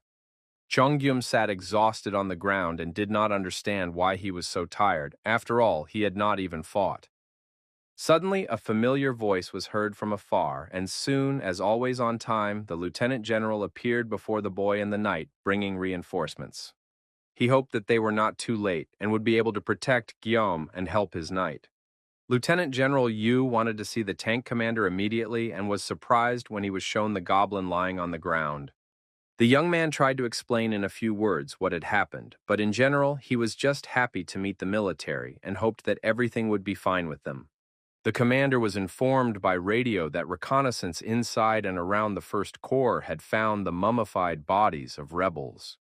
According to intelligence reports, there were no survivors. The lieutenant general gave the order to rescue civilians and clear the area. The commander turned to Guillaume and said that he did not know how he had done it, but this time the young man had accomplished the task. The lieutenant general bowed his head low, expressing his immense gratitude. He did not straighten his back, continuing to talk about how foolish he had been when he first asked the young man to join the army, thinking only of the advantages. All these advantages turned out to be completely meaningless to Guillaume because the lieutenant general underestimated the young man's abilities and influence, assessing the situation only from a military point of view. Now the lieutenant general felt very foolish, but he still wanted to ask Guillaume to continue helping people. He felt ashamed and awkward asking for this, but many people were still in a difficult situation. Some had lost their families and loved ones. Some had suffered serious injuries and some were anxious because they had not yet revealed their abilities. The damage caused by the monsters was severe due to the incompetence of the government and the military, but now more than ever people needed help. Guillaume said he was ready to continue helping people, not for the sake of a deal or magic stones, but simply for the sake of doing good. He did not want to join the army, but he would help as his heart dictated. Lieutenant General Yu's face lit up with a happy smile. The men shook hands as a sign of respect and mutual trust. The lieutenant general promised Guillaume that he would be able to receive help from the military at any time at his first request. In addition, he announced that Kim Jong-Guillaume would be awarded the title of honorary colonel for his great contribution to strengthening the armed forces and neutralizing the rebels. From that moment on, all military personnel, without exception, were to treat honorary Colonel Kim Jong-gyo with courtesy and actively cooperate with him when necessary. The young man was simply speechless at all this pompous and, in his opinion, unnecessary ceremony. Then the lieutenant general wished him a speedy recovery and promised to organize everything as quickly as possible. Guillaume was very tired and wanted to leave as soon as possible, taking Lancelot with him, who had also had a hard time during the fight with Priest Kim. Lancelot reminded his master that something had to be done about the knight Bedivere. Guillaume activated the item search function to find the one-armed knight faster, but the attempt failed. The item was too far away. The guy figured out how this function worked and decided to try again. He remembered how his sister had thrown the goblin out of the subspace and realized that the system did not always work the way he wanted it to. Since the item search didn't work, Guillaume decided to team up with Lancelot and go look for the one-armed knight, leveling up packs along the way. Meanwhile, on the street, the military was trying to organize the civilians and distribute humanitarian aid to them, water and food in the necessary quantities. But while the soldiers were helping the citizens, it was unclear what the knight Bedivere was doing. At that moment, he was at military headquarters and accidentally stumbled upon a registration form for a spatial being. The knight decided it was a great idea. Who would have thought that he would find such documents simply out of boredom? He was sure that his master would be delighted when he received these papers. All that remained was to find out where exactly he had found them. It turned out to be Kim Bonsu's office, and the one-armed knight handed the documents to his patron. The young man thanked the knight and began to think about how to make the most useful use of this information.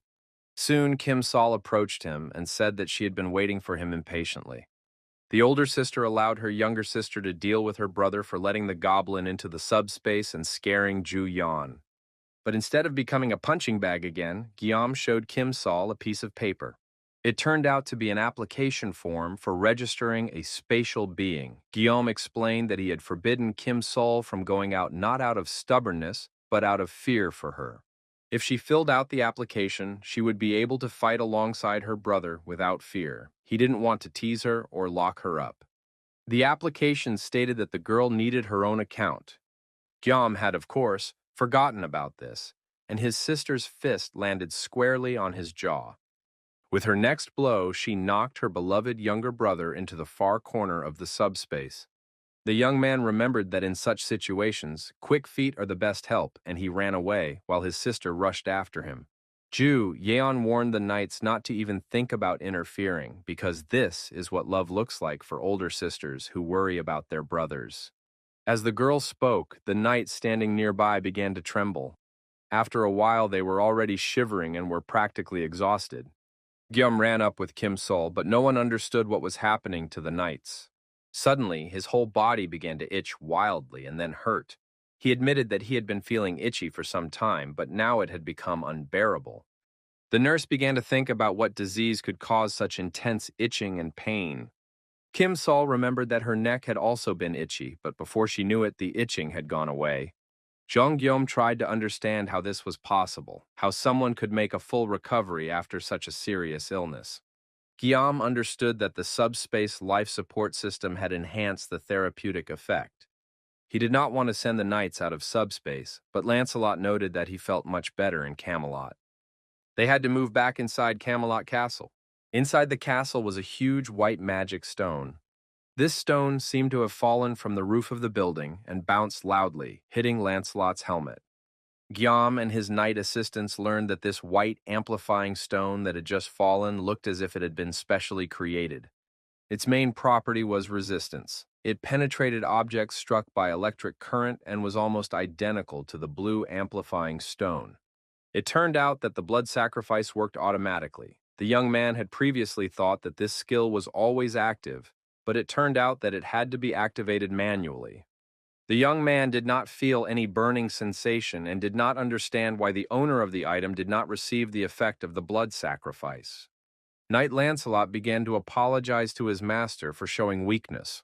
He realized that he had been indifferent to his people all this time, and now he was glad that the knights were much better off inside Camelot Castle. It was decided that when the knights returned to the subspace, they would be in Camelot. The knights thanked their lord for caring for their health. In their castle, they sincerely appreciated the attention and support. Guillaume was surprised to discover that the subspace life support system and the use of Camelot's life force were two different things with opposite characteristics. However, together they created fantastic harmony and gave a feeling of infinite power. The amplifying stones could be created endlessly. The scale of the constant growth of abilities increased, and the abilities themselves were strengthened, expanding the possibilities of their application. However, even with such powerful strength, Guillaume understood that he was still not ready to go and fight Tonatiuh. The young man realized that he needed to become stronger. To do this, he needed to study his abilities well and learn how to use them. He raised the level of the subspace, and now he had to figure out the new functions. The colonel figured out what had happened recently and realized that the rebels were pretending to be the national army, hanging up government flags and luring people in for sacrifices. The more people they attracted, the more magic stones they got as a reward. If Colonel Kim hadn't figured everything out in advance, the coup could have actually succeeded. The colonel ordered the necessary troops to be selected and the rest of the soldiers to be sent back. Now he intended to find out everything about the additional supplies of food and equipment that might be needed. The bright light caught the lieutenant general's attention. He had been working so hard that he hadn't noticed how time had flown by. Soon, the soldier received a notification about the increase in his abilities. However, the lieutenant general was not at all pleased with the notification he received. Kim Sol also received reports on the state of Earth and space. It became known that, in accordance with the strategy of openness, auctions would be held for all regions of Earth in a week. Residents of other dimensions would take part in the competition, select representatives for each region, and then compete with each other for potential profits. It turned out that the winner from another dimension would receive the right to establish their own portal in the region. If the inhabitants of Earth win, they will be able to receive separate awards. Detailed information about the event by region was to be provided within 24 hours. It seemed that representatives from other dimensions wanted to hold a competition in order to get Earth as a bonus. It sounded like a joke, but unfortunately, it turned out to be true. In that case, the monsters were sent by these representatives and were now planning to take over Earth. The bidding competition was a kind of game with set rules, and Guillaume received a notification that he was the representative of Seoul and would participate in the bidding. It seemed that humans would have to compete with alien life forms from other dimensions. Guillaume had to agree to become a representative in the bidding competition in order to be able to select up to 100 participants, including himself. The lieutenant general couldn't believe that such an absurd situation was happening to him and hoped that it wasn't true. Zhang Guillaume confirmed that he had become the representative of Seoul, and now he had to assemble a team to confront the alien forces that were about to invade the capital. At the moment, the young man had included his sister Im-Sol on the list, as well as knights capable of fighting. Just in case, he registered his family members from the subspace, and there were about 80 spots left. He approached the colonel, who had already learned about the competition from the announcement. Colonel Kim was also supposed to take part in this competition.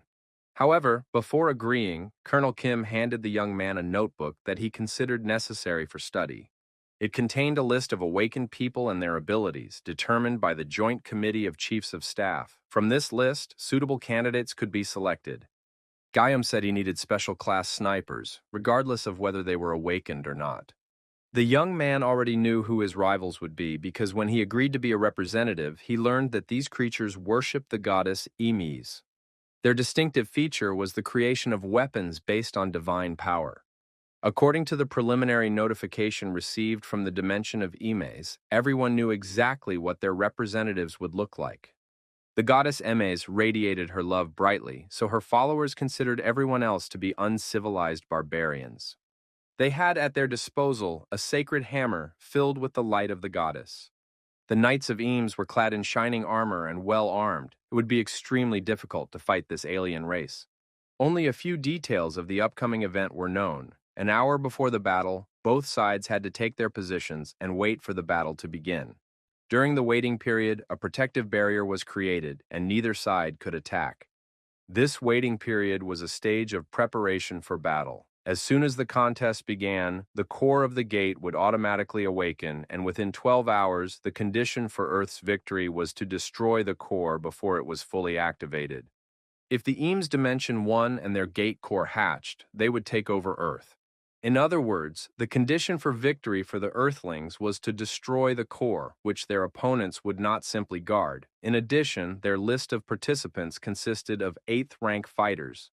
The humans had to block their attacks and destroy the gate core at the same time. Gyam, Lancelot, and Kim Sol would take care of the attack, so there should be no problems with that. The military was required to provide protection.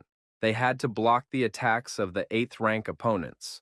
Long-range weapons are particularly effective for this, so it was necessary to recruit snipers.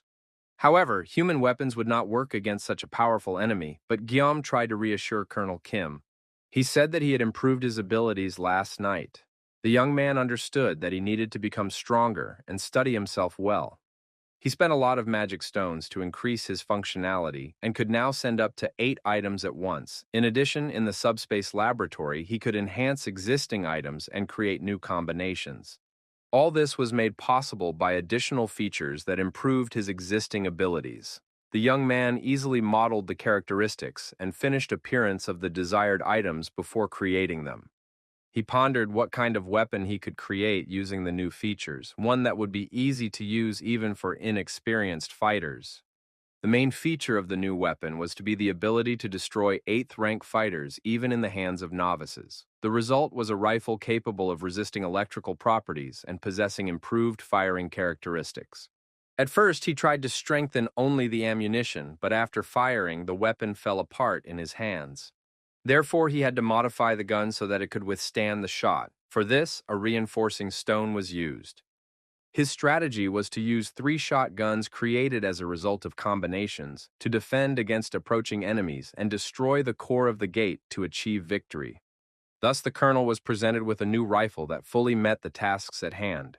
Colonel Kim immediately compiled a list of the best snipers, and a week-long training period began, during which the shooters practiced improving their accuracy, changing weapons, and working on tactical techniques. The young man's father quickly built a fortress using his architectural skills. It was a true work of fortification art, constructed using strengthening stones. The upper part of the building was intended for shooting bows or guns. The attack team enhanced their abilities with magic stones they had acquired in advance, destroying monsters. As a result, Kim Sol was able to extend her defensive ability to a certain distance beyond her body, and her sister Ju Yan was able to use her healing abilities in a specific area. This turned out to be the right decision on Guillaume's part, and now the older sister could take on the role of the awakened one.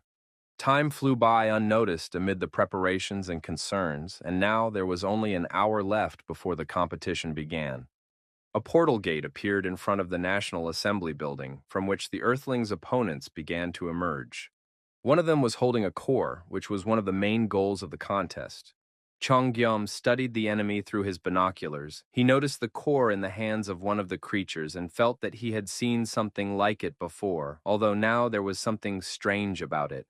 Representatives of the alien dimension began to construct a building next to the National Assembly, even though the competition was supposed to start in just an hour. They were carrying heavy metal structures that looked like railroad tracks and were most likely going to build a defense for the gate core. The young man did not understand the point of this construction, because the duel was about to begin very soon, and it did not seem likely that the opponents would finish the work in time. While the young man and his father were watching the strange construction through binoculars, representatives of the opponents approached them. They said they had seen the list of people participating in the battle, and knew that some were of the 7th or 8th rank, but most were only of the 9th. According to them, the goddess Emise grants mercy and salvation to the weak, so the warriors were ready to offer this mercy and salvation. They showed mercy by cutting out the enemy's tongues so that they could not speak evil while still alive, and salvation through hard labor so that they could repent of their actions. It was quite an impressive speech by the Holy Knights, for they believed that they would easily defeat the Earthlings because of their low levels. But then the moment of the competition began, and the alien knights rushed into the attack. They ran with cries of hurrah, claiming to be acting in the name of the goddess Emise. The Earth snipers were also ready for battle, and on the commander's orders returned fire. From the height of the stone walls, a rain of fire rained down on the armored knights from the weapons that Guillaume had recently developed and upgraded. The aliens' protective armor could not withstand the onslaught and was destroyed, and the front ranks of the attackers began to scatter. After that, the enemies advanced their knights with shields and activated the barrier of the goddess Emis. They did not know what weapons the humans were using, but they were sure that their shields were much stronger.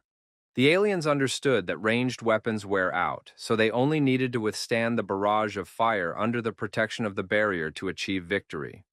However, they had no idea how many weapons the Earthlings had at their disposal. At this time, several soldiers were relentlessly reloading new rifles because, according to the rules of the logistics center, all items were constantly duplicated.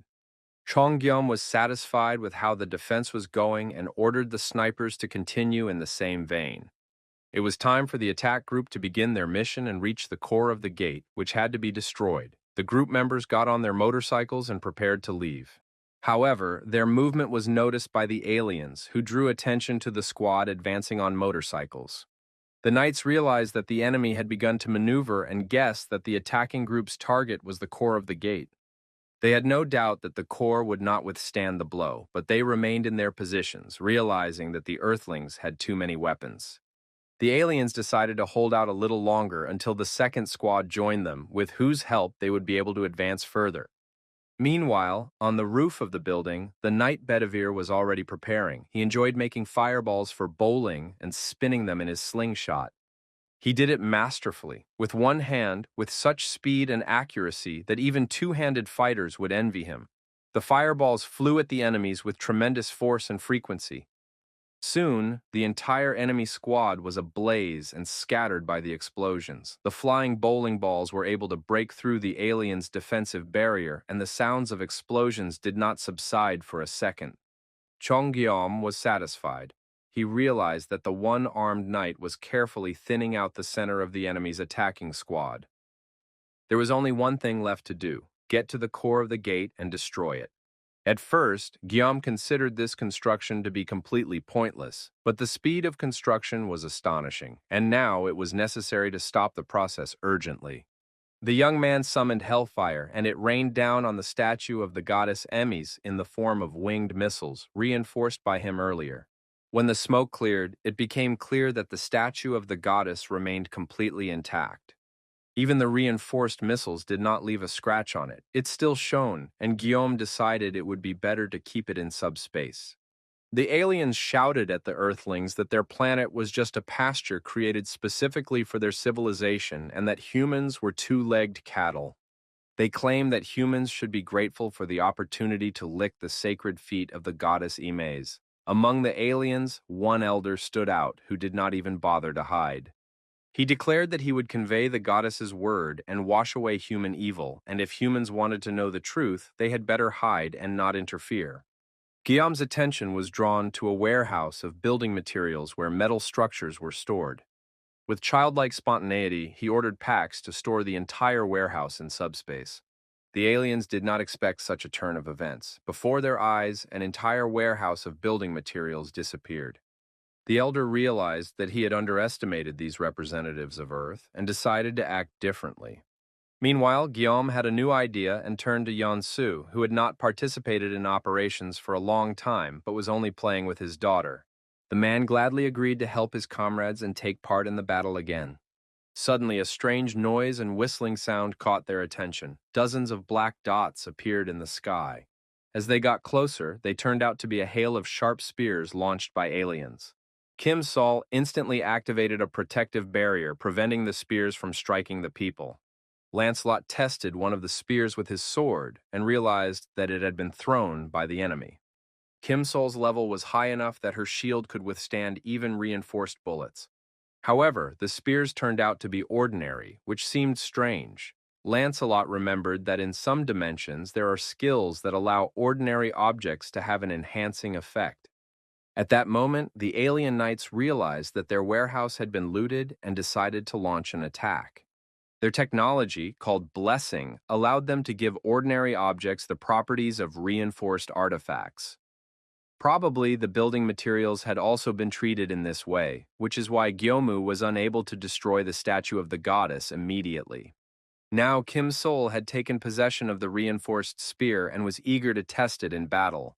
At that moment, Zhang Gyom and Yeon-su were in a helicopter, waiting for the stream of flying spears to subside so they could take off. When the danger subsided a little, the helicopter rose into the sky above the statue, which was still standing intact and unharmed. The energy of blessing coming from the Eames dimension was transmitted to the earthly space and was called God's staff, but Guillaume managed to interrupt this effect. It soon became clear that the tower built by the aliens could not withstand the attacks and was beginning to collapse. Finally, it fell apart, and the core of the gate was pierced and destroyed. The system announced that the inhabitants of Earth had won the contest by destroying the core of the Eames dimension gate. The winners were rewarded, and many participants received promotions. At that moment, a piece of paper fell from the sky at Guillaume's feet, a document certifying the transfer of rights to conduct business previously owned by the aliens. Now, Guillaume had obtained rights in the Tertius region, and a new gate to another dimension appeared before him.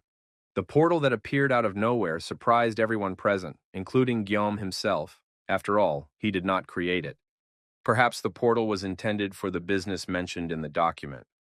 The young man approached the gate and placed his hand on it, but received a response that he was not a registered entrepreneur and could not enter. The papers stated that he had exclusive rights, but he did not have entrepreneur status. It seemed absurd. Having all the rights and huge compensation, he could not use them.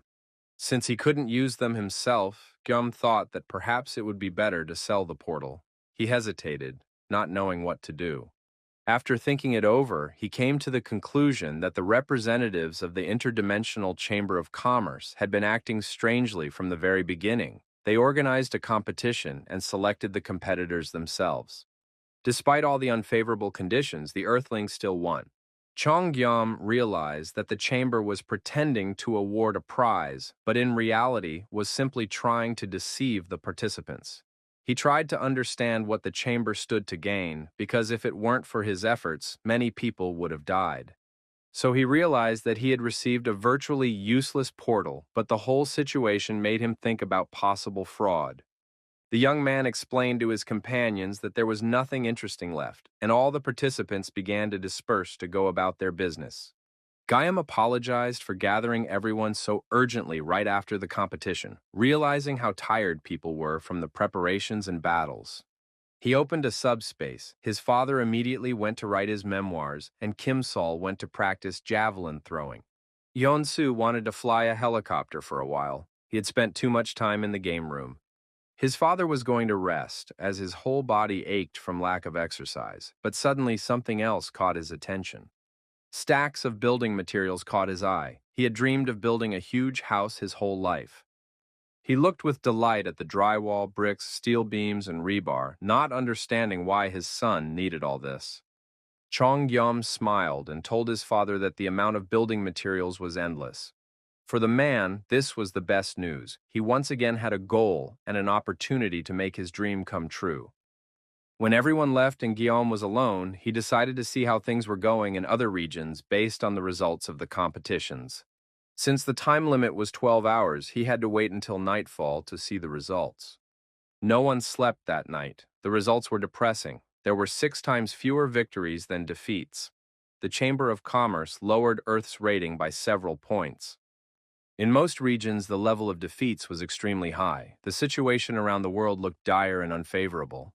Across Korea, only one territory lost the competition, and now aliens ruled the Incheon region. Colonel Kim suggested going there immediately to reorganize.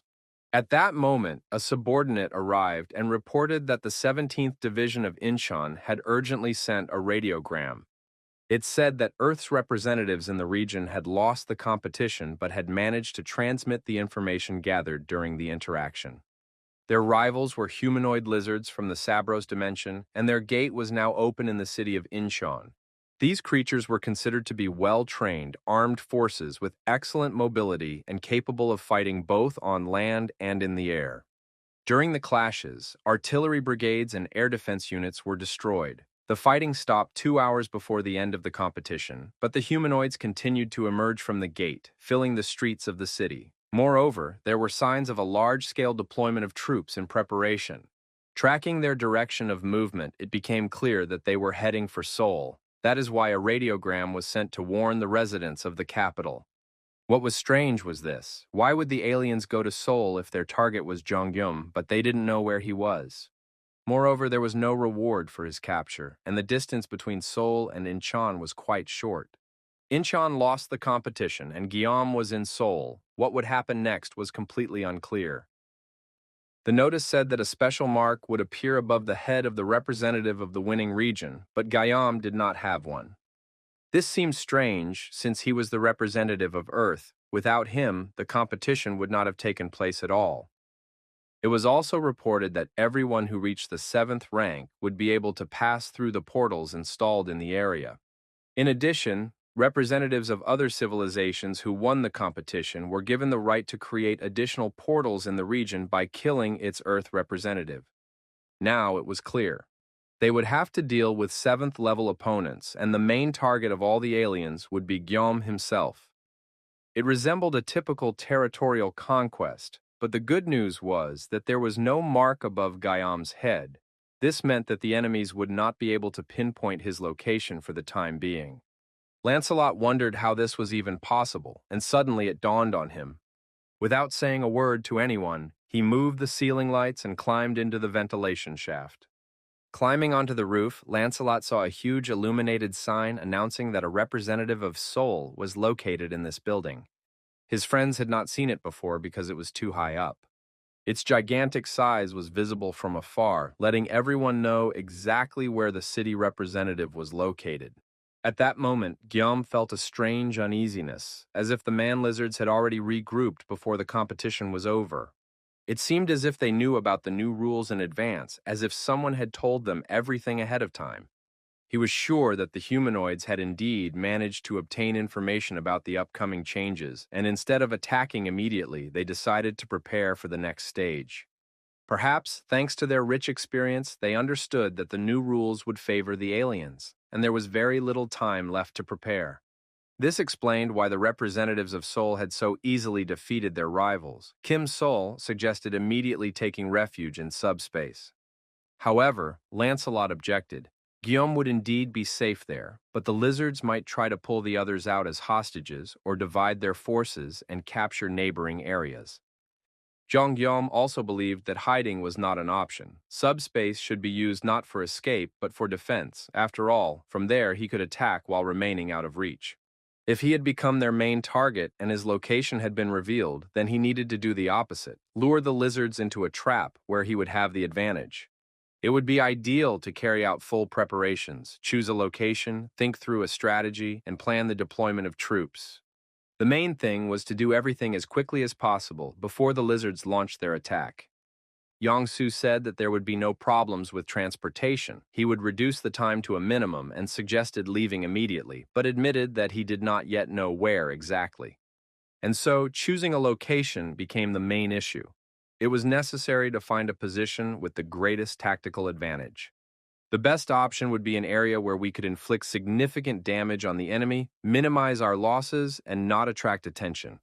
After some discussion, they decided on the Kayan Bridge. It was huge, but the space for maneuvering was limited, and it was surrounded by a park with no residential buildings.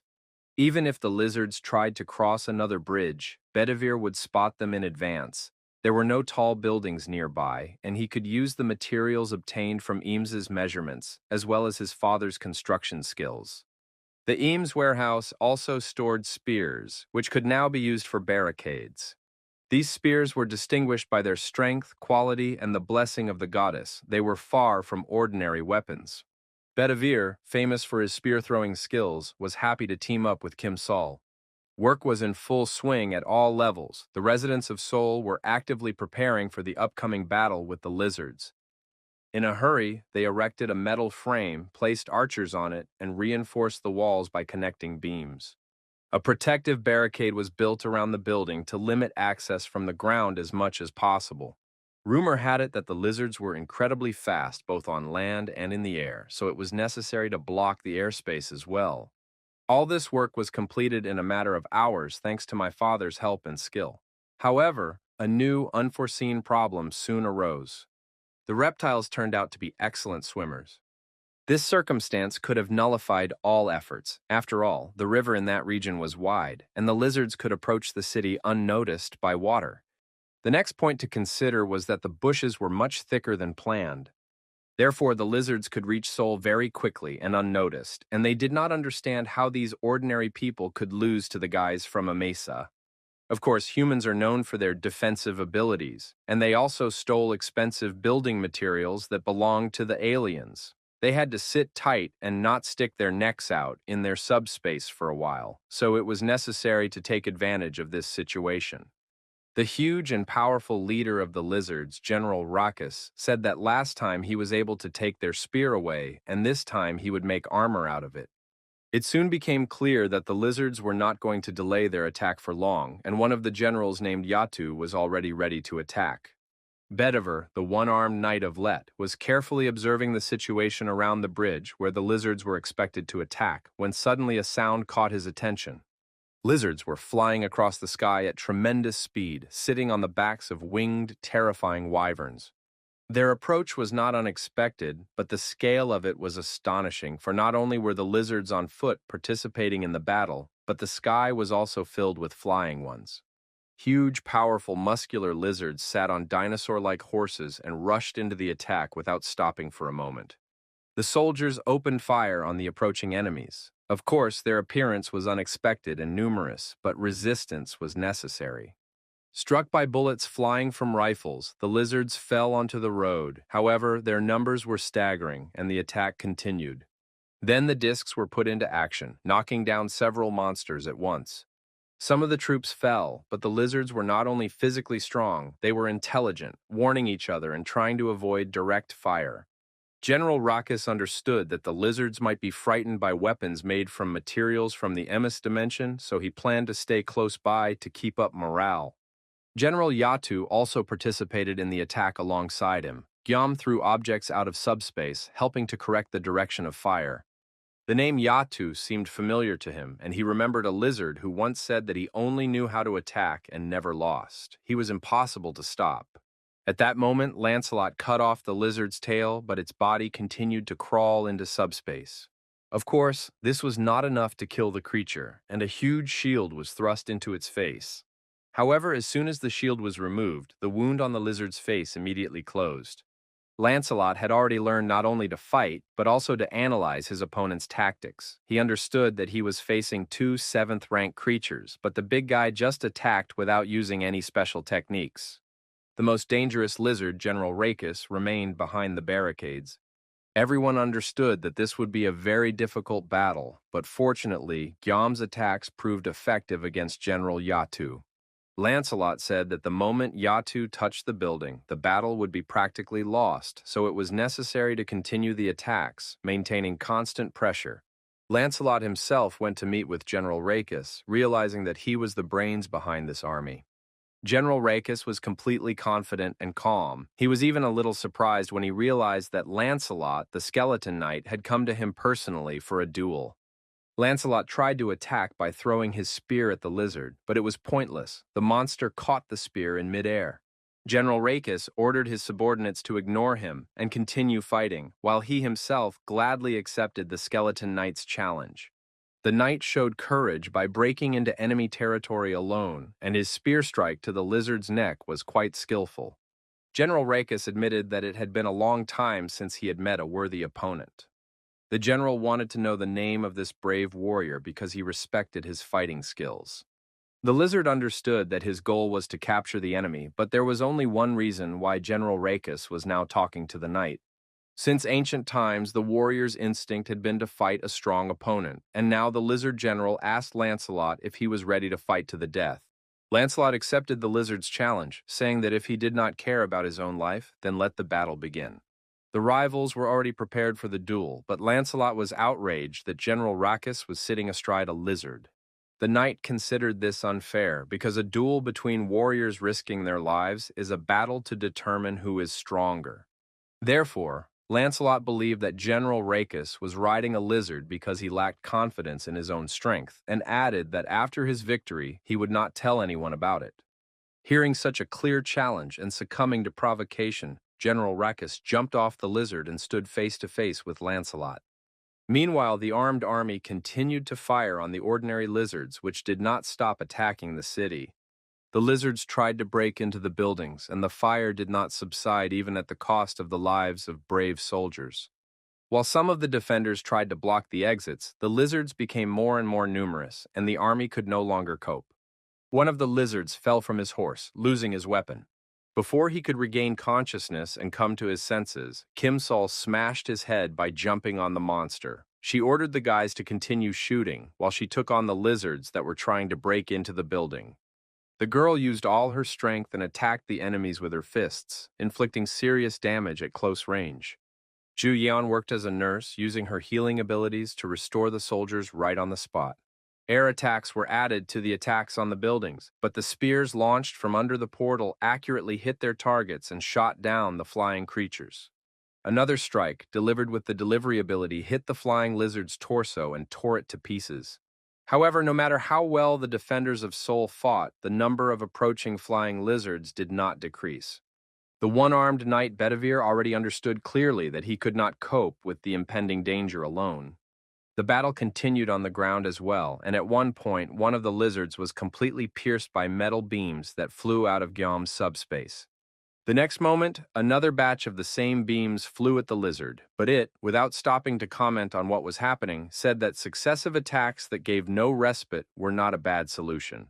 Chong Guillaume was amazed by the new skills of the lizard, which possessed intelligence and was not distracted by the pain piercing its body. The young man was happy that he could at least distract the enemy, but at the same time he continued to worry about his friend, the knight who was fighting one of the strongest lizards, General Racus. At that moment, Racus attacked Lancelot with the spear he had taken from Guillaume earlier. Lancelot parried the blow and defended himself with his sword, but the lizard thought that the knight was simply running away, trying to avoid a direct confrontation. General Racus claimed that real warriors did not behave this way, thereby provoking Lancelot, who, however, agreed because the lizard's weapon was too unusual. The weapon turned out to be extremely dangerous. Even though Lancelot was expecting a trick, the spear had unusual properties, similar to artifacts from the Emus dimension. Where did he get such a wonderful weapon? It seemed to have been created in the Emus dimension, but the general said that the spear was made in their world. Lancelot immediately had an idea and a guess, and he wanted to ask the lizard if this weapon could hide his lack of skill. The lizard replied that he was not so foolish as to fall for the provocation twice, but immediately rushed into the attack, using the spear. This was exactly what Lancelot had been waiting for. He managed to regroup to avoid the blow and immediately went on the counterattack. Lancelot was able to dodge the spear at the last moment and felt the vibration that passed through his helmet from the weapon that had almost reached its target. But in the next moment, General Racus suddenly began to shake violently, which was extremely unexpected. He threw down his spear and tried to straighten up. The spear flew into subspace, which was very close to the battlefield, and Guillaume immediately saved it in the building materials category. The young man was surprised that this idea worked. Now the weapon from the Emus space was listed among the building materials for some reason, but one way or another it would still be useful and would be used wisely. General Racus couldn't understand what had happened and where his spear had gone, while Lancelot looked around the street in surprise. The lizard accused the knight of indecent behavior, but in fact it was Lancelot who had disarmed his opponent. The knight admitted that he had not touched the spear, but if his lord had done so, then he must have had a reason. The lizard was enraged that the master of such a valiant and courageous knight was a human. Lancelot refused to listen to him and said that General Racus was simply afraid because his weapon had been taken away. Lancelot was a true knight of honor and declared that the lizard would die anyway, whether by sword, hand, or arrow. With these words, he stuck his sword into the ground and prepared for hand-to-hand combat. General Racus watched in surprise as his opponent, who had recently been on the verge of death, now braved him, preparing to fight with his bare hands. The rivals took their positions and prepared for battle. Meanwhile, in the subspace laboratory, the creation of a new weapon continued. It turned out that Racus's spear was an epic artifact and possessed divine properties, enhanced penetration and acceleration. General Yatu, beaten but not defeated, was surprised that his opponent had managed to stop his attack. Perhaps he realized that the general's powers were truly immeasurable. The tailless lizard, delighted with his survivability, rushed forward, trying to be the first to reach the building, because he felt that his body had regained its power. He knew that only two beings here possessed the 7th level, and neither of them were inhabitants of Earth, so it was impossible to stop his attack. General Yatu was struck by the valor of the Earthlings he was now fighting. He even felt respect for becoming their enemy and believed that they could die peacefully. After all, dying at the hands of a strong warrior was an honorable death to be proud of. Moreover, it would be quick and painless. Thinking this way, General Yatu moved toward the building when suddenly a sharp pain pierced his body. The lizard realized that he had been wounded by Rakas's spear, which was strong enough to cause him real damage. The monster's palms were pierced in several places. He looked at his paw in surprise, not understanding how Rakas's spear had pierced his flesh. While the lizard was distracted by examining his wound, his body received several more similar injuries. Soon, General Yatu's huge carcass collapsed onto the asphalt, pierced by a multitude of spears like a pincushion. By killing this lizard, Guillaume obtained an amplifying stone. The sniper soldiers continued to rain down fire from their rifles on their enemies. Although the number of attacking monsters was great, they were still dying, and the actions of the city's defenders were not in vain. Kim Sol also got into a frenzy. She had already fought off enough lizards, and now that no one was trying to break into the building, the girl was left with nothing to do. Kim Sol heard a wyvern's cry from above and realized that her friend, the one-armed knight Bedivere, was in trouble. The situation on the roof was indeed critical. The one-armed knight sat trying to catch his breath after killing many flying dragons. When he saw Kim Sol, he announced that she was too late. There was no one left, and now the girl was out of work too, all because she had spent too long fighting the lizards near the building. The most interesting thing now was happening in the fistfight between Lancelot and General Rakus. The knight struck the lizard and even hit his target because he had an excellent teacher, Kim Sol. Lancelot entered a fighting frenzy and could no longer stop. Besides, he was a ghost knight and felt no fatigue. At some point, Lancelot realized that the lizard was his punching bag. After several hundred blows to General Rakus's body, it became clear that his opponent had no strength left. Lancelot asked the lizard if he had any last words, and the lizard, like a true warrior, thanked his opponent for an excellent duel. After that, Lancelot sent him to the other world with a punch. When Lancelot's battle with General Rakus ended in favor of the knight, the military also began to turn the tide of battle, and it became clear that victory had been won. The streets of the city were littered with the bodies of dead lizards. It had been an extremely difficult battle. The lizardmen were not only physically strong but also mentally resilient, but the defenders' strategy still worked, albeit briefly. The gate to their dimension remained open, and new lizards could invade Earth at any moment, so it was time for humans to strike back. Zhang Guillaume didn't know what to do with the stone he had obtained after the battle with the lizard, but it was probably necessary to strengthen Camelot so that it could produce strengthening stones. Guillaume planned to obtain complete information about the humanoid lizards, and Yun Su reported that they had already arrived. Guillaume's plan was to find out the location of the lizard gates, as well as learn about the size of their army and their line of defense. Guillaume arrived to meet with the military and get information from those who had already encountered the man-eaters.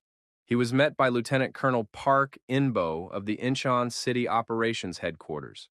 He was impressed that the people had managed to stop the lizard attack without significant losses. Lieutenant General Yu warned the military that he would not be able to come in person due to complex and urgent matters. He received a radio message that the bugs had attacked the Joint Chiefs of Staff, and he immediately headed there. It was clear that the Lieutenant General once again wanted to sit out the battle in the rear. Lieutenant Colonel Park was glad that nothing serious had happened and was ready to provide Guillaume with all the necessary information. First of all, he reported that the military knew where the man-eater's gate was located. However, the main problem was the core. Lieutenant Colonel Park's subordinates had been unable to determine its location. At first, they had deployed snipers to monitor the core's location. But recently, they lost sight of it, and substances resembling mud began to spread around the gate. The lieutenant colonel showed Guillaume photos taken in that area. In the pictures, the houses were covered with greenery, swamp, and mud. This mud literally flooded the entire area around the gate. It did not cause any problems when it came into contact with human skin, but it was extremely difficult to move around in it. However, the lizards walked freely and used the area for cover. The place resembled an ordinary natural swamp, but Guillaume felt no fear. The young man said that he had friends and colleagues for whom no swamp was a problem. Knight Lancelot was immediately invited to the meeting, but he upset his master by saying that it would be difficult. The movement itself was not a problem, as the knights moved in the form of ghosts. However, they were easy to spot in the swamp, as it was a large open space. But that didn't mean there was no way out, and Lancelot personally knew a guy who worked quickly and quietly. Jeongyeom realized that another knight needed to be restored. Fortunately, there were enough magic stones, and this knight was to become fast and stealthy. The young man began the process of restoring the knight from Camelot and opened a portal for the stranger to appear from subspace. At his master's call, one of the 12 knights of Camelot, Mordred, arrived. He swore to serve his master even after death. Unlike the other knights, he was not often active on the battlefield. The knight operated deep within enemy territory and became one of the 12 thanks to his unique skills in stealth, assassination, and theft. The reason he became a great assassin was his outstanding abilities and quick wits. His greatest contribution was when he managed to kill the Duke. His main talent was stealth, which allowed him to avoid capture and leave the scene of the crime unnoticed. This ability allowed him to instantly become invisible to any creature. In reality, he did not disappear, but simply hid, so external factors could still affect him. In any case, Mordred used this talent to become an excellent assassin, strong enough to survive any battle. In addition, an amplifying stone was used for his resurrection, which turned out to be strengthening. After testing his abilities, something interesting became clear. Pseudo-resurrection allowed him to avoid physical impact, but it was impossible to maintain this ability for a long time. Now the great assassin was ready to carry out any order from his master. After that, Guillaume began to explain the current situation so that the knight Mordred would understand the essence of the task. The young man showed the approximate territory where the man-eaters from the dimension of Sabbat were located and hid the core of the gate. The knight listened to all the information and declared that he understood the order and was ready to carry out the mission. Thanks to his combat experience, Mordred understood the task immediately. Lancelot warned his friend that if he died, the entire operation would be meaningless. Judging by the battles with the man-eaters, these enemies were not easy to defeat, so Mordred had to return at any cost, even without information. Knight Mordred confirmed that he understood everything and set off to carry out the task. Lieutenant Colonel Pak was very surprised that such important tasks were entrusted to the undead. However, Guillaume reassured him, saying that these guys were the best of the best and could be trusted. The plan for further attacks was to be developed after Mordred's return. Now everyone needed to rest. Guillaume advised Lancelot to also go to Camelot and rest, since they had been fighting just recently, but the knight reassured his master, saying that he was not human and did not feel fatigue. Jeongyeom noticed that Lancelot's armor was always covered in scratches. The knight assured his lord that if his armor or weapons wore out, everything would be repaired in Camelot. Guillaume once again realized that he did not know much about Camelot's restorative functions. The knight explained that as long as an item was not destroyed, it could be repaired indefinitely. He also reported that a new strengthening stone had been created in Camelot that had the ability to regenerate wounds. While Mordred was out on reconnaissance and had not yet returned with new information, they could think about where best to use this stone. Lancelot thought it was an excellent idea, but suddenly became alert and interrupted the conversation. He informed Guillaume that someone was hiding nearby and eavesdropping on their conversation. It could be a spy or a man-eating lizard. Pulling his sword from its sheath, the knight said he could sense someone's presence but couldn't pinpoint their location. He advised his master to immediately enter subspace. The next moment, Lancelot noticed a shadow peeking out from behind a truck.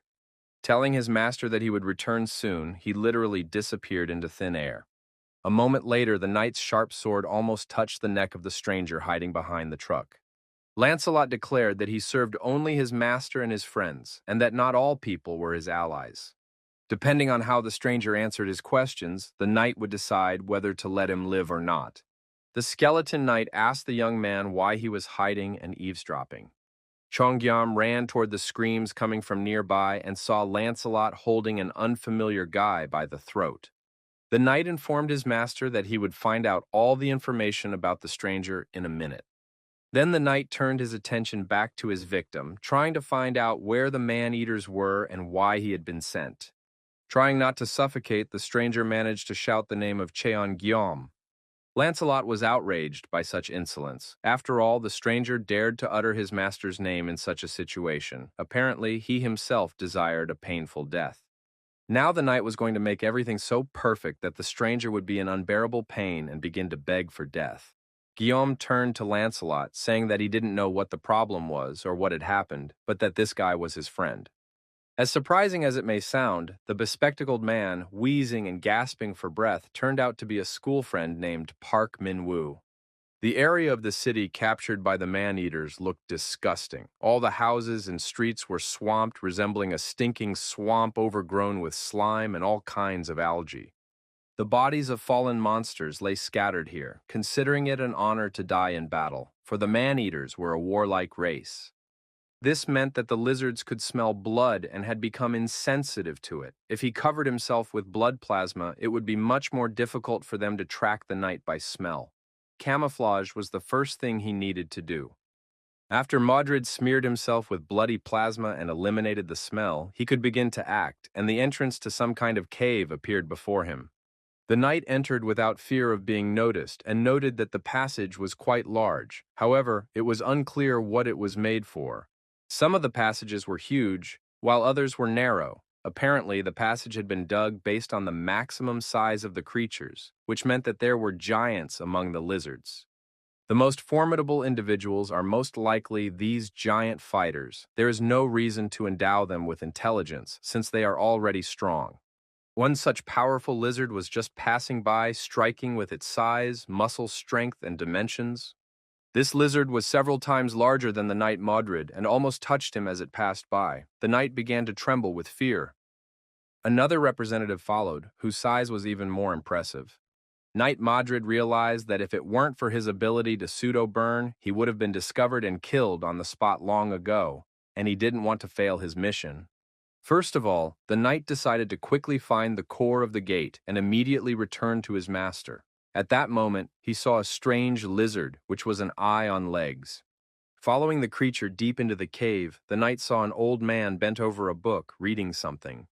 He rudely chased the monster away, calling it dirty and accusing it of interfering with his magic studies. If the creature did not calm down, the man would be forced to lock it up. But then a voice spoke up, saying that the old man's words were annoying. After all, he must not forget the agreement. The voice reminded him that he had promised to protect the core of the gate, but had not promised to entertain everyone. Sul'Jen remarked that instead of worrying about the core, it would be better to think about his fallen subordinates. The voice replied that Sul'Jen used to be an arcane mage, but now he was an outcast and completely dependent on the lizards. The huge yellow eye belonging to the giant lizard told the old man to know his place if he didn't want to die a painful death, when the lizard would cut off his limbs one by one and leave them to dry in the sun. Sul'Jen immediately backed down and said that he had been too hasty and that there was no need to resort to such cruelty. Knight Modred tried to remember everything. He realized that the man was a former arcane mage named Sul'Jen. He needed to find out what connection the old man had to the lizard men, why he was guarding the gate core, and who was talking to him. Knight Modred was so absorbed in analyzing the situation, trying to understand who was related to whom and in what way, that he did not notice a giant lizard appear next to him. He realized that the voice of the talking lizard belonged to someone very large, and that the passage had probably been dug for him. If that was the case, the humans could be in big trouble. But at that moment, the knight felt something touch his leg, even though he saw no danger. At that moment, the long tongue of the chameleon lizard licked Modred and removed almost all of the bloody plasma from his body. Sul'Jen immediately sensed that a spy was hiding nearby and clenched a bundle in his hand, pointing it toward the threat. It was a magic projectile that struck the knight Modred. The boy with glasses turned to his friend, saying that he had a funny uniform, which he probably found in the trash. The boys picked on each other, teasing each other about their clothes and glasses. Another said that the boy smelled bad and that from now on it wasn't worth talking to him. The first semester at the new school began with fights and brawls. The bespectacled boy did not lose heart. Plugging his nose with a napkin to stop the bleeding, he quietly played his board games.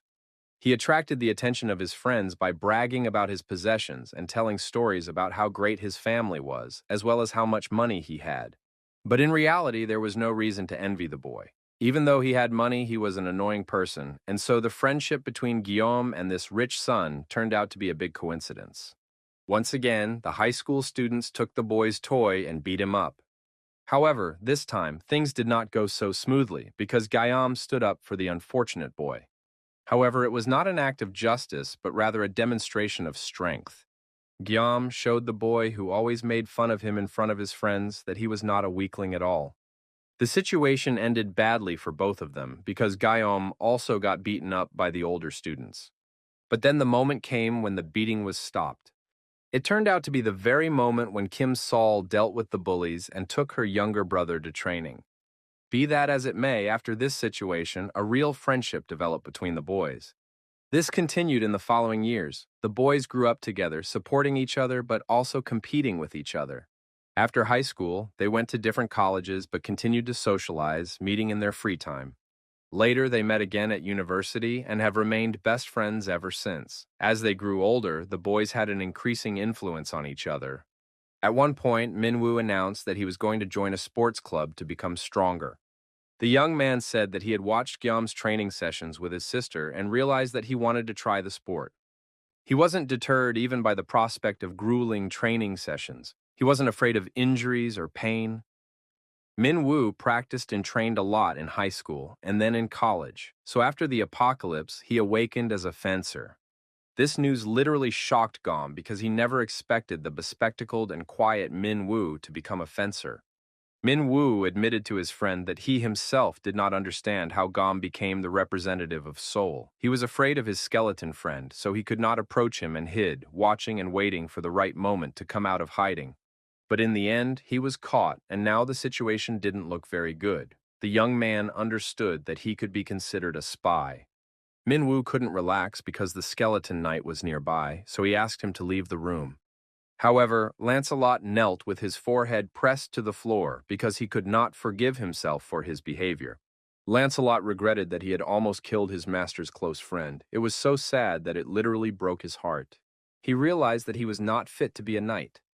The boys guessed that Kim Sol was involved, who most likely brainwashed the unfortunate skeleton. Jonggyom suggested that his friend's mother move to the subspace because now they had the ability and opportunity to do so. They could make sure that their loved ones were always safe. Minwoo hoped that his mother was all right. He had not been in touch with her for a very long time. The woman lived alone in an area that had been taken over and swamped by man-eating lizards. She hadn't left her home for many days and had been eating only canned food, trying to stretch out her water supply so she wouldn't die of thirst. Suddenly, her ears caught a sound outside the window, and to her horror, the woman saw a huge skeleton knight standing on the windowsill. The skeleton knight introduced himself, saying his name was Lancelot and that he was the commander of the Knights of Camelot, loyally serving his noble lord Kim Jong-gu. The knight asked if the woman was Mrs. Baek, Minwoo's mother. If so, the knight would take her to her son immediately so that they could both be safe. The story unfolded in such a way that shortly after the apocalypse began, Minwoo was separated from his mother by a transparent barrier due to an upcoming competition for territory. He voluntarily agreed to participate in the contest in order to see his mother again, but lost. The transparent barrier disappeared, but the territory went to the man-eaters, and Minwoo was unable to reach his mother. It should be explained that terraforming is the transfer of the environment from one dimension to another. It is not dangerous in itself, but it can be extremely difficult to reach people after it has taken place. Lancelot volunteered to carry out this task because he believed that in this way he could atone for his guilt towards his master and his best friend. This did not mean that the area was safe. The very fact of terraforming indicated that the area belonged to another dimension. That is why Lancelot, realizing that the risk was great and the mission difficult and dangerous, volunteered to prove himself a true knight. He wanted to atone for his past mistakes. As the knight was leaving with the woman in his arms, he heard someone running away with a wild scream. Soon, Lancelot encountered the knight Mordred, who said that they had better hurry and discuss the latest news later. Lancelot did not ask about the reason for this meeting and immediately turned around to survey the situation. He saw a crowd of monsters rapidly approaching them. They were lizards of various sizes and species, intent on capturing the strangers and preventing them from leaving. Lancelot realized that his friend, the knight Mordred, had been spotted on the mission and brought trouble upon them. In addition, the ghost knight had not had time to properly assess the situation and did not know the rank of the approaching lizards or how strong they were. Lancelot knew that if they did nothing, the lizards would catch up with them sooner or later. Among the group of pursuers, he noticed several types of lizards he had not seen before. Lancelot ordered his friend, the knight Mordred, to return to Seoul immediately, tell his master everything he had seen and learned, and carry out Lancelot's mission. With these words, Lancelot transferred the woman from his back to his friend's back and said that this was Mrs. Pack, the mother of his master's best friend, and she must be returned to the subspace safe and sound. Lancelot was going to delay the lizards and buy time for Mordred to safely reach his master.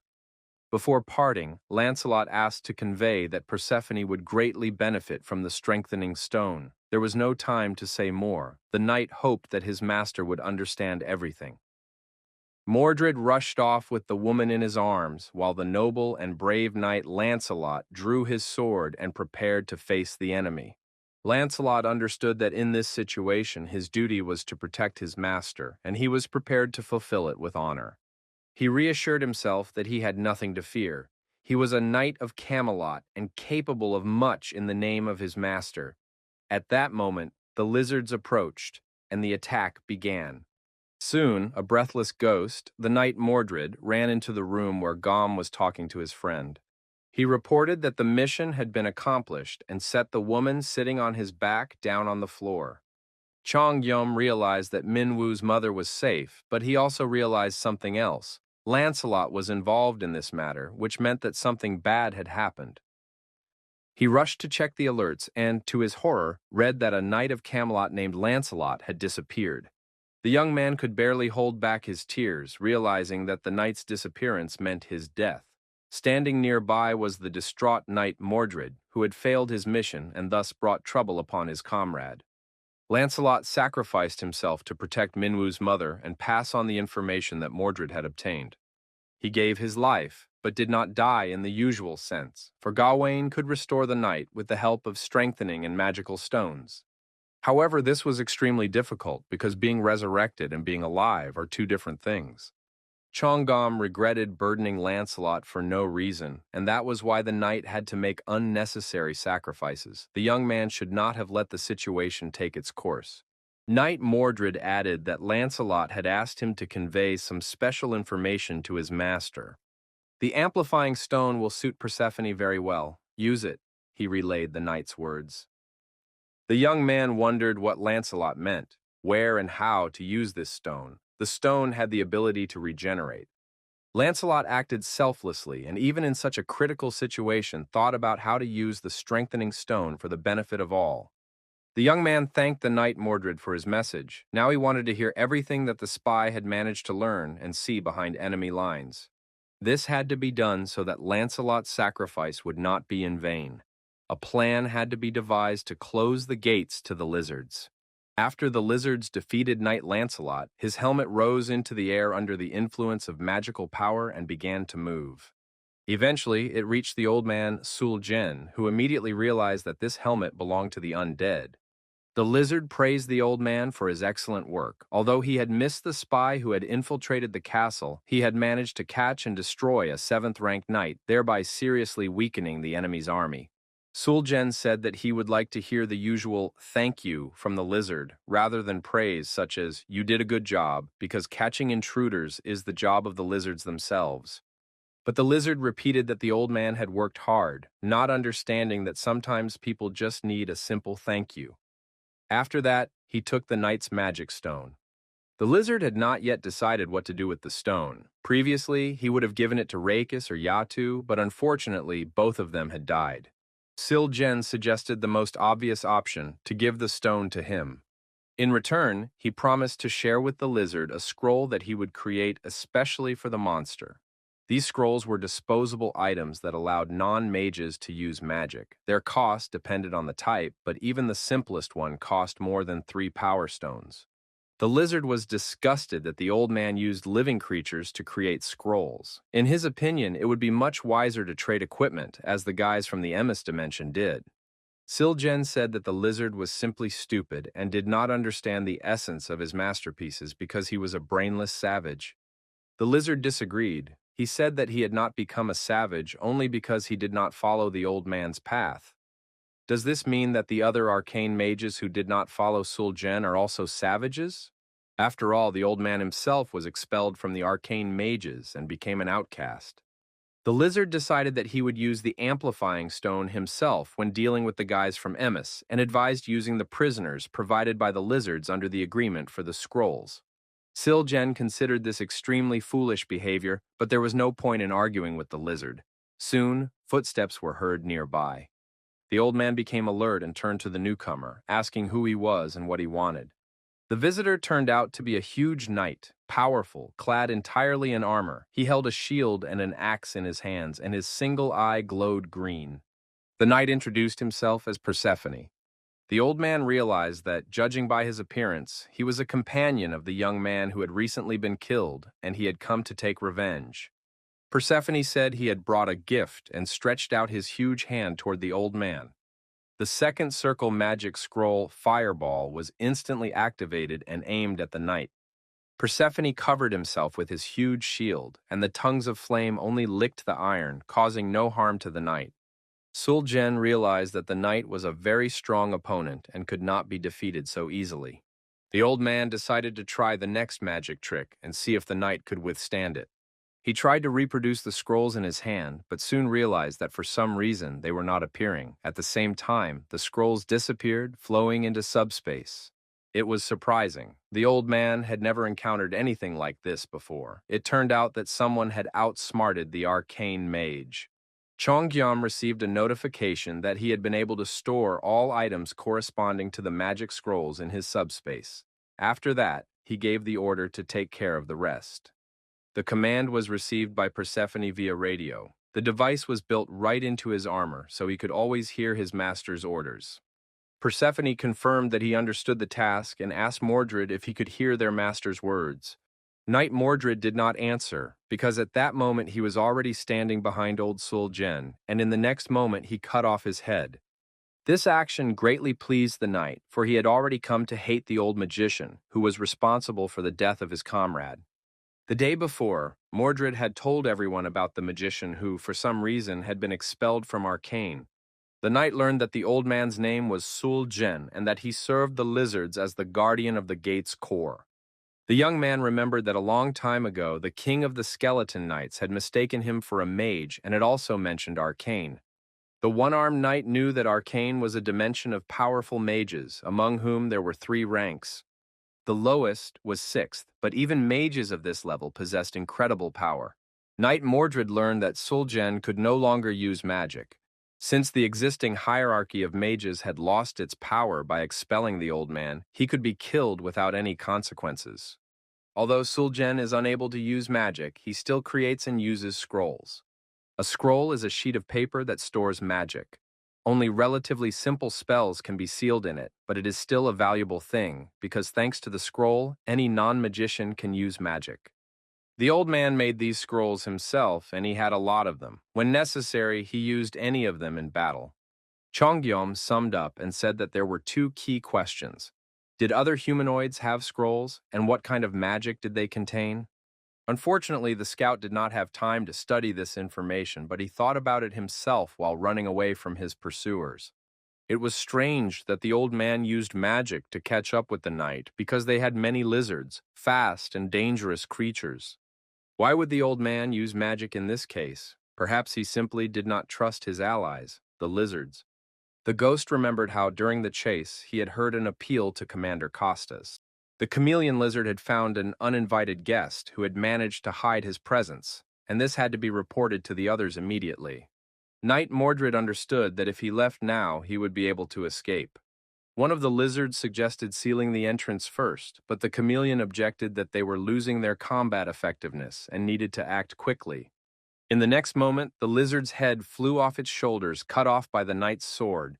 The knight knew that in order to gain a strategic advantage, he needed to obtain certain information, which is what he had been doing during his previous forays.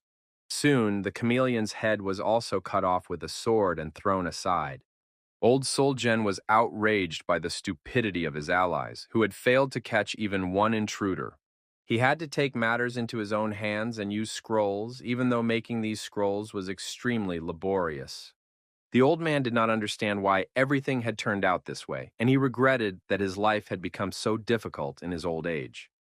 The most surprising thing was that the mage, Sul Jen, left the cave and personally rushed into pursuit. Thanks to this, it became possible to learn about him and the power of the man-eaters. However, the mage and the man-eaters seemed to have risked everything for this pursuit, resulting in the death of Captain Lancelot. Of course, Knight Mordred blamed himself, but that's life. His information proved extremely useful, otherwise no one would have known about the mage's existence. The knight risked his life for this information, so no one condemned him. Chonggyam believed that he had put too much pressure on his subordinates, but there was no point in these conversations. They had to decide how to close the gate and deal with the lizards. It turned out that the scrolls were very difficult to make, so they were used very sparingly. Apparently, this was why the mage did not share them with other lizardmen. The fact that Costas, a potential leader of the lizards, and the mage worked together to guard the core of the gate suggested that their main task was defense. However, despite the importance of the mission, the old man left the cave and went in pursuit.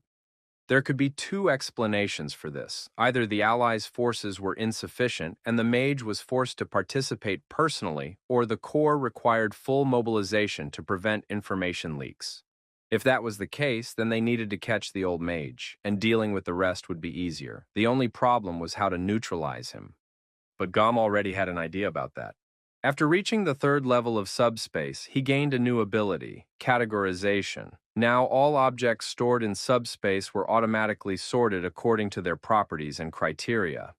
The young man could not create new categories or change old ones, and objects that did not fit simply did not fit into his space. Once, he managed to steal the sacred spear of Rakis because this weapon fell under the category of building materials of a mesa. Now, having reached the fourth level of the subspace, he could create new categories and suggested making a separate one for scrolls. Pax's classification skills had already reached a high level of perfection, so finding everything hidden in the cave was not difficult. An assault team was sent to the cave along with Kim Sol. She was accompanied by a new skeleton knight named Parsifal, whom Lancelot had recommended to be restored. Parsifal welcomed his new partner and said he hoped they would work well together. However, Kim Sol did not even have time to prove herself, despite the fact that Parsifal soon became covered in barnacles and algae. Kim Sol went into subspace so as not to interfere. In fact, her brother forcibly placed her there, concerned for her safety. The lizards realized that their territory had been invaded, and one of them rushed to report this to Sul Jen.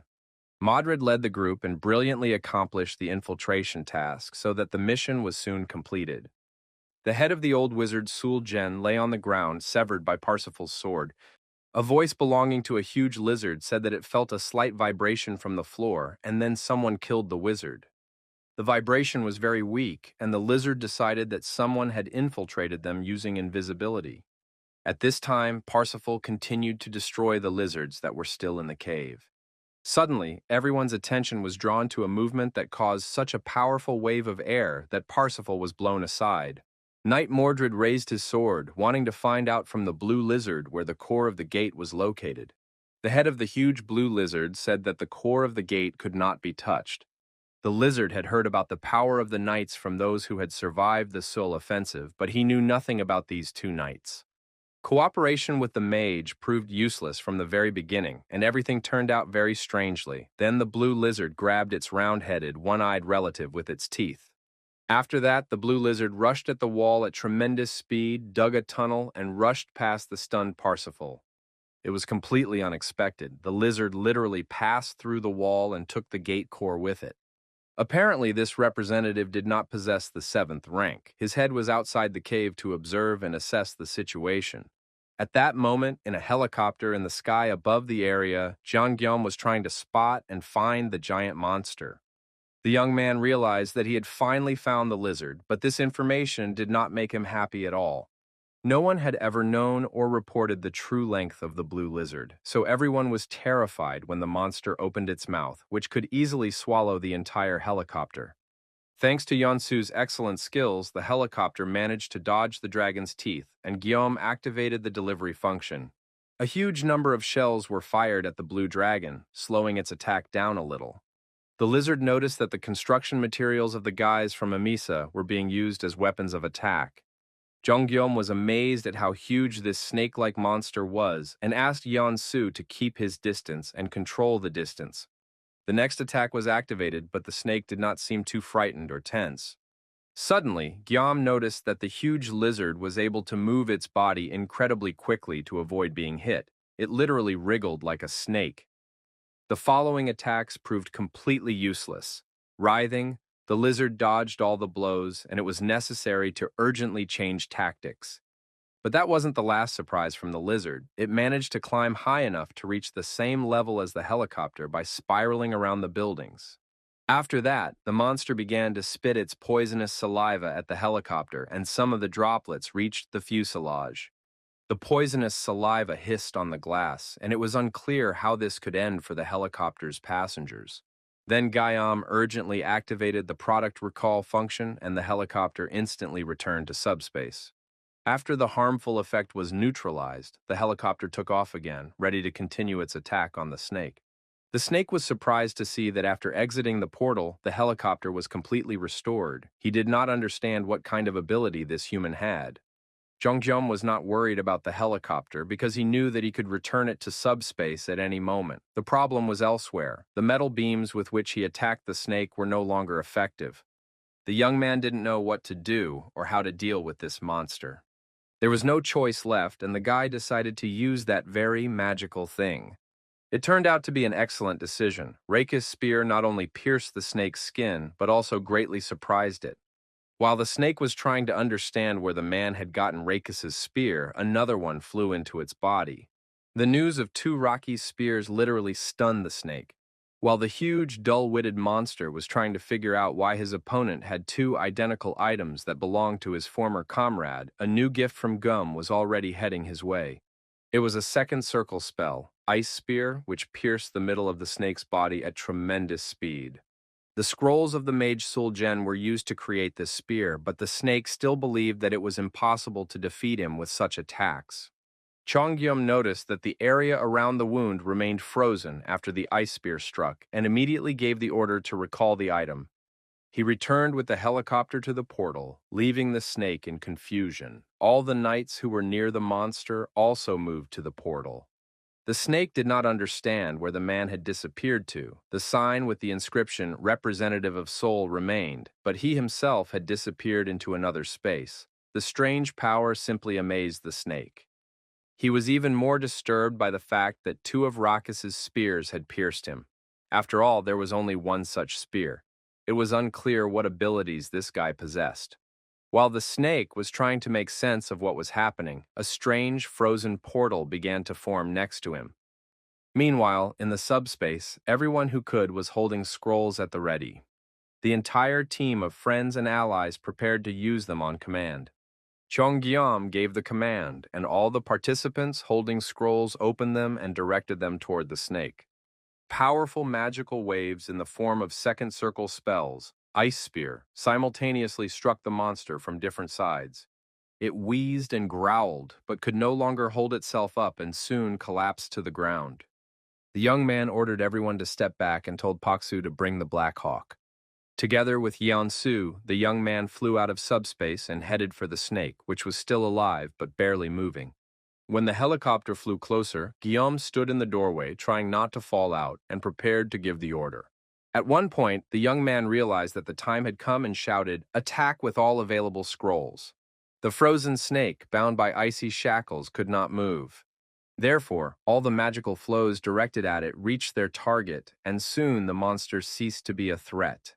Chongyom wanted to ask the snake only one thing. Why were the lizards so worried about the invasion? He was interested in why the reptile's desire to conquer the planet was so great. The snake admitted that there was simply no other option for invasion. It's hard to believe, but the dimension of Earth is very close, and when the time comes, humans themselves will begin to hunt for other dimensions. That's just how the universe works.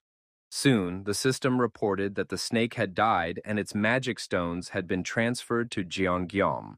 The young man tried to understand what the snake meant when it claimed that invasion was the only way the system worked. At that moment, the knight Mordred reported that the main enemy was dead, but the core of the gate was still intact. He had seen the snake swallow the core of the gate before breaking through the ground. It seemed he had done so to protect it. It turned out that the core was now inside the serpent's carcass, and it had to be opened. Knight Mordred told his master not to worry about the core of the gate and left in an unknown direction, leaving the young man alone. The Knights of Camelot held a small meeting, during which they recalled that in their native space they had once been involved in cutting up similar carcasses. Now their goal was to find the core of the gate and destroy it so that the lizards could never reach Earth again. Therefore, without hesitation, the knights rushed into the monster's mouth to get inside. While the knights were busy with their mission, Guillaume noticed that the slime and algae were gradually dissolving and the terraforming was returning to its original state. A few minutes later, the knight Mordred emerged from the throat of the slain lizard. It happened so quickly that the young man was once again amazed at the speed of the knights. In his hand, the knight held an unexpected find that they had discovered while searching for the core of the gate in the lizard's stomach. It turned out to be 3 magic stones with a strengthening effect. If you add ordinary magic stones to them, you can restore Lancelot. Of course, the young man immediately fulfilled this condition, and soon his close friend, the knight Lancelot, stood before his master again and swore to serve him loyally until his death. Soon, the core of the gate was destroyed, and the dimension of Sabros lost its power over the territory forever. The algae retreated, freeing the land from their presence. The knights left the interior of the lizard and watched with admiration the changes that began on Earth after the mission was completed. Cheonggyeom sincerely thanked Lancelot for his selflessness and said that all this was only possible thanks to the knight. Lancelot was touched by his master's words and replied that he was only doing his duty as any knight in his place would have done. It is always difficult to do one's duty, and it is even more difficult to do it well, so Guillaume simply thanked his assistant from the bottom of his heart. In turn, the knight thanked his master for the honor he had bestowed upon him and for restoring him to his former glory. Suddenly, the sound of approaching helicopters caught their attention. Several machines appeared over the city. As was already known, in Korea, only the city of Incheon lost the competition, and the territory went to representatives of other dimensions. However, now that the city had been returned, all the monsters that had tried to capture the country had been destroyed. This did not mean that it was completely safe, as primitive monsters such as orcs, wyverns, and others still existed. It would take a long time to get rid of them completely and rebuild the country. Finally, the helicopter landed, and Lieutenant General Yu, who usually appeared after the end of missions to express his support and inform that he was ready to come to the rescue at any moment, got out. He announced that additional helicopters with supplies would arrive and expressed his willingness to restore order. However, the question remained open as to what to do with the huge carcass of the lizard and how to dispose of it. In Guillaume's subspace, it was festive, noisy, and delicious. Everyone gathered to celebrate the end of the country's cleanup and to socialize with each other. While the men were busy liberating Incheon, the older sister cured Minwoo's mother, who had been feeling unwell after a long period of occupation. In turn, the woman wanted to somehow thank the people who had saved her life and moved her to such a safe place. She said she had a friend who was a chef, and if the ingredients in the subspace were not limited, he would be happy to prepare a real feast for everyone. The chef gladly accepted the invitation, as he had not been able to do what he loved for a long time. Food supplies throughout the country were extremely limited. The man considered it a blessing and prepared a sea of delicious food. Kim Sol happily devoured one portion after another because she had expended a lot of energy fighting the lizards. The subspace was filled with the atmosphere of a friendly restaurant. Everyone sat in groups according to their interests, and the festive feast lasted a long time. Only the older brother's wife seemed unhappy with the celebration because she was feeling unwell. Lately, she had been constantly nauseous and weak. The woman feared that she had contracted some kind of virus from the aliens. But it turned out to be much simpler. She was showing early symptoms of pregnancy. This meant that soon a new child would appear in the subspace, and Jeongyeom would become an uncle. The celebration flared up with renewed vigor. Now there was another reason to rejoice in life. But suddenly, Lieutenant Colonel Park called the young man in for a talk. A radio message had come from the chief of the operational headquarters. It turned out that terraforming was continuing. In neighboring countries, China and Japan, the competitions were not as successful, and part of their land went to other dimensions. Terraforming was taking place on a large scale there, and its consequences began to reach Korea. The details varied from country to country, but soon Korea would begin to suffer from toxic gases coming out of Beijing and poisonous water coming from Japan. The problem was approaching from two sides and could cause significant damage. However, that was not the worst of it. The greatest danger came from giant beetles. Although the toxic atmosphere of gases from Beijing had not yet spread, the insects were already approaching. The giant insects began to appear, which meant that the gases would follow them. It was only a matter of time. The gates to Beijing had to be closed urgently. The military planned to send troops there, but of course, this problem could not be solved by their forces alone. The young man did not wait for them to persuade him, and declared that if they did not act quickly and decisively, the entire Korean peninsula would soon turn into hell. Gyum was worried that simply going straight to China without an invitation could cause diplomatic problems. However, he was reassured that there was no need to worry. Jeongyeom could not allow his nephew to be born into a world where giant insects polluted the air and spread poison. It was time to restore normality and order to Earth. The young man checked the parameters of his subspace and strengthened its defenses so that it could withstand the effects of gases and poisons if necessary. After that, he installed new portals in the necessary places. They were different from the ones he had before. Each of these portals was fixed in place and could not be moved. The portals themselves had no physical strength, so it was impossible to use them as walls. However, those who were allowed to pass could move through subspace, avoiding enemy attacks. Now it was possible to enter and exit the subspace to obtain the necessary items, an incredible ability, almost like cheating. Minwoo watched with admiration as his friend prepared to travel to China and then Japan to close the gates there. The young man was gradually rising to the world stage, all thanks to his unique ability. Minwoo wanted to remind his friend that he was always ready to join him if he ever needed his fencing skills. The friends said goodbye, and the helicopter with Jeongyeom and Yeon-soo set off again to help people. At Incheon International Airport, there was only one plane which a mechanic was repairing. His name was James. The man was informed that the people heading to China on the orders of the Joint Chiefs of Staff had already arrived, and he wanted the plane to be ready for a long flight. Captain Pak Chol-won welcomed the guests and said he was happy to meet Guillaume in person and would do his utmost to help. He explained that he had learned about the upcoming flight that morning, so the team immediately began preparing the plane for the flight to China. The government provided Guillaume with an aircraft that could fly almost twice as fast as the Black Hawk, so getting to Beijing would now be much easier. It was a transport plane with a compartment for special forces, just like in spy movies. However, the captain admitted that the modifications were not yet complete and asked to wait a little before starting preparations for departure. The fact is that collisions or monster attacks are possible on the way to China, so the mechanic was rebuilding the plane to give it at least minimal defensive capabilities. But there was no need to worry. The technician assured them that the wait would not be long and that everyone would soon be able to set off. What surprised the guys most was that this complex modification was done by just one person. Technician James was quite unusual. It seemed that the work was complete, and a handsome, strong man, covered in fuel oil and dust, walked away from the plane toward Guillaume. After the men got acquainted, James began to talk enthusiastically about the plane. There was almost no visible difference on the outside, because he had only worked on the lower part of the fuselage. According to him, flying monsters were unlikely to attack from the side at the speed of a transport plane, so the main focus should be on protecting the lower part of the fuselage. Chongyam listened attentively to the mechanic, who turned out to be awakened with abilities. In his hands was a magic stone that served to translate spoken language.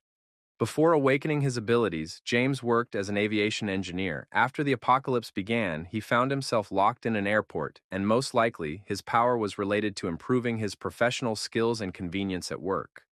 However, this man proved himself to be an extraordinary engineer, as he was able to create powerful defenses and think through various options for their use.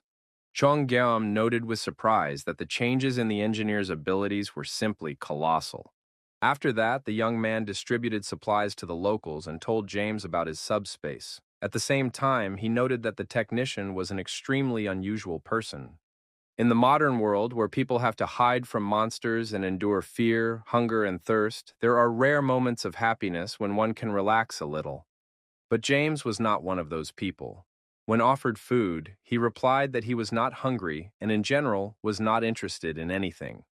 There was only one thing in the whole world that could really interest James, and that was mechanisms. When the man noticed the fax machines and drones in the subspace, he literally froze, completely immersed in studying the unfamiliar devices. The mechanic refused food but showed genuine interest in technology. This guy was a real fanatic. In this respect, he reminded Guillaume himself. Chong Guillaume only had a rough idea of James's abilities, but he already had an overwhelming desire to recruit the mechanic to his team. His subspace contained endless materials and an entire laboratory, everything an engineer could dream of. So Guillaume didn't hesitate and offered the man to join him. He explained that he helped people, freed territories from monsters, distributed food and essential items, and owned many machines. The mechanic could use any machinery, be safe, and help defeat monsters. However, James refused, saying that they had only met today and hadn't really talked, so he couldn't trust the young man yet. This sounded quite logical, and Guillaume explained that he had offered cooperation only because James's abilities perfectly complemented his own. But if that was the case, they could say goodbye for now. However, James spoke again. He admitted that he was surprised that someone was actually interested in his abilities, and if that was the case, he was willing to participate, but on one condition. The man wanted to accompany Guillaume on his entire journey and asked to be taken with him if he ever planned a trip to America. Although the journey to America was a long one, it already sounded like a plan, and Guillaume decided to agree, hoping to figure out the reason for such a request later. The young man was surprised by James's desire to go to America, and he decided that perhaps he was going there because of his family. However, it turned out that the mechanic had no family. He just wanted to get to one specific place and thought it would be safer with Guillaume. The young man immediately said that such a trip was possible in principle, but it was difficult to make predictions at this stage, because after the Chinese mission they would have to go to Japan. Mechanic James assured him that he would not insist and was willing to wait until circumstances were favorable. After that, Guillaume invited him to visit the subspace. It was hard to imagine what could impress James more than the technical park of the subspace. Chong Guillaume said that all these machines were now at Mr. James's complete disposal. He could take them apart and put them back together in any combination he wished. After that, the young man left the mechanic, who was so amazed by what he had seen that he could neither move nor utter a word. James was stunned by the amount of equipment at his disposal, as well as by Chong Guillaume's abilities. The mechanic even regretted not joining the young man right away when he was distributing food to the locals. He had lost so much precious time. But soon James realized what he was capable of. In a short time, the huge transport plane was converted and equipped with new mechanisms. The trip to China began. At that time, China was gradually being taken over by giant insects. These creatures filled the streets and houses in huge numbers, destroying everything in their path. In addition, battles were taking place between the insects themselves. The stronger ones ate the weaker ones. Chong Guillaume realized that the man-eating lizards they had encountered before were almost intelligent compared to these creatures. At least they did not devour each other. The plane landed among the insects. The young man opened the portal and hid the plane so that the creatures would not damage the fuselage, and Lancelot went out into the street. He surveyed the situation and reported that it was necessary to put on gas masks. The insects were emitting poisonous gas. The young man understood perfectly well that the toxic atmosphere was dangerous in itself, and that dealing with the insects themselves was even more difficult.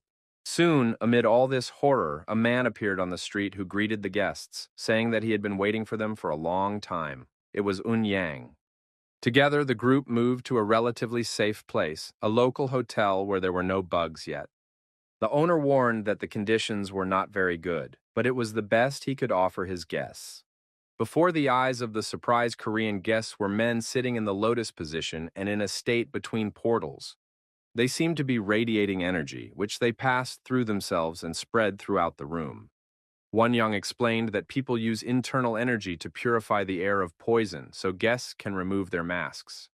The ability to use internal energy is given to those who have awakened from Marima. In different parts of China, there are martial arts schools that have maintained their traditions since ancient times.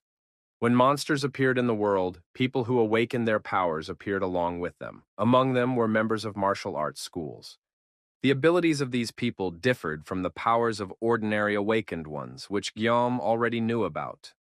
Those awakened from the world of martial arts use an unknown energy called internal energy. They control this energy at will, with their own unique personalities, and their abilities are simply outstanding. Therefore, the Chinese government, quickly recognizing their power, gathered the awakened ones from the world of Marima and demanded that they destroy the monsters. The leader of these warriors was a man known as the Cloud Sword of the Red River, Yang. However, they were only one group of awakened ones, and not all representatives of Marima were like them. In any case, the Chinese government called on the people to defeat the monsters, but the problem was in the competition. Two were held in Beijing. The winner was a region called Beelzebub, and the awakened lost because they lacked information about their opponents. The aliens emitted a toxic gas that proved to be extremely dangerous. Ordinary awakened people and Chinese army soldiers did not know how to use their inner energy and died instantly. The awakened people of Marima could make the air non-toxic, but the energy expended on detoxification was so great that it became impossible to fight. Eventually, the gates opened and insects poured into the streets of Beijing, their numbers increasing exponentially. Wang Yang reported that detoxification constantly consumed internal energy, and the longer it lasted, the worse it became for the awakened, because they needed to breathe fresh air, accumulate energy, and use it again. In addition, toxic gases continued to spread, so there was very little time left. Chong Guillaume asked if the awakened ones felt a surge of strength in the fresh air, because he already had a brilliant idea. Yang confirmed his guess, and the young man briefly went into subspace to come up with a solution. Guillaume found air from Mount Chirisan preserved in jars. He estimated how much he would need and how he could use the laboratory's capabilities to extract the contents of the jars. With this, he could create a layer of air, and when the air masses accumulated in layers and became the size of a giant rock, he could register the mass as a commodity. If he released the registered air masses among the Marima masters and set everything up so that the air was supplied automatically at 1-second intervals, then the air currents rushing through the hotel rooms began to saturate everyone with oxygen. People were already in serious condition due to lack of oxygen and were struggling to breathe clean air. Those who had awakened could not believe what was happening, deciding that they had gone mad or died. Soon, their bodies were saturated with oxygen, and they were able to breathe calmly without wasting their internal energy on purifying the air. Yang realized that the portals were the power of the Gyoma, with which he had accomplished the task. After all, initially, asking the Korean military for help seemed like a waste of time. Without knowing how to use internal energy, the dirty air would prevent a person from exploring the area, and insects would multiply faster than they could be destroyed. Yang asked for help, grasping at straws, thinking he would be refused. He honestly told them about the bugs and the poisonous gas, but in response he heard that Kim Jong-gyum would be happy to help.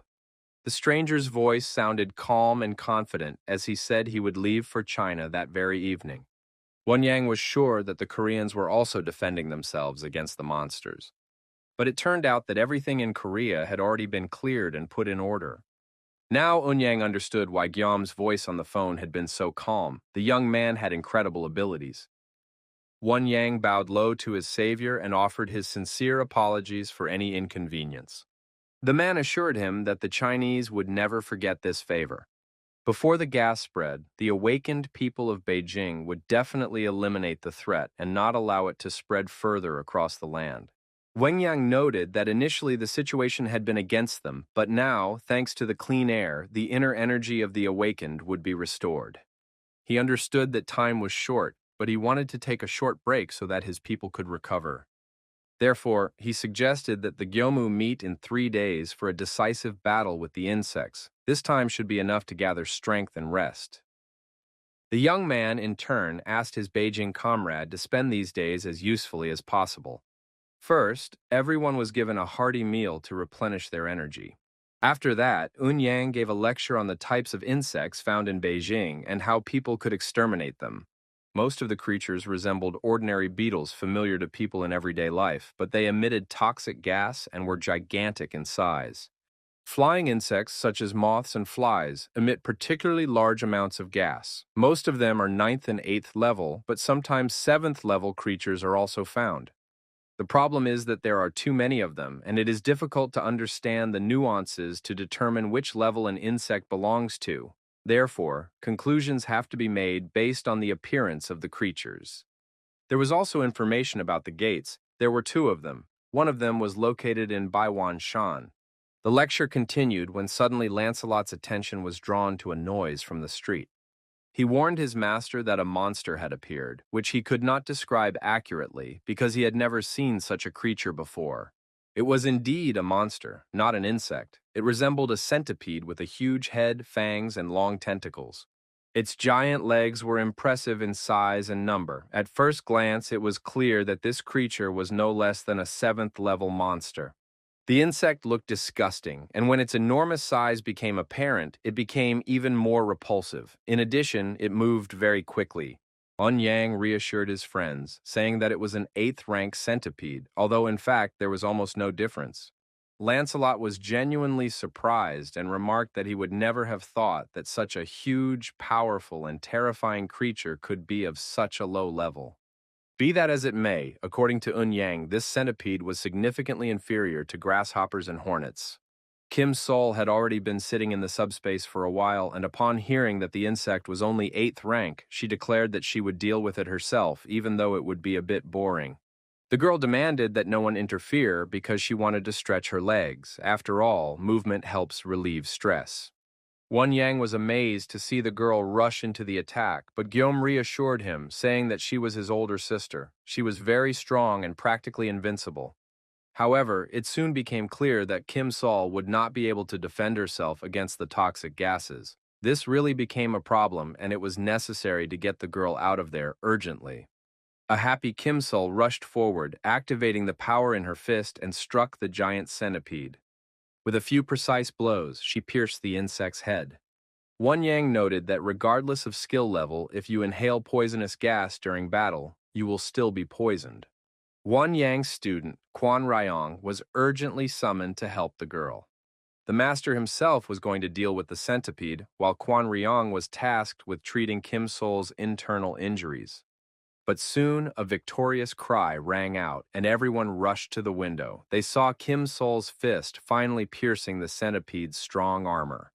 The girl destroyed the monster but found herself covered in the foul liquid flowing from its body. The Chinese representatives were shocked by what they saw. They did not understand how a person who did not possess inner energy could defeat the monster so quickly. Wang Yang suggested that the girl possessed the body of a heavenly warrior, but in the next moment, the victor fell near the defeated monster, having inhaled the gas. It was necessary to urgently treat her internal injuries. Later, the lecture continued, and Yang talked about breaking through the gates of the beetles and other features of their appearance. In conclusion, it could be said that the polluted atmosphere makes movement difficult. There are too many insects, and it is impossible to catch them one by one. The rescuers have a maximum of 3 days to close the gate. Therefore, in order to destroy the core of the gate, it is necessary to avoid collisions with insects as much as possible and break through to the mountain where it is located. Of course, this will be difficult because as you approach the gate, the insects become stronger and more aggressive. It's a little reckless and daring, but at the moment, it's the best plan possible, so you need to master some techniques as quickly as possible. At this time, Kim Sol returned and continued to listen to the lecture, where they promised to show the skills possessed by the Beijing awakened ones. However, Eun-yang wanted to assess the abilities of the guests and suggested a duel. He said that Kim Sol could learn the essence of fist fighting from his student, and if she mastered the correct technique, she would surely succeed. Kim Sol thanked him for the offer and said that she appreciated their desire to teach her, but she did not think it was necessary. Kwan Ryong stated that in order to close the gate, everyone would have to use their strength to the maximum. The girl greatly respected her opponent, but admitted that she was second only to Master Eun-yan in strength.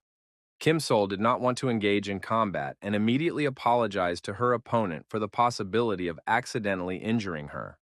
The battle began and Kim Sol rushed into the attack. A little time passed, but the girls were evenly matched in skill. Soon, Eun-yang suggested that Kim Sol focus on fencing. This happened to be his specialty, and he was ready to teach Gyoma. The young man refused but said he had a friend who loved swords. Soon, Min Woo was already receiving fencing lessons from the master. Although Koreans could not control their internal energy, they were able to adapt the techniques to themselves, which greatly expanded their arsenal. Kim Sol learned very quickly, and it seemed as if she had been born among warriors. It seemed as if there was a special connection between the girl and the Beijing masters, and they, in turn, tried to take their internal strength to a new level by mastering new techniques. Min Woo also improved his fencing skills and became stronger. Jung Gyum couldn't sit idly by, and with the help of magic stones, began to create weapons capable of effectively fighting beetles. As his subspace grew stronger, Guillaume's arsenal expanded, and he was able to create an electric trap to destroy insects.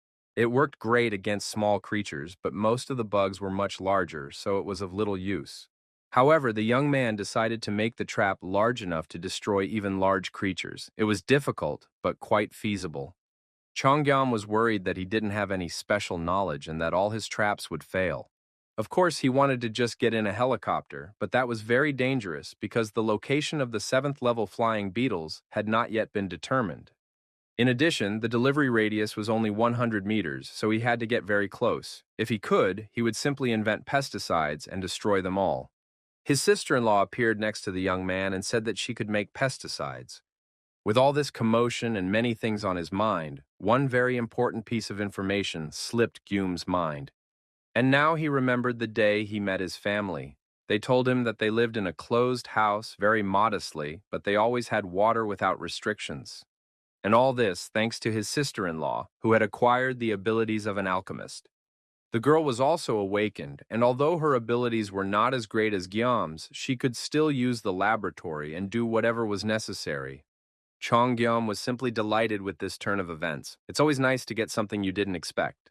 His sister-in-law immediately got down to business and tried to figure out what kind of pesticide needed to be created. It had to be a super powerful insecticide capable of destroying any creature. The streets of Beijing were in a deplorable state. Everything was saturated with terrible gases, and only vile insects scurried among the ruins of the city. They were calmly enjoying eating each other when suddenly their attention was drawn to some movement. Unknown people on motorcycles raced through the city at tremendous speed, skeletons, knights, and the awakened. 3 days flew by in an instant, and despite the short preparation time, the people were in excellent physical shape, better than ever before. The pure energy emanating from the core and the strong sense of balance provided by blood circulation were all they needed to perform well, and all this was thanks to Jian Gyom. It was unclear how to repay the Far Ones for such help, but now the first step toward that was to rid the city of parasites. All the previous work of the awakened warriors of Marima was carried out with the support of their Korean friends. It was time for them to step up and fight the insects themselves. The warriors were preparing to give their all and destroy this vile breed of insects without leaving a trace, as they were rapidly approaching the people. At least that was Eun-yang's original plan. But the chemical laboratory in the subspace was working non-stop, and a unique pesticide had been created, which was now ready to be tested in practice. When the substance came into contact with the insects' bodies, they immediately began to show signs of poisoning. While the warriors worked on their internal energy, Guillaume created a liquid that killed insects. And now all that remained was to observe the result. The substance proved to be incredibly effective and worked perfectly against insects of all sizes and species. The daughter-in-law really liked the hologram of the subspace laboratory. It was convenient for her to use it to create a new chemical. Thanks to this convenience, she tried to create different combinations, believing that it might come in handy, so now she had a lot of different compositions. Of course, the girl had not yet created anything too strong, but fortunately, the pesticides were fairly easy to prepare. The girl created a wonderful remedy that was completely harmless to the human body, had no smell, but possessed incredible lethal power.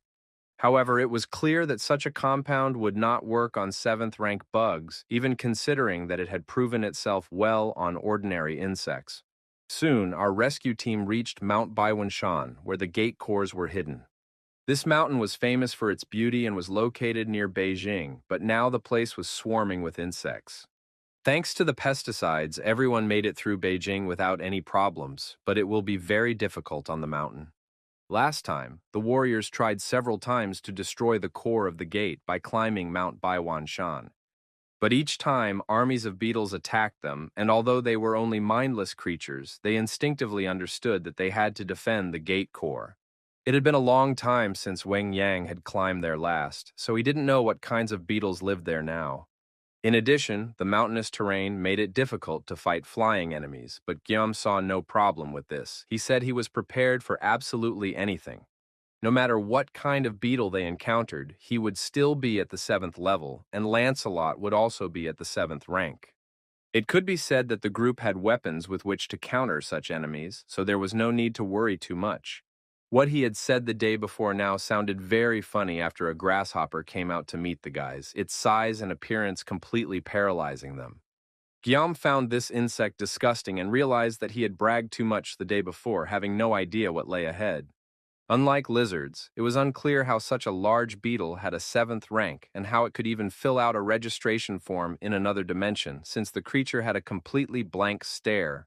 Most likely, it had received this level by pure chance, and now, apart from its enormous strength, had nothing to offer its opponents.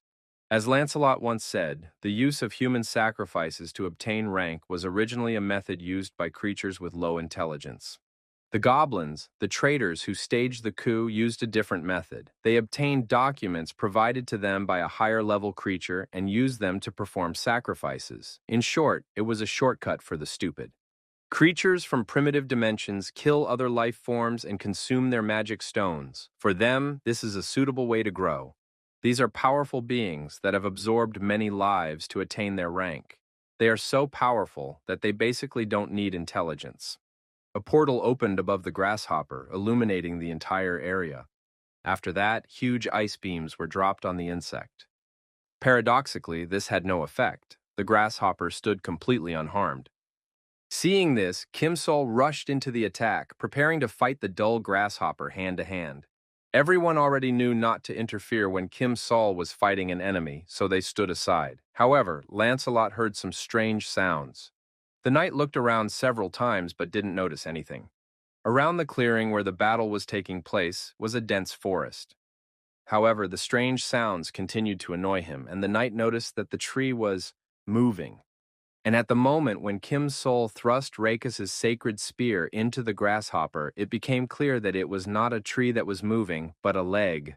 Soon, a giant spider emerged from the forest and approached the scene of the battle. It was several times larger than the grasshopper. People looked like fleas next to it. Chongyam had never encountered such a huge monster before. Lancelot turned to him and said that they needed to climb onto the spider's back because it couldn't reach its back with its legs. It turned out that this would be a safe place for everyone. And once they reached the spider's back, they would be able to regroup and come up with a plan of action. Lancelot once again proved his indispensability. Hearing the order, everyone rushed to climb onto the giant spider's back without further ado. The awakened inhabitants of Beijing activated their ability to walk on air. Soon, the whole group was settled on the spider's head, which was not only huge but also soft, comfortable, and most importantly, safe. Chongyam wanted to know if it was worth using Rakus' spear and focusing on the attack. Maybe it would work on the spider. Kim Sol said that the grasshopper's shell was incredibly hard, and she couldn't pierce it with her spear. The discussion continued. His comrades tried to come up with the best strategy, while the dull-witted grasshopper noticed them and stared at them with a look full of desire to devour them. Having had its fill of watching the people, the grasshopper pushed off from the ground with its hind legs. While this monster was flying towards the spider it was about to jump on, the liberators retreated and climbed down from the spider's head. This happened just in time, because the grasshopper was about to land on the hairy spider's head. The grasshopper, of course, was going to attack the people it loved to eat so much, but they managed to react and escape from the spider's head. And the grasshopper, at full speed, sank its jaws into the spider's head and began to devour it. Soon the monster got into the swing of things and ate its fellow creature's brain. It turned out that the grasshopper devoured the spider in front of the astonished people. They realized that there are no allies among insects. They are unable to distinguish friend from foe. They are not smart enough to understand who is an ally and who is an enemy, so they attack first and think later. And since that was the case, John Guillaume suggested climbing onto the grasshopper's back to perform the trick again. Taking advantage of the fact that the area was dusty and visibility was poor, the comrades rushed to the grasshopper and climbed onto its back. The grasshopper's back turned out to be not as comfortable as the spider's head. It was covered with sharp spikes. The grasshopper froze, and a brief thought flashed in its eyes. It seemed to realize that it had just eaten its friend. It didn't seem like it had noticed the people climbing onto its back, but for some reason, the insect didn't move, which seemed strange. Chongyam decided that they could take a short break and wait. They only needed to destroy the core of the gate, and then the insects would disappear on their own, returning to their original dimension. The young man suggested waiting for the right moment, and when they were near the core, jumping to the ground and destroying it. But then the grasshopper suddenly realized that he could jump and began to move. It was very difficult for the people to stay on his back during the jumps. The shaking made them nauseous. Chongyam was already beginning to doubt the wisdom of climbing onto the grasshopper's back when his thoughts were interrupted by the sound of a helicopter. However, there was no helicopter in sight. A huge bee was flying towards them. The bee was not easy to deal with. The flying insect was larger than the grasshopper. In addition, a huge stinger filled with poison glowed at the end of its abdomen. The bee extended its stinger and rushed to attack the grasshopper. But the grasshopper was no pushover and, to everyone's surprise, attacked the bee first, apparently sensing the threat. Whatever the reason, it was impressive. The grasshopper bit the bee on the neck and then calmly continued to eat it, completely ignoring the people nearby. But then the bee twisted around and bit off the grasshopper's leg. He was so shocked that he froze in place and stopped killing her. After all, a lack of brains and low intelligence are very detrimental. With such physical abilities, the grasshopper could have destroyed other insects, but then something new caught Guillaume's eye. A portal appeared above the insects, and the young man urgently called his chief driver, Yeon-su. Guillaume, who possessed a brilliant mind, immediately came up with an idea and asked his friend if Yeon-su knew how to control beetles. A few minutes later, Yeon-su was already preparing to control the giant grasshopper. Ropes were attached to the grasshopper's antennae, and Yeon-su pulled them like reins. It was very risky, but Guillaume could hide everyone in subspace at any moment and thought it was worth trying to take control of the grasshopper. Yeon-su ordered everyone to hold on tight and pulled on the strings. The grasshopper was a little taken aback, but understood the signal the driver was giving him perfectly. So the dull-witted insect pounced on the bee and bit off its head. It was a small victory for the big grasshopper. But then the sound of a helicopter was heard again, and it turned out that a new guest was already on its way. It was a mole cricket. The grasshopper, guided by an excellent driver holding its antennae, quickly devoured it too. The next course at the giant grasshopper's dinner was a praying mantis. And for dessert, it was an ant. Making their way in this manner and using the grasshopper as the main exterminator of its fellow creatures, as well as destroying small insects along the way, the comrades gradually cleared the area. Thanks to the giant grasshopper and its excellent appetite, it became easier for people to cope with the situation. When they killed the grasshopper, they sincerely thanked it for its help and wished it a good night's sleep and sweet dreams. Lancelot believed that among the creatures of the 7th rank, very few could have dealt with the grasshopper, but they succeeded thanks to Yeon-su's help. Soon, the knight Mordred appeared and reported that the area had been completely cleared and there were no more bugs. However, they still had to remain vigilant because the main mission had not yet been accomplished. The gate cores had not been destroyed. Soon, Two portals belonging to insect-like creatures opened nearby, and the cores were located near them. All that remained was to split them open and thus close the gate. This honor fell to Yan, and he thanked everyone for the opportunity to avenge his fallen comrades with his sword. Everyone thought this was right, and that there was no need to thank him. Now the master had to finish the job himself. Yang said that he would never be able to honor the memory of all the souls of the tens of millions of people who had died. But now he was ready to end it all using his most powerful technique. The master raised his hands, gripping his sword, and prepared to deliver the final blow. It was the least he could do for all the dead, and with a loud cry, the master struck, leaving a downward trail. There was a powerful explosion that engulfed everything around the gate to other dimensions in flames. Everyone watched with interest as the gate and portal began to gradually fade away. Jongyam realized that the master was incredibly strong since he was able to deliver such a blow with a single movement. It was truly an amazing ability. Soon, something caught the young man's attention. He noticed that only one gate had disappeared. When the smoke cleared, everyone saw a paw belonging to someone unknown that covered the core of the gate. The smoke and soot gradually dissipated, and it became clear to everyone that this paw had 4 fingers with sharp claws at the ends. It was simply gigantic, monstrous in size. It remained to be seen who or what was protecting the core of the gate. As the smoke cleared, a huge, gigantic creature appeared before the people, covering the core with its paw.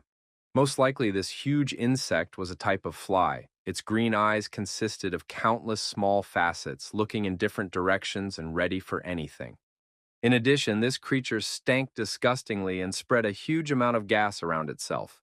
The young man realized that this creature was nauseating, so he immediately activated everything he had in his arsenal. However, the fly did not even move, despite all the various discharges and weapons aimed at it. Jongyom noticed that the spear that had killed the grasshopper had bounced off the fly. It became clear that it was not a 7th-level creature. This giant fly was at least 6th rank. Its eyes seemed to be communicating with each other, discussing the weapons flying past and preparing to devour those who smelled particularly delicious.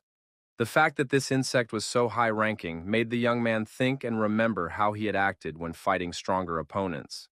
From the very beginning of his career, Jongyom regularly encountered dangerous creatures. Among them were not only monsters and lizards, but even skeletons. The young man was guided by a single principle at the time: use everything at his disposal and attack without stopping. There was nothing else left to do, and it was time to admit that there was no choice but to attack with all the strength the team had. Since they did not know what this monster was like in battle, it was decided to attack from a distance, from the portal, and Guillaume took care of this. But all the weapons they had bounced off the fly's body without causing any noticeable damage. At one point, the creature's head was almost completely engulfed in flames, and the humans began to hope for success. But soon the fire died down, and the fly decided that it was tired of it all and needed to get rid of the humans. After all, they were going to die anyway. Chongyum didn't know what to do. Perhaps he should have attacked harder. Something had to work. Lancelot intervened, saying that it was not worth fighting such a monster. They just needed to destroy the core of the gate, and then the giant fly would disappear and return to its original dimension. It was an excellent idea, because destroying the core was the main task for which the humans had ventured so far into the insect's territory. If the core was destroyed, all the bugs and toxic gases would return to their original dimension, just as had happened with the knights from Emis and the lizards from Sabros. Lancelot suggested distracting the fly with something, and as soon as the opportunity arose, destroying the core it was holding in its claws. Lancelot volunteered to distract the monster. Chongyom wondered how to attract the fly since it did not react to weapons at all. Perhaps it was necessary to give it something it liked. All insects react to electric shock repellents. The young man received a device from subspace that he had developed during his vacation.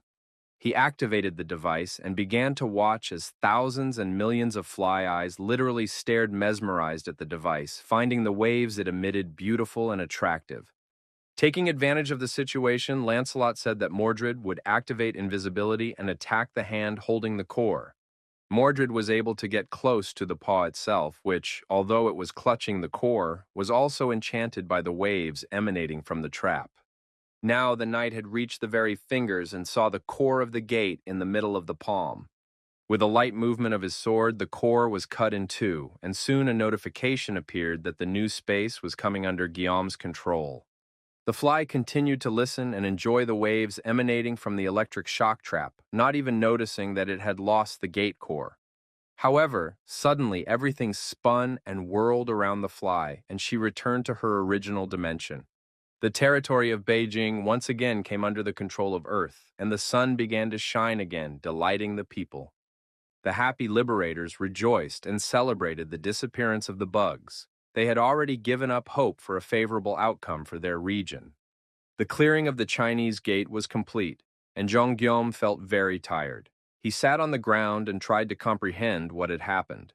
The young man experienced tremendous stress when he encountered the fly, and unable to do anything about it, at one point even wanted to escape into subspace and hide there.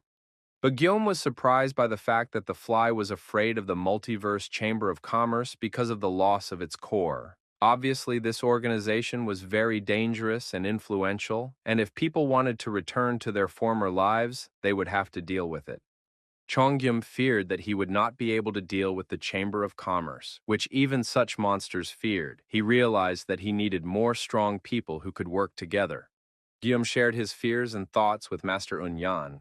This explained why the young man needed Chinese books on martial arts. The master had expected this, as he understood that Guillaume was going to copy the books.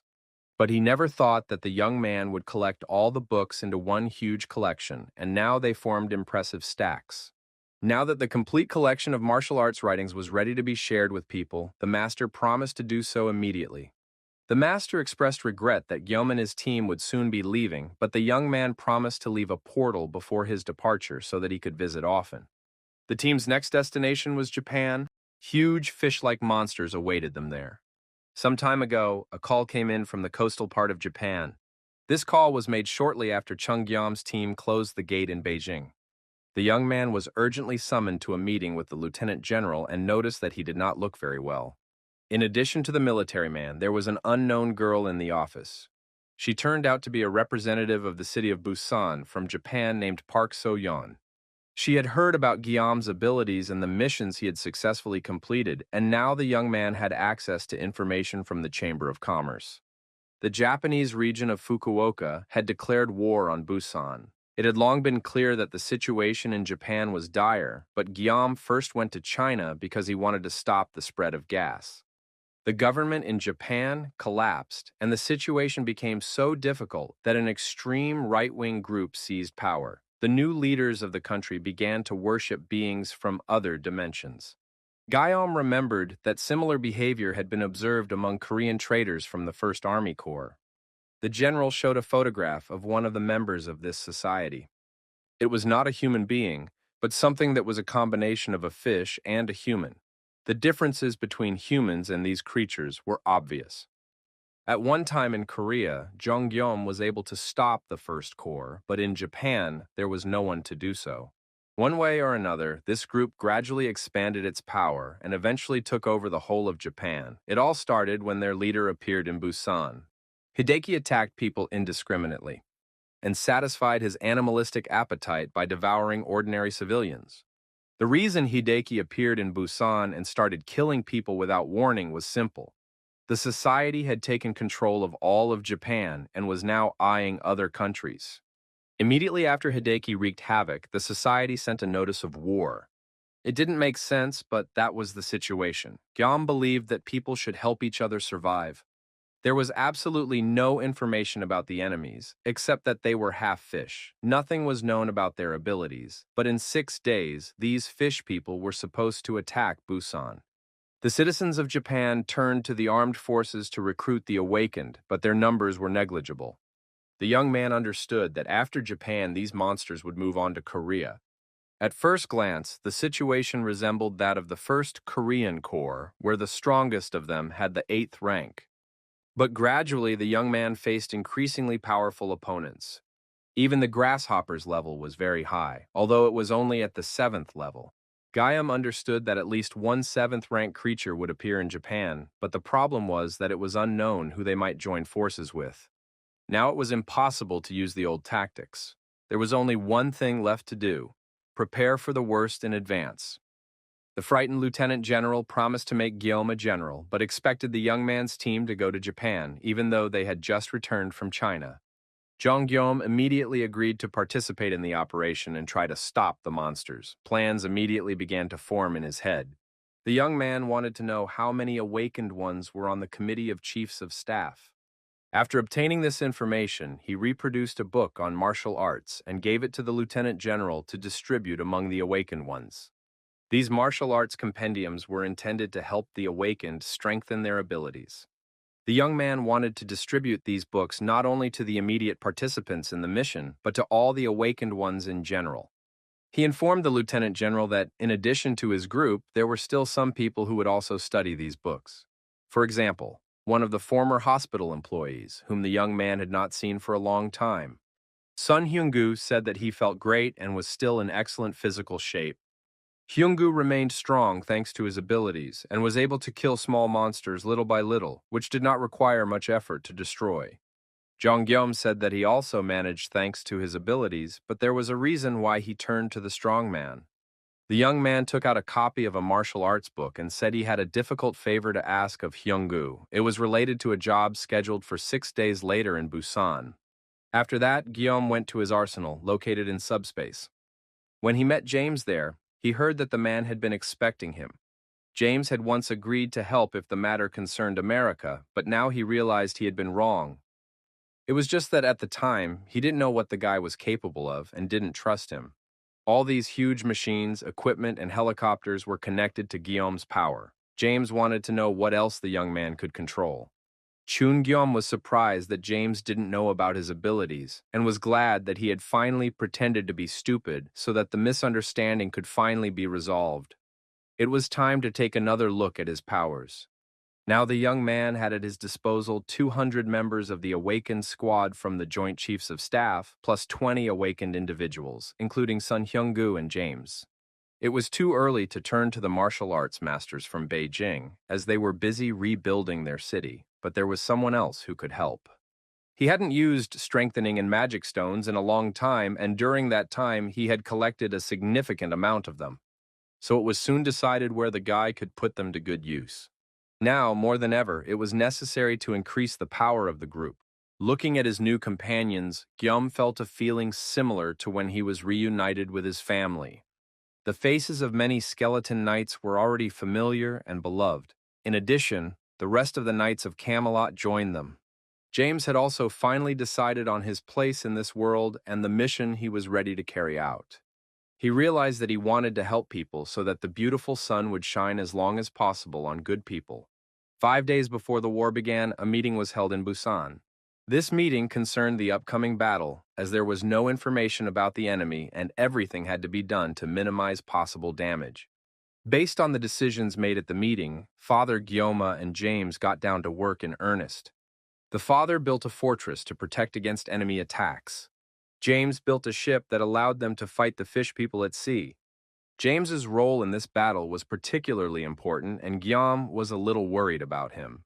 James took on too much responsibility and became an unusually kind and gentle person who loved everything cute. While there was still some time left, Guillaume turned to martial arts masters for help who had just finished all their organizational work and could take a little rest. But even if the matters in Beijing had not been completed, they would still have responded to Jeong Guillaume's request. However, not all martial arts masters were able to leave China, only a few of the strongest, including Master Un Yang and his student Quan Ryong. They were happy to help train the awakened ones using a martial arts book. But the master had one important request for Guillaume, or rather, a favor. Master Un Yang took out the cloud sword, which had been passed down from generation to generation in his clan.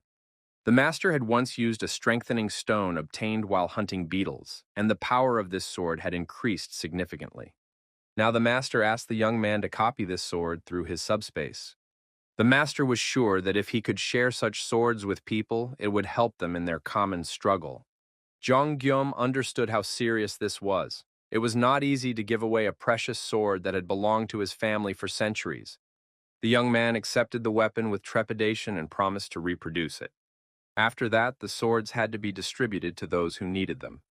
Chongyam returned to the subspace satisfied after distributing the swords and went in search of his best friend. He found Minwoo bored and lonely. Mingwu admitted that he didn't have enough magic stones to raise his rank and create an account in the dimension, so he went hunting monsters to get them. But while hunting bugs, he returned to the subspace because he had absolutely no rank. After all, most martial artists had 8th or even 7th level, received a registration certificate, and were thus able to raise their rank. In addition, they strengthened their ranks with their abilities. Everyone did so, including Guillaume. Zhang Guillaume understood that in this situation, his friend would not be able to participate in worthy battles anytime soon due to his low level. It turned out that Minwoo had about 300 stones, but Guillaume said he would give him the rest if he fulfilled his request.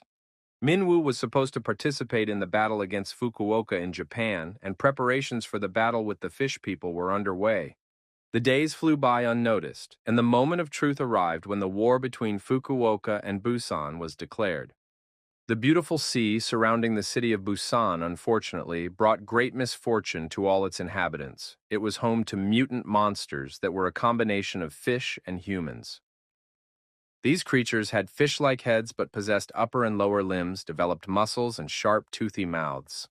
They arrived in the city in numbers of about 1,000 and declared that human weapons would have no effect on them, so it would be better for the inhabitants of Busan to immediately hand over power to them and become subjects of the new Japanese Empire.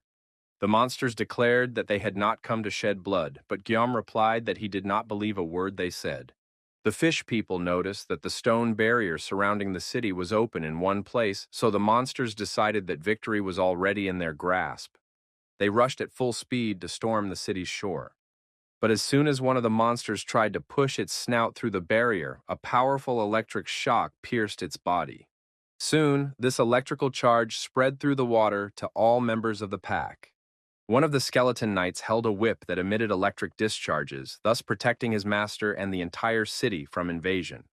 The Knights of Camelot came out to meet the fishmen and announced that the monsters would not be able to pass any further. The fishmen were quite cowardly and immediately realized that the atmosphere in Busan was not at all what they had been told. A hammerhead fish named Makio dispersed the ordinary fishmen, deciding to go ahead himself and clarify the situation. The monster turned to the knights, saying that he would show them the staggering difference in strength. But then Percival came up to him, grabbed the fish by the hammer with one hand and threw it away. One of the fishmen suggested that his comrades overwhelm the knights with their numbers, but at that moment Master Yang stepped forward. With his miraculous sword, he cut down several dozen fishmen with a single stroke. Then he resorted to hand-to-hand combat, which he had learned from Kim Sol. Watching his subordinates die one after another, the leader of this menagerie, Hideki, rushed into the attack. He wanted to show that even within the same rank, there was a difference between creatures. But subspace delivery was activated, and Hideki was thrown into the sea far beyond the horizon. Seeing this, the ordinary fish people realized that it was time to take off. The monsters rushed into the water, rejoicing that there were no ships in sight and no one could catch up with them in the sea, which seemed very safe to them. Chongyom did not want these creatures to simply leave. He was surprised by the relative weakness of the creatures, who were unable to oppose the weak leaders whom the group quickly dealt with. But be that as it may, it was decided to use the masterpiece created by James. At the helm of this marvel of shipbuilding technology was the best driver of all time and all nations, Yan Su. He was going to get everyone to Fukuoka very quickly. The huge, powerful, and fortified ship sped across the sea at high speed. The voyage had been going on for about 2 hours, but during that time, no monsters had been encountered except for the fleeing fish people. These quiet 2 hours seemed suspiciously calm, as if it were a trap. Even for such creatures, it seemed too obvious. Most likely something else was going on. Lancelot and the other knights were busy defending the fortress, so Zhang Yam had to cope on his own in case of danger. Suddenly, a strange sound came from the sea, and the young man realized that it was indeed a trap. A huge giant sperm whale jumped out of the water, hitting the ship with its body and drenching it with streams of water. Judging by its size, it was on par with Grasshopper, and perhaps it would not be so difficult to defeat it. But if this monster reached Busan, the city would be completely destroyed, so it had to be dealt with right there and then. The situation was complicated by the fact that the young man did not know the monster's strength, so he called for ice panels to be delivered. Surprisingly, this proved to be enough, and the huge monster's body was seriously wounded. Soon, the sperm whale jumped out of the water again, even though its snout was pierced with weapons. At first glance, it seemed that this was not enough. However, the sperm whale soon sank safely without putting up any resistance. This fact unpleasantly surprised the young man because Guillaume saw it as part of someone's strategy and a suspiciously easy outcome. He did not know how strong the enemy would be next time, but the anticipation alone was already exhausting him, and he wanted to get into a real fight as soon as possible. Before Guillaume had time to get tired of waiting, Yan-Su announced that the ship had arrived in Fukuoka.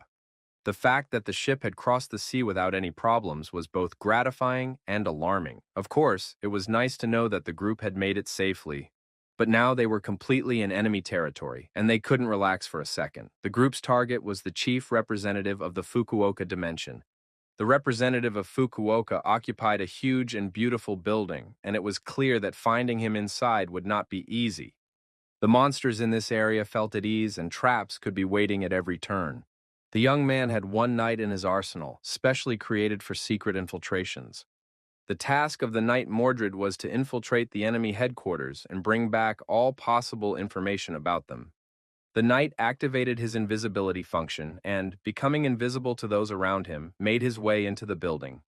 Gradually climbing the floors, he encountered various types of fish people talking among themselves. Soon he heard loud voices coming from one of the upper offices. It seemed that an unpleasant conversation was taking place between the interlocutors. Mordred approached as closely as possible and listened. A huge fish was reprimanding the fishmen for failing to take Busan with 1,000 fighters and complete a simple task, killing the city's representative. The fisherman reported that some huge structure had fallen on Hideki and then thrown him into the sea. This information seemed completely absurd to everyone in the room.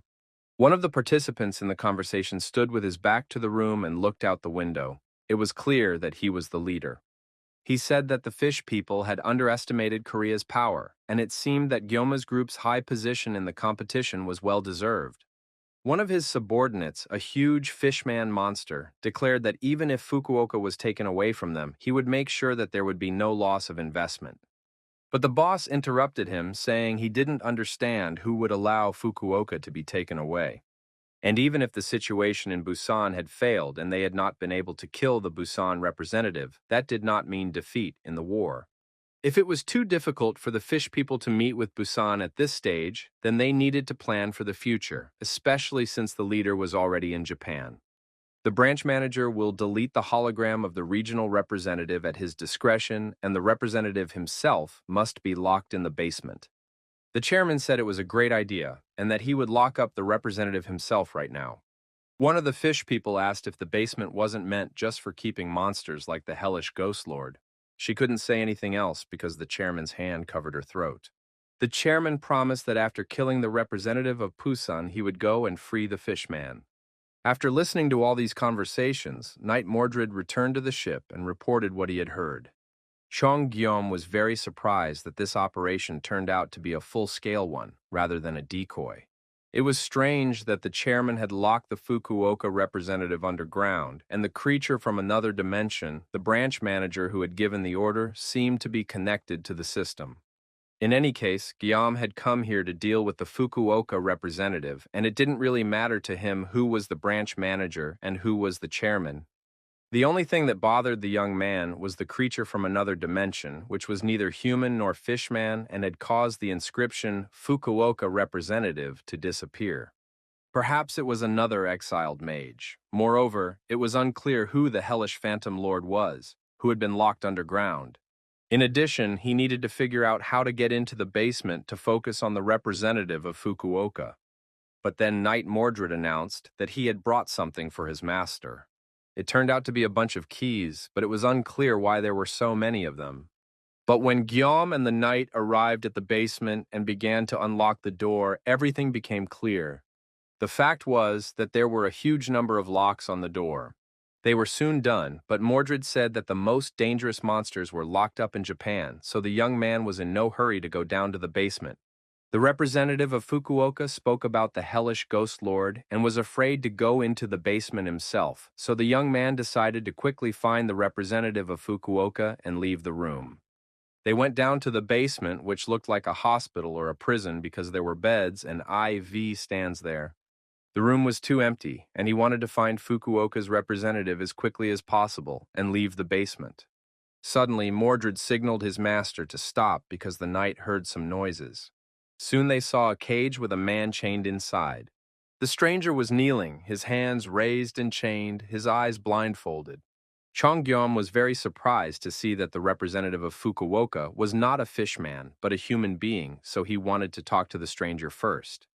They tore off the tape covering his mouth, and the stranger was able to catch his breath and breathe normally. The stranger's eyes were closed, and he asked who was standing in front of him because Guillaume's voice was unfamiliar to him. The chained man assumed that Guillaume belonged to the Awakening of Restoration Society, but Guillaume said that he did not want to reveal his identity, but did not belong to that society. The chained man said he would only introduce himself after hearing the stranger's name. The man said that he found himself in this situation while fighting against the Restoration Awakening Society, and since the stranger did not know the chained man, it seemed that he was indeed not from that society, which meant that he would not kill him. Jonggyum honestly said that he did not think the young man was an enemy, and that he, in turn, was also against the Restoration Awakening Society. After that, Guillaume ordered the knight to release the young man. The stranger thanked him for saving him and said that he did not know who had saved him, but he was sure that people should live by helping each other. He also understood that his savior was a kind person, which is a rarity in the modern world these days. The stranger said that he did not belong to the government forces, as the government had long since fallen into the hands of society. He himself did not know this, which is why he found himself in such a situation. The man, continuing to remove his shackles, said that he was an ordinary civilian and his name was Sato Daichi. Although the guys from the Awakening Restoration Society called the man the Hellish Ghost Lord, Chongyom was shocked by the fact that he had freed the hellish Phantom Lord, whom the fish people greatly feared. The young man confirmed that this was a powerful 7th-level monster, and the fish people feared the heat that the Lord radiated. This was the young man's ability, even though he looked like an ordinary person on the outside. But the young man said that it was not his personal power. He lifted his shirt, and it turned out that his chest and shoulders were made of pieces of another material belonging to a creature from another dimension. It turned out that the guy was able to seal fire inside himself. It was known that there were sealing masters who sealed targets inside their bodies. The larger and heavier the opponent that a person sealed, the stronger the side effects. The young man admitted that he felt weak and very dizzy. However, he was able to seal the hellish Phantom Lord. It was a very powerful monster and was enormous in size. It seemed that the Lord was stronger than any 7th-level monster anyone had ever seen. The Lord destroys everyone, monsters, humans, it doesn't matter. He is so powerful that no attack works on him, and all humans could do was pray that he would pass them by. And only one thing could stop him, Sato's power. The government found out about this, and, together with other awakened ones, planned to seal the Lord away. Thus, the Lord was securely sealed away. The problem came after this event. The government troops were actually part of the Awakening of Restoration Society. When they first approached the people, there was no information, so Sato could not predict the events. After the Lord was sealed, the society's followers began killing the awakened ones, thus destroying all who did not join them. Sato Daichi rebelled against such injustice, so he was kidnapped and chained in a basement, and now he cannot even die, but only receives nutrients through an IV. In any case, the guy was sincerely grateful for being saved, which he immediately expressed to Guillaume. As for plans for the future, the guy had none because there was nothing he could do. If he were capable, he would break the seal and use the Lord to destroy society, but if he did that, he would be caught and killed. If that happened, it would be impossible to control or kill the Lord, and that would destroy all of Japan. There were no restrictions on removing the seal and resealing it, and no one but Sato could control the Lord. What he heard pleasantly surprised and delighted Jonggyom, and a wonderful idea immediately popped into his head. Rabina, standing guard in the watchtower, was looking intently into the distance. She heard a strange sound, but could not find or identify its source. But in the next moment, the huge tower that housed the Fukuoka government began to crack and shake as if from a powerful earthquake. Soon, flashes of fire burst out of all the cracks in the tall building, and it was clear that it was already burning inside. Huge, powerful explosions rang out in the area around the tower, and it crumbled to pieces in a matter of seconds. When the smoke and dust from the explosion and fire cleared and the landscape began to clear, a huge red eye appeared out of nowhere. And behind the eye, the hellish Phantom Lord stood in all his glory in the middle of a ball of fire. Shocked by what they saw, the fish people stood with their mouths open, unable to comprehend how this could have happened. When the initial shock passed and the fish were able to move to save themselves, it was already too late. The heat burned their throats and the creatures died alive. The hellish ghost lord did not even do anything, but simply walked through the streets of the city, bringing death to all creatures with his movements. As a result of this walk through the city, the representative of Fukuoka died, which led to the Busan region winning the conflict. Jeongyeom said that he would take care of Sato, and that he did not need to worry about the side effects of the seal. The young man just needed to seal him. The young man was surprised by what was happening, but he understood that the representative of Korea was very powerful, so he trusted him not only because of his incredible abilities, but also because Jeongyeom was simply doing his duty. When it came to helping someone, he simply helped and did not argue. The young man began to take off his clothes, continuing to think that his appearance and behavior did not give the impression that he was some kind of tough guy. However, the time had come to contribute, and he simply had to do what was required of him. Sato Daichi, having taken off his clothes, turned to the Lord and announced that the freedom of the hellish Phantom Lord was coming to an end. After that, Sato shouted for the Lord to begin sealing himself again.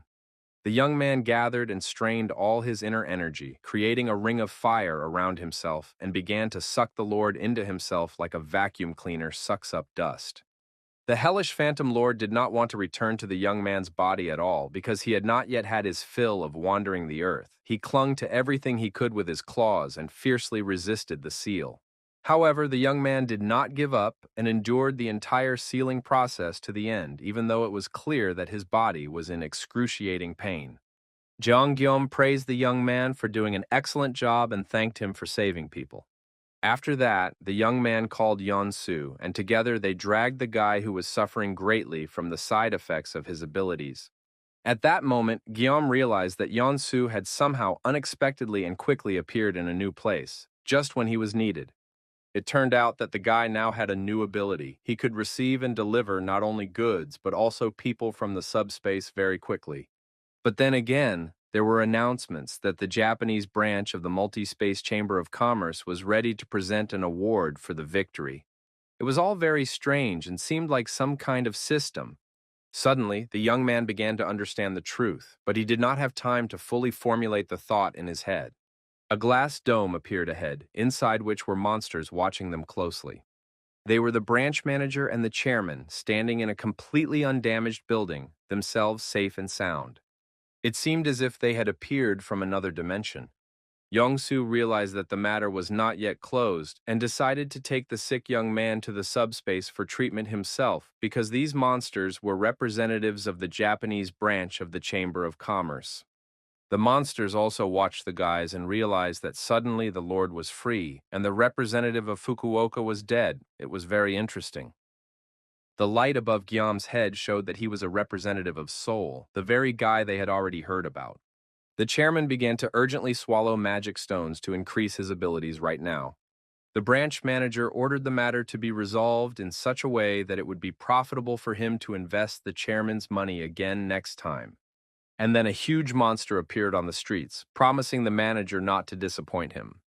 The monster ran through the streets of the city, preparing to attack the representative of Seoul, who stood calmly with his hands in his pockets near his portal.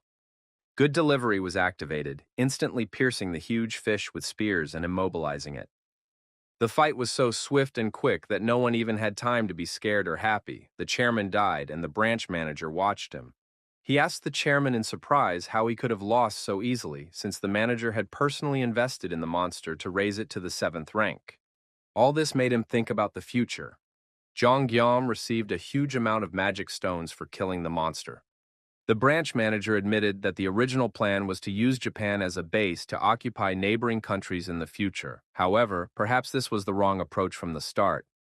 Now the manager had a business proposal for Guillaume. He wanted to use Korea as a base to then enter other markets and offered to take advantage of the investments promised by Korean partners. The wounded, bleeding chairman could not believe his ears when the manager offered to provide a large number of magic stones and declare war on Osaka and Tokyo right now. The manager's only condition was that he wanted to be rewarded with the Fukuoka Gate for his victory. As soon as Guillaume enters the office, he should sort everything out because the manager is a little shaken up by the explosion in the office and cannot work properly. Jean Guillaume was also promised help in reaching the next rank. The manager was interested in whether there were any awakened individuals in Korea with architectural abilities. At that moment, the chairman, even though he had one foot in the other world, could not bear all the lies being fed to him. He pulled the spear out of his body and attacked the manager with it. And although the spear was aimed accurately and reached its target, no damage was done to the manager. It seemed that the spear was unable to hurt him. Judging by what was happening, the manager had activated his repulsion skill. But if the repulsion skill is used, there is bound to be a push and recoil, and the manager did not move a millimeter. It turned out that his rank was higher than level 6. The branch manager pushed the spear away with his finger and turning to Guillaume asked him to restore order in the city. The monster admitted that he was excellent at defense but had no offensive abilities. It soon became clear that there was no need to finish off the chairman. The monster had lost too much blood and would soon die on its own, even if left alone. Chong Guillaume couldn't resist and asked about his interlocutor's rank. In response, he heard that those who work for the Multi-Space Chamber of Commerce have no such concepts, so his rank can simply be called 0.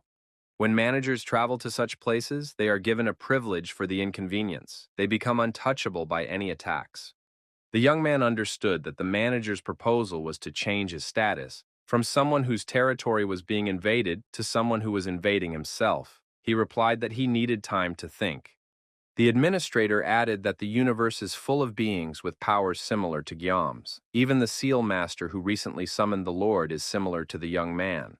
And if even here, on Earth, there are people with such abilities, one can imagine how many similar beings there are in the entire universe, so decisions should be made quickly.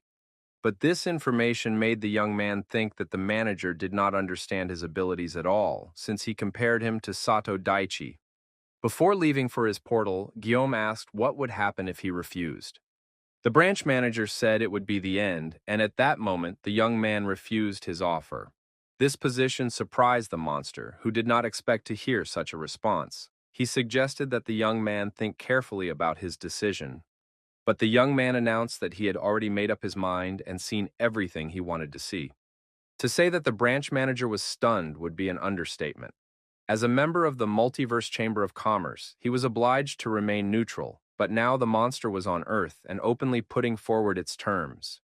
Watching the young man disappear into the portal, the monster couldn't tell if the guy was stupid or if he had some kind of plan. In any case, he needed to find the right person as soon as possible and deal with the insolent young man.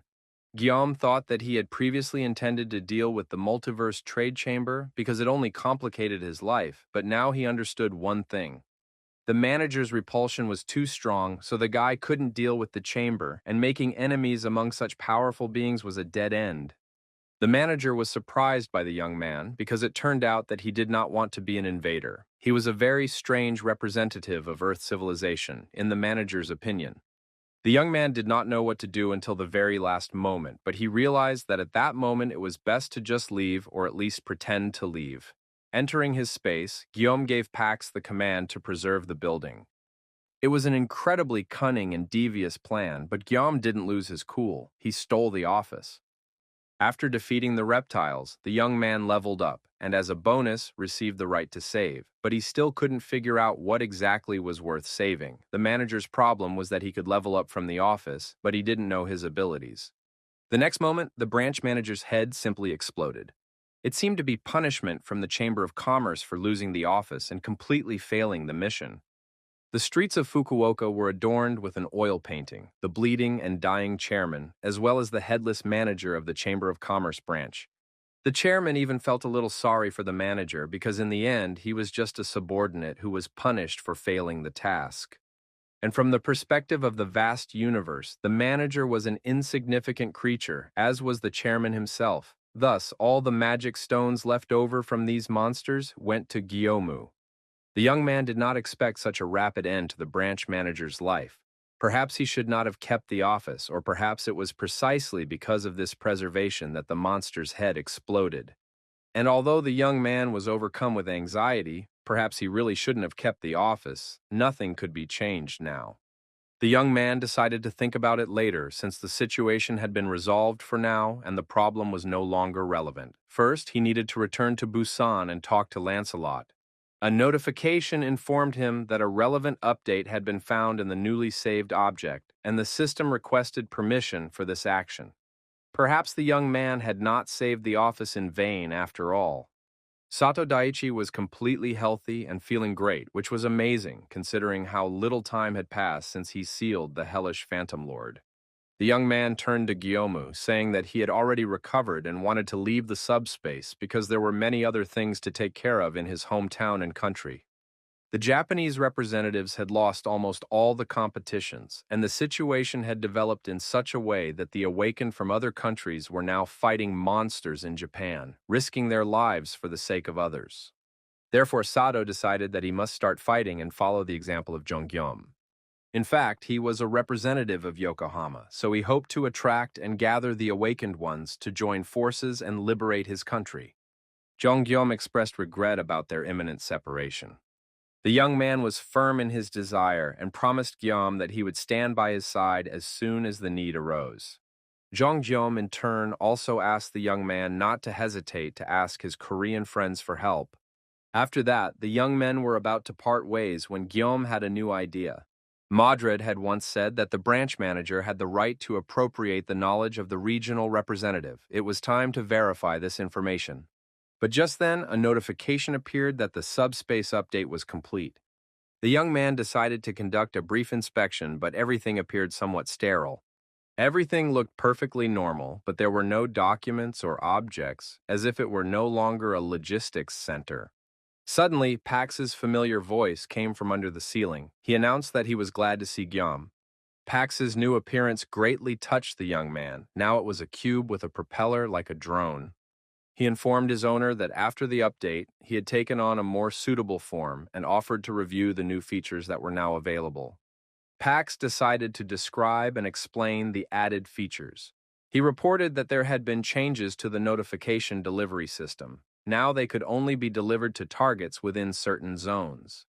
A zone was a specific area subject to certain functions or influences. Zones were set up around the portal. The next important feature was the satellite surveillance system, which allowed surveillance within the designated zones. Another function was the hologram adjustment system, which allowed holographic images to be viewed and modified. And among the new functions was an application for registration in multidimensional space. Not all functions worked fully because the security level was quite low, but all this could be changed after the next rank increase. Currently, the maximum was level 7. According to Jeon Gyeom, Pax was a true deity. The more portals were installed, the higher the overview would become. And already it was not just a logistics center, but a unified command logistics room. The sea near Busan was calm and quiet, the sun was shining, and the weather was perfect for a beach vacation. However, Kim Sol was in a terrible mood. She was disappointed because she had been preparing for a very long time. And the situation turned out to be complete nonsense. It was all over before it even began, before she could even hit anyone. She was especially annoyed by her new friends, the Knights of Camelot, who never seemed to tire and did their job perfectly, leaving nothing for the others. If she had known that it would all end so simply, she would have just gone to Japan with her brother. Now the girl was dying of boredom. Suddenly, she heard Master Yang calling her, telling her about Kim Sol's incredible talent. The system announced that Kim Sol was the strongest girl in the world. With some kind of sisterly intuition, she understood that her brother had a hand in this, so now Kim Sol had a new task. At that moment, the ship on which Jonghyum was sailing appeared on the horizon. As he approached, the young man realized that regardless of race, gender, nationality, religion, or culture, his sister had one superpower. And that was that Kim Sol was ready to kill her brother and was eagerly awaiting his arrival. Jonggyum knew their meeting would be rough, so he tried to prepare in advance and gave Imsol a 7th-level registration form. But that didn't save him from his beloved sister's fist. The young man's face was contorted and his eye was swollen from a bruise.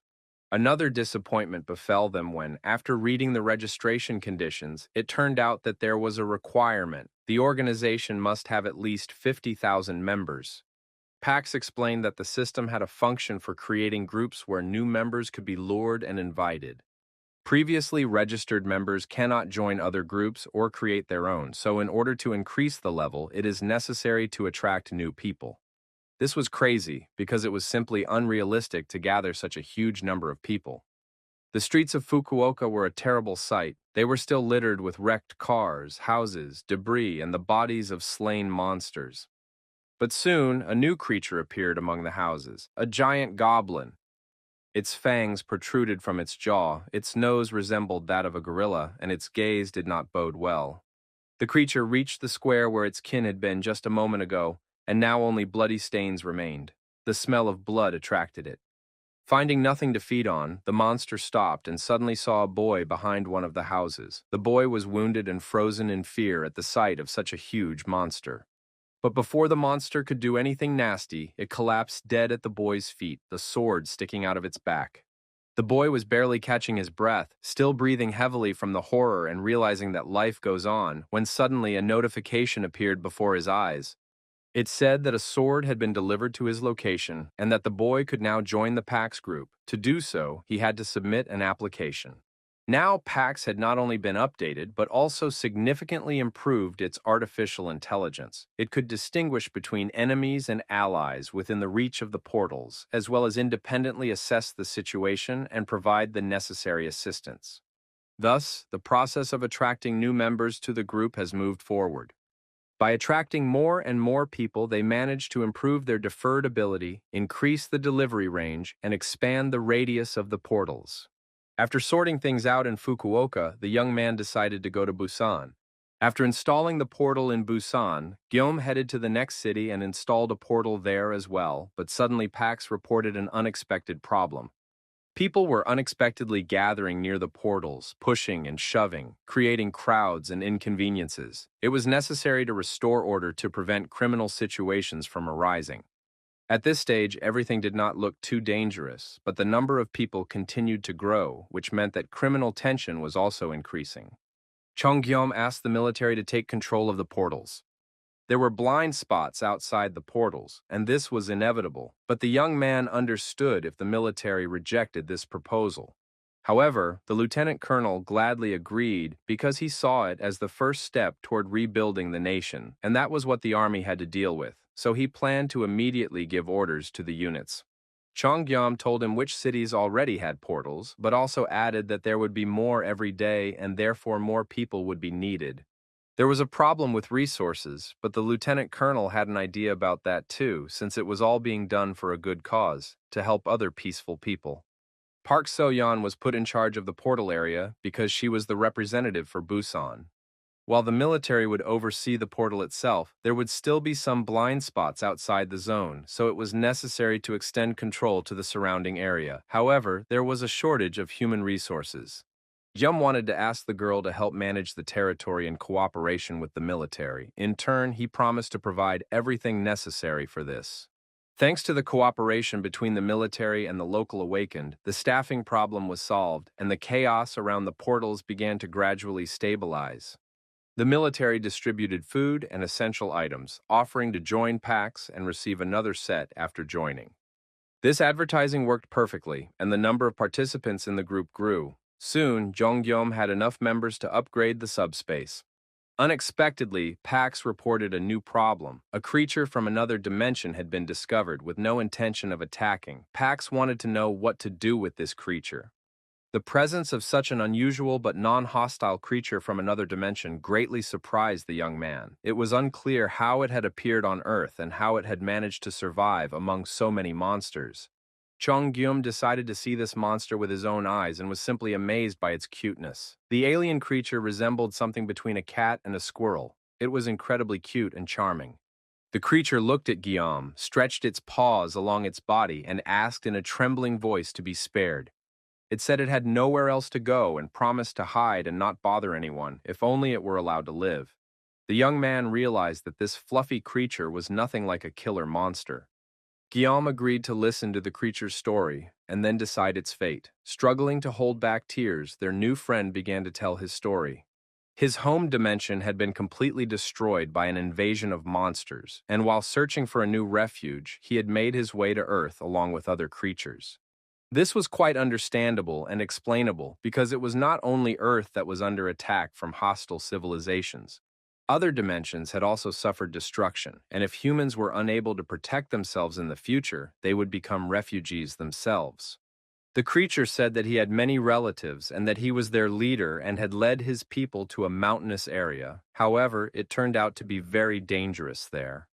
Due to the creature's short-sightedness, many of its tribesmen were killed or eaten by monsters, and the surviving furry creatures scattered, fleeing from danger. They are probably still hiding somewhere.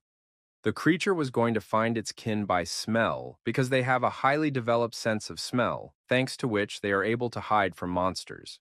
It tried to demonstrate how this works by drawing in the air in the room where it was with Guillaume. Suddenly, the creature smelled a goblin coming from the third floor of the neighboring building. It sounded almost unreal. Chong decided to check this out since he had the chance and called over Knight Mordred. The young man informed his subordinate that there was a goblin on the third floor of the neighboring building and instructed the knight to verify this information and deal with the monster. Soon, Mordred returned and confirmed that as soon as he approached the building, he was attacked by goblins, as a result of which he had to destroy them.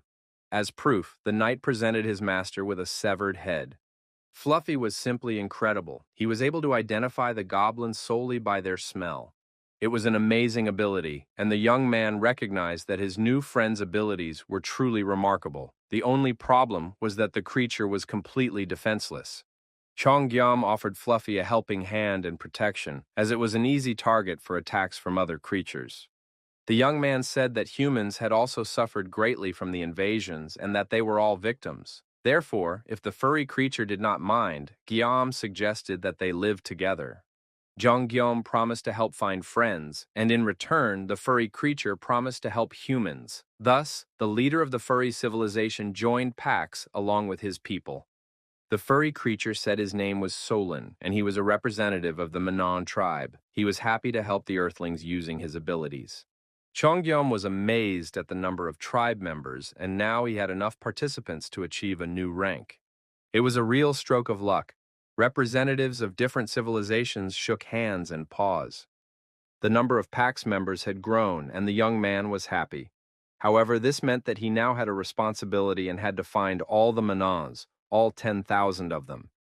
Thus began Solon's journey in search of his companions. They set off for the mountains, which had originally been chosen as the tribe's place of residence. The little animal quickly found the right mountain, but it turned out to be one of the most difficult terrains to traverse, and the young man was overcome with a wave of anxiety. However, he remembered that he had a helicopter at his disposal, but it was impossible to search for the furry creatures from above, and the helicopter could not land due to the difficult terrain. In addition, the wind from the propellers dispersed the smells, and it was impossible to smell anyone from on board, so the travelers decided to continue on foot. Just in case, they decided to take a brave knight with them. It turned out to be Lancelot, who admitted that he loved going to the mountains because it was important for socializing. Taking advantage of the long journey, Guillaume decided it was time to hear Lancelot's story and asked the knight to tell him about his past. It was not a very happy story, but what was done, long ago, on vast plains and in dense forests. Far from the harsh mountain ranges and deep seas, there was a special dimension. It was the dimension of Avalon. Its inhabitants had always lived side by side with various creatures and learned to survive under the constant threat of monster attacks. The main skills necessary for survival were hunting and gathering. Even infants who were just beginning to speak were given hunting tools. Naturally, the inhabitants became warlike, but despite the threat from monsters, they constantly developed their civilization. Soon the monsters ceased to be so dangerous, but a new challenge arose: war. People honed their strength in battles with monsters and turned their blades on their own kind. The struggle for survival turned into a bloody struggle for power and territory. Civil wars lasted for hundreds of years, and when everyone was tired, a young knight appeared. He ended the war through diplomacy, preached love, and was loved by all the inhabitants. He became a king named Arthur and gathered knights who had become famous in battle, declaring that the sword that had once been drawn to take lives no longer existed. From then on, the valiant knights of Camelot became the sword that protected the dimension of Avalon. The knights of Camelot defeated the invaders and defended their dimension. Avalon flourished as never before. But soon Avalon faced a new, even more powerful invasion. This time, black magicians from the dimension of Barnaul arrived. They were incredibly strong. After that, the knights of Camelot found themselves bound to relics, and the defeated Avalon was cursed. The knights turned into undead creatures that could not die. In the end, it was not a very pleasant story. Chong Guillaume said that he sympathized with the knight, but he wasn't going to judge him. Of course, it was painful. An entire dimension had been destroyed. It wasn't easy to talk about it because the whole world, family, friends, and acquaintances had been destroyed. Guillaume realized that he had to apologize to Lancelot for bringing back painful memories.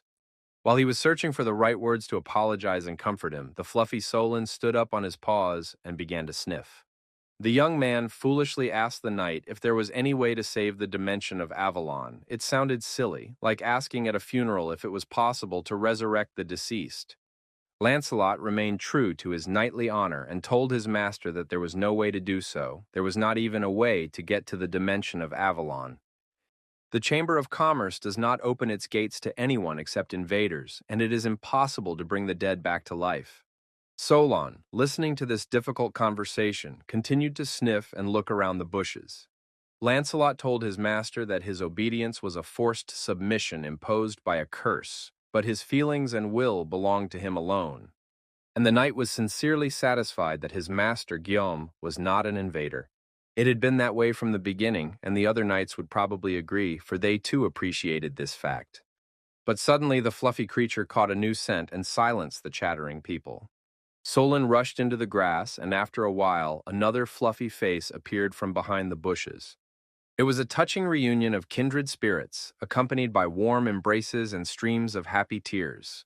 Solon said that he was fine, that these people had saved him and offered all members of the Manon tribe to live on Earth. That's why he came to gather the rest of his people. Fluffy said he knew where some of his tribesmen were hiding, which was excellent news. The young man climbed the mountain in search of the tribe, and those they found brought the rest, and so gradually all the Fluffies gathered. A week passed, and Chong Guillaume felt worse than after fighting the most terrible monster. His body ached, he was sleep-deprived, his muscles hurt, but all the furries had been found. Be that as it may, the young man was glad that he had managed to gather everyone, and he created a portal that allowed the creatures to remain living on the mountain. If they lived near the portal, they would be completely safe from monsters, and they could get everything they needed directly from the portal. The chief, on behalf of the entire tribe, thanked Guillaume and asked how they could repay him for such kindness. The young man replied that he expected the tribe to help as much as they could. Perhaps someday their sense of smell would be useful to humans. The representatives of the Manon tribe were offered to join various organizations as trackers to help Earthlings destroy lurking monsters.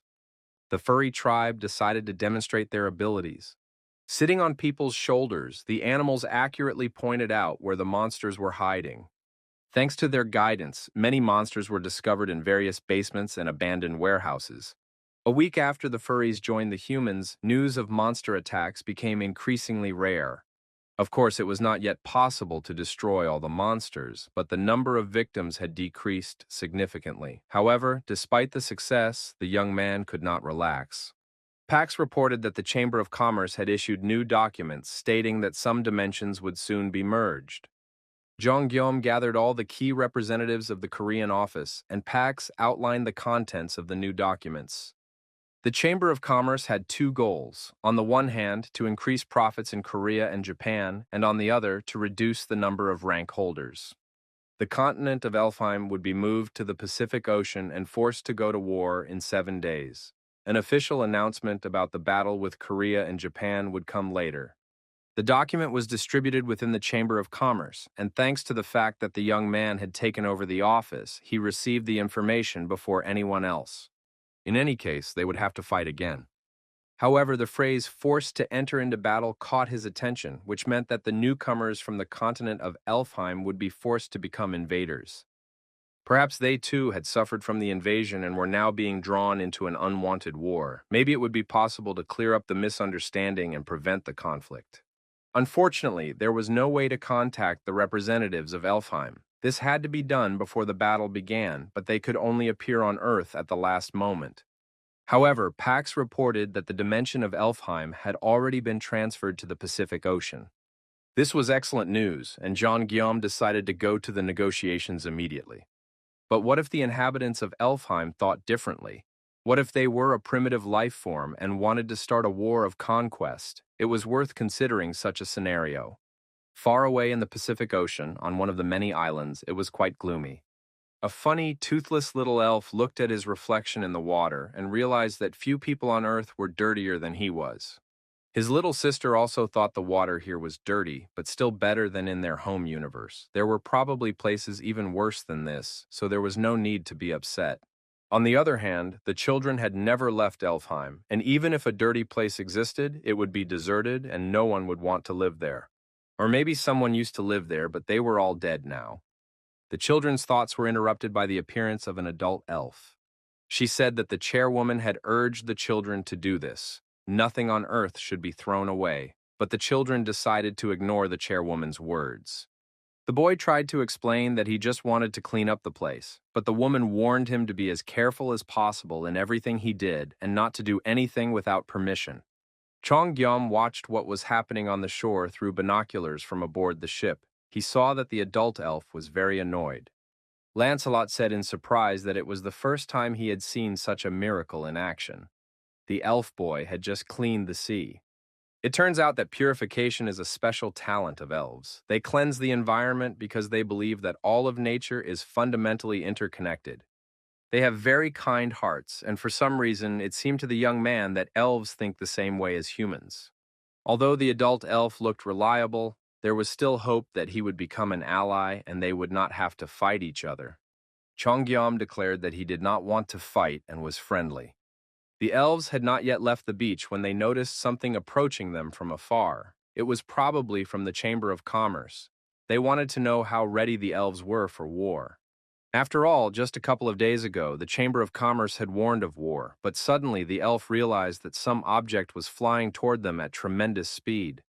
A box was thrown onto the shore, a package delivered from subspace. Inside were excellent, fresh, delicious, and fragrant earth vegetables.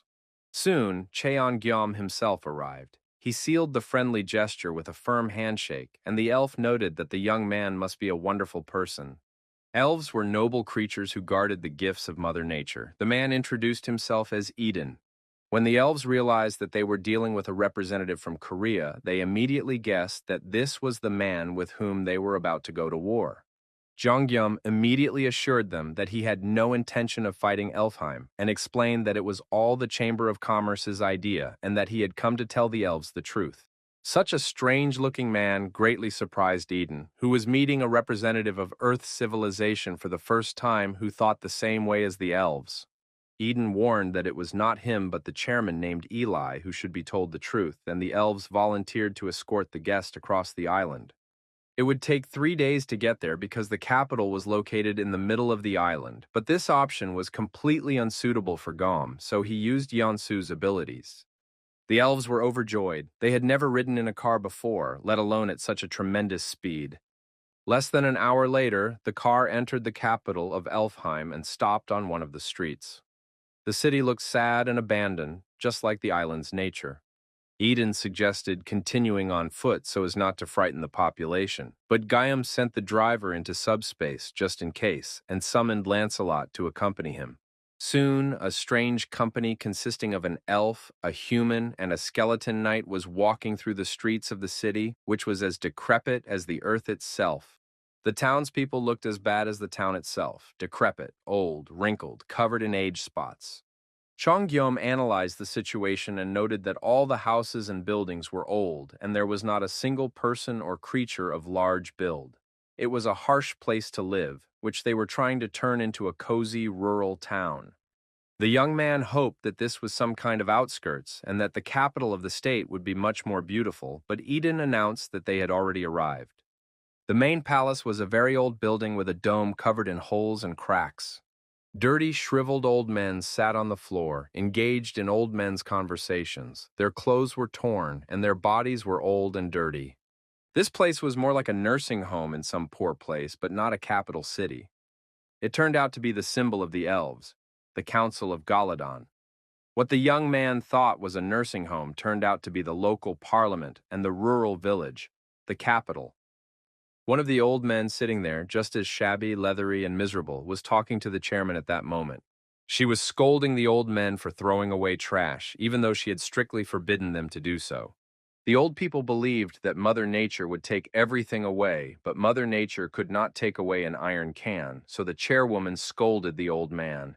The elf girl was so absorbed in conversation and lecturing about environmental pollution that she did not notice the guests who had appeared in her city. Those gathered were surprised by each other's appearance. The elf chairwoman did not expect guests, and the guests had a completely different idea about this world.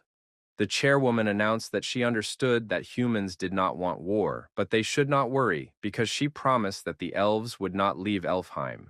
Jonghyun was pleased to hear this news and suggested establishing good relations and interacting peacefully with each other. But the elf refused to cooperate. She only promised that the elves would not invade Earth, but at the same time made it clear that no one could attack them because those who attack Elfheim simply die. Chongyum was simply amazed by such arrogance and self-confidence.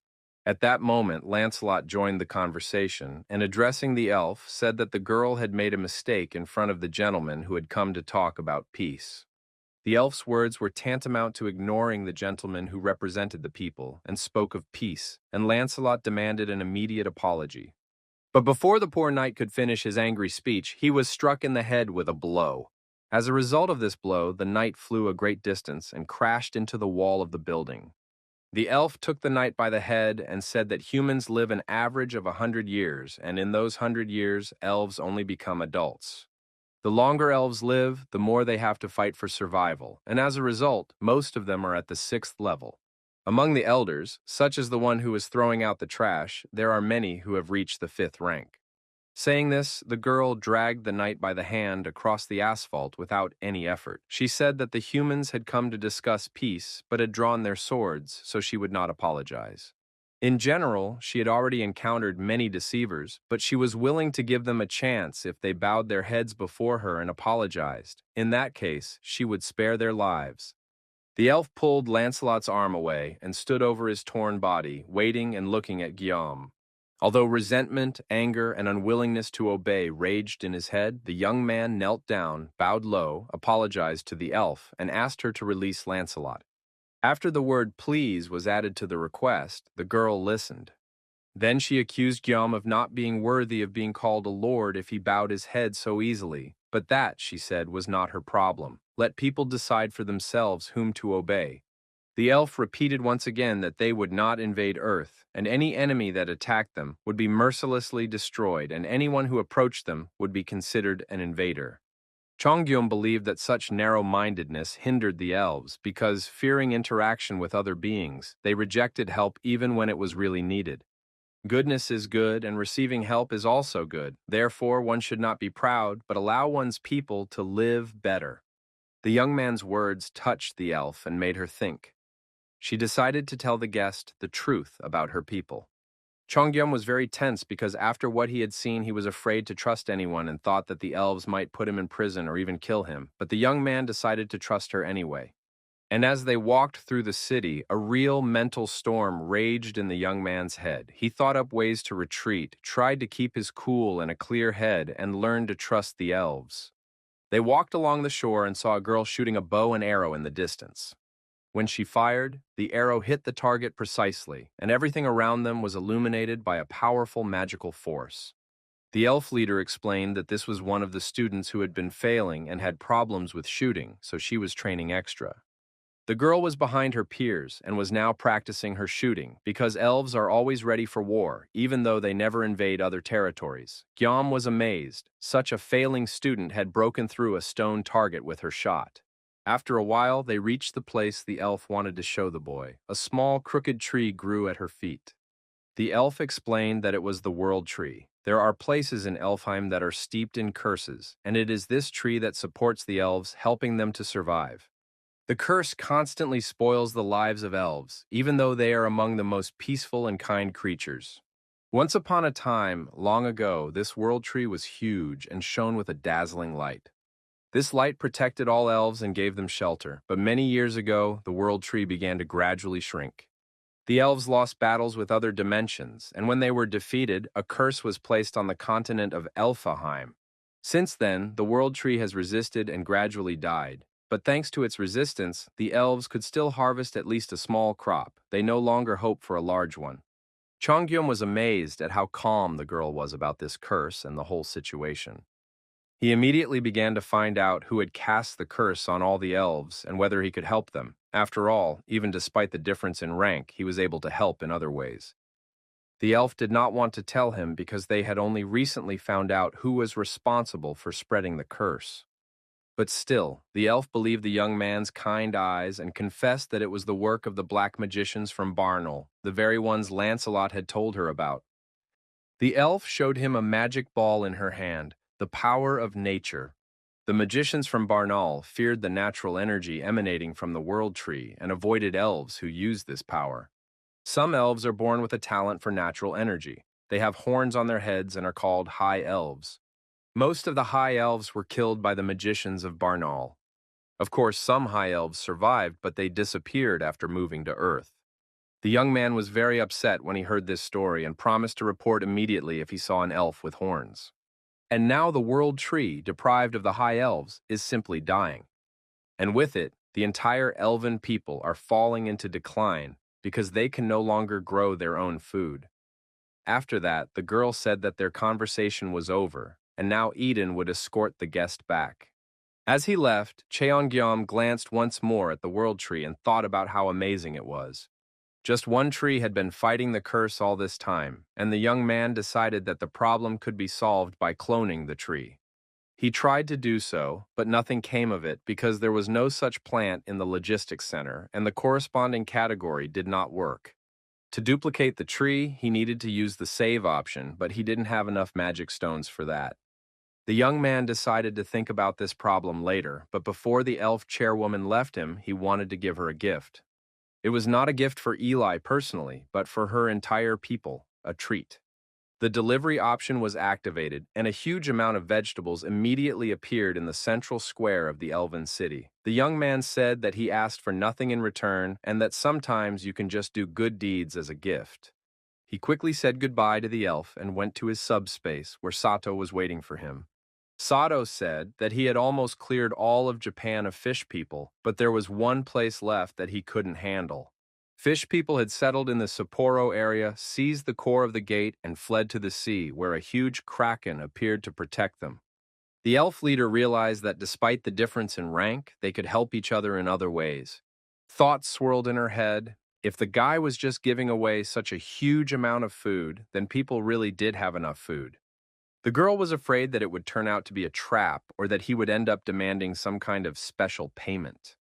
At that moment, Jongyeom was already thinking about how he could help Sato with the Kraken problem because the giant octopus was releasing acid ink and it was difficult to get close to it. Even magic cast from a distance did not help. The Kraken's ink spread further than the abilities of the reception, so another solution had to be found to solve this problem. A powerful, long-range attack was needed. All that remained was to figure out what could help in this situation. It had to be some kind of long-range weapon, which meant the young man had to go back to the lab and try out different combinations, but then a voice called out to him. The girl didn't have time to say anything before Jongyeom asked her for a favor, and she immediately thought that now she would have to pay for the vegetables. Jongyeom wasn't asking for help in exchange for food. There was plenty of that, no strings attached. He just needed her help. He needed help dealing with a huge octopus whose tentacles were preventing the Japanese representatives from destroying the fish people. This octopus looked disgusting. It was huge, powerful, and its mouth spewed poisonous ink that destroyed everything around it. Ellie agreed to help and, together with the boys, made her way to the Sea of Japan, where the kraken was splashing around in the water and enjoying life. Taking the bow in her hands, the girl took aim and pulled the string. The arrow flew straight to its target at tremendous speed, covering a great distance and creating a hypersonic rupture in space. The kraken did not have time to dive into the water, and the arrow tore it in half. It was amazing. Just one shot from the elf leader destroyed not only the kraken, but also the gate core it held inside itself. As it turned out, the magic stones from the kraken and the core of the gate would soon be added to the inventory, and Guillaume would be able to receive a large number of bonuses to use at his discretion. A large number of magic stones would allow him to preserve and duplicate the world tree, and the young man would save Elfheim. But, knowing the elves, the boy understood that they would not agree to such help, given their character and reclusive lifestyle. The second option was to collect even more magic stones and do it all in secret so that the elves wouldn't even know. Both options were difficult because everything had to be kept secret. Chong-gyum continued to divide the magic stones for a long time, but suddenly realized that he would not get them because the kraken had killed Eli. During the entire voyage, not a single stone had fallen to his account. But there was still one option left, to offer food in exchange for magic stones. However, this option also failed because Eli took care of the monster as promised, and the young man had to provide food as promised. After that, the young man decided not to be cunning, but to ask directly if Eli could give him the magic stones she had received for defeating the monster. Of course, there was no such agreement between them, and although the young man promised to quadruple the food supply, Eli still found it strange. She understood that the guy was up to something and wanted to know why he needed these stones. The magical stones would also be useful to the elves, so it was better for him not to interfere and just give her the food as promised. The young man realized that he would not be able to negotiate amicably, and if he resisted or delayed the delivery of food, he himself would become dinner. Chongyam summoned even more fresh vegetables, which were immediately delivered from the subspace. He saw no point in deceiving her anymore and decided to tell her everything honestly. The young man confessed that his ability was to copy everything he stored in his subspace. Gyum wanted to take the world tree, preserve it, and duplicate it to help all the elves, but the girl had never heard of such an ability and did not believe him. Then the guy opened a portal, and food began to duplicate and pour onto the ground in a continuous stream. When it became clear that the young man was not joking, a new fear arose in Eli's mind. After all, he could take the world tree and never return it. It was tantamount to entrusting the fate of the race to an untested person. She didn't understand why this man didn't want to capture them, but instead was constantly trying to help. Chongyom tried to come up with a gentler explanation, but in the end he said that he simply felt sorry for the elves. They were starving, and both adults and children looked unhealthy. The young man wanted to help the elves simply because he felt sorry for them, and he had no other reasons for doing so. In fact, the elves could have simply invaded Earth and plundered it, then they would not have had to starve, but they did not do so. Eli remembered her former life when she lived on her planet with her parents and was a girl. She was forbidden to bully her friends because it was necessary to support mutual growth and coexistence. It was beneficial for survival. You can't refuse competition. You have to be friendly to everyone for no reason. Competition leads to development, and development leads to prosperity. If competition destroys, everything will fall into decline. You have to be kind and fair. This is the most effective and wise way to survive. And although the girl's desire to beat someone is understandable, you have to use your strength for good. When someone needs help, we extend a hand and accept help in return. Of course, elves are ideal creatures, so they know how to live together with others. Those who know how to coexist, not just kill, survive. These memories flashed through Eli's mind, and she realized that she did not know the name of the person who was willing to help her. After they met, Eli made another request. She knew that someday the elves would go in search of the high elves somewhere on Earth, and she asked Kim Jong-gyum to help them when that happened. The young man confirmed that he would do everything in his power for the elven people. Soon, his account was replenished with enough money to store the world tree in his logistics center and then reproduce it. The old elf, covered in wrinkles and completely decrepit, stared spellbound at the sky, not understanding what was happening before his eyes. The sun was obscured by a multitude of enormous balloons with baskets descending onto the elves' territory. When the baskets landed and the elves rushed to look inside, they were amazed to find pots with the world tree. The elves burst into tears of happiness, hugging the little trees that had come to them in such large numbers after so many years. Tears of joy, happiness, and hope for a better life watered the trees. The elves were able to admit aloud how hard it had been for them all these years and how difficult it had been to survive. But the hardest thing now was to stop crying like children. Not only ordinary elves, but also the Knights of Camelot were involved in this mission and were planting world trees all over the island. Suddenly, one of the knights felt ill. After coming into contact with a tree, his body began to itch wildly. There was a lot of work to be done, and there was a catastrophic shortage of manpower. Therefore, Gyam asked Pax to ask the humans for help. Reinforcements arrived immediately, including Master Yang, Lieutenant General Yu, and other well-known figures. Chongyum reassured his acquaintances, saying that there was no danger and that they would simply have to fight the dry land and prove themselves as experienced workers. While Guillaume was explaining the principle of planting trees, someone ran up to him and reported that the knights had fallen ill, all at once. The elves and children were having fun and celebrating, planting trees, completely healthy and happy. And the huge and strong skeleton knights lay in piles on the ground. Their entire bodies itched, their bones ached and twisted. Chongyom remembered that they had had a similar reaction when they first entered the subspace.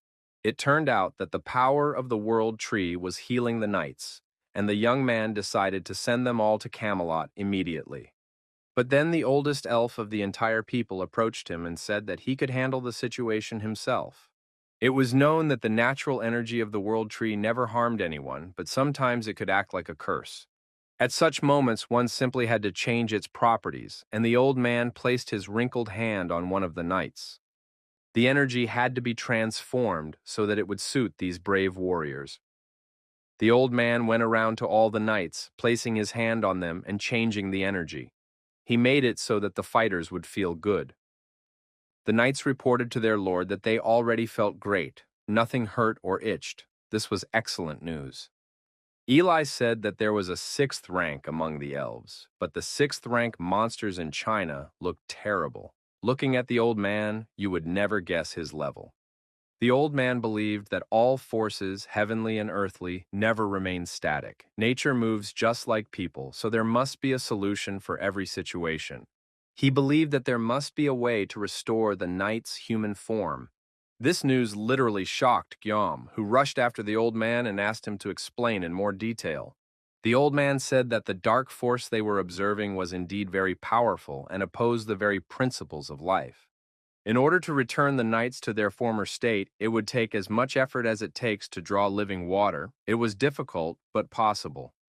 The old man would need 2 things: a natural force many times stronger than black magic to suppress it, and a highly skilled high elf who knows how to use it. It is known that the high elves disappeared during their transport to Earth, and it is unclear why this happened, but perhaps they are still alive somewhere. Besides, the old high elf is already ancient, and he could have simply died in an abandoned place. If that happened, it's a shame, but there's nothing we can do about it. But since it is unknown whether the elf is alive or dead, it is worth talking about natural power and how much of it will be needed. The old elf said that natural power comes from the world tree.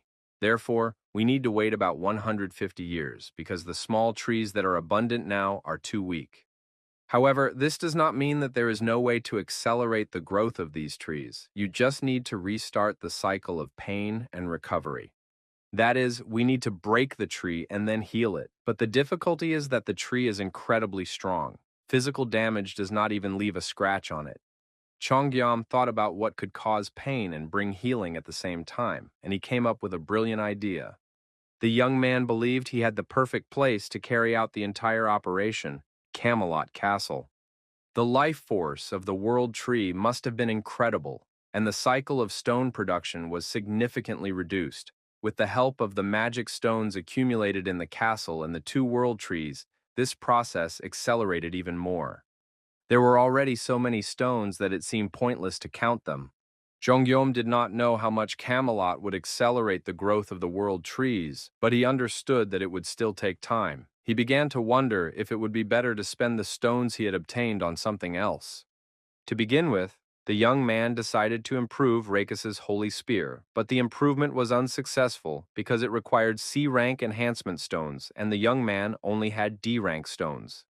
Chongyam asked Eli how to strengthen the magic stones, and she told him that he needed to ask the gnomes. The girl realized that Guillaume knew nothing about gnomes because they did not exist on Earth, but when the young man met them, he would understand immediately.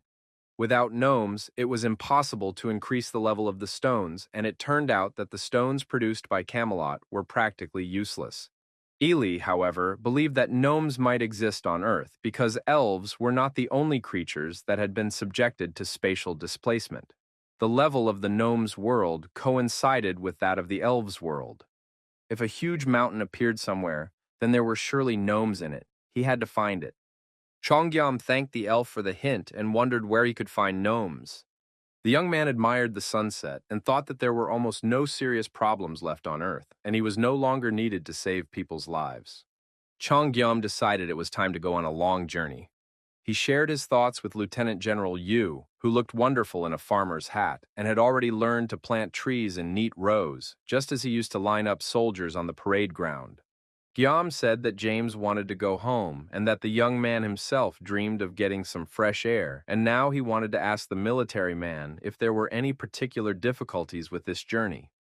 The general confirmed that there was indeed a problem, but he did not know the exact details.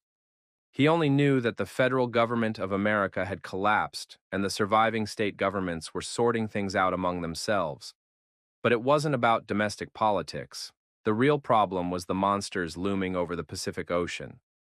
Some time ago, the general had obtained a video recording of American bombers in flight. Suddenly, the pilot noticed unidentified flying objects ahead of him. These objects were moving so fast that the plane didn't have time to change course before they collided, and a powerful explosion tore the fighter jet to pieces. The fighter jet exploded immediately after being shot down by the monster, but the pilot managed to eject. Thanks to his help, the military was able to recover the footage.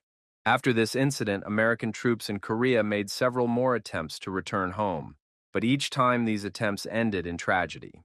Of all the soldiers who were in the territory, not a single person returned to the United States. Perhaps James will be able to figure this out by modifying the plane so that it can fly to America. After listening to the soldier's story, James said that the monsters were faster than fighter jets and strong enough to pierce the plane. It would take more than 13 hours to fly through them, so James came to the conclusion that it would be better to live happily in Korea. Jonghyum tried to persuade the mechanic, reminding him that America was his homeland and he had long wanted to go there.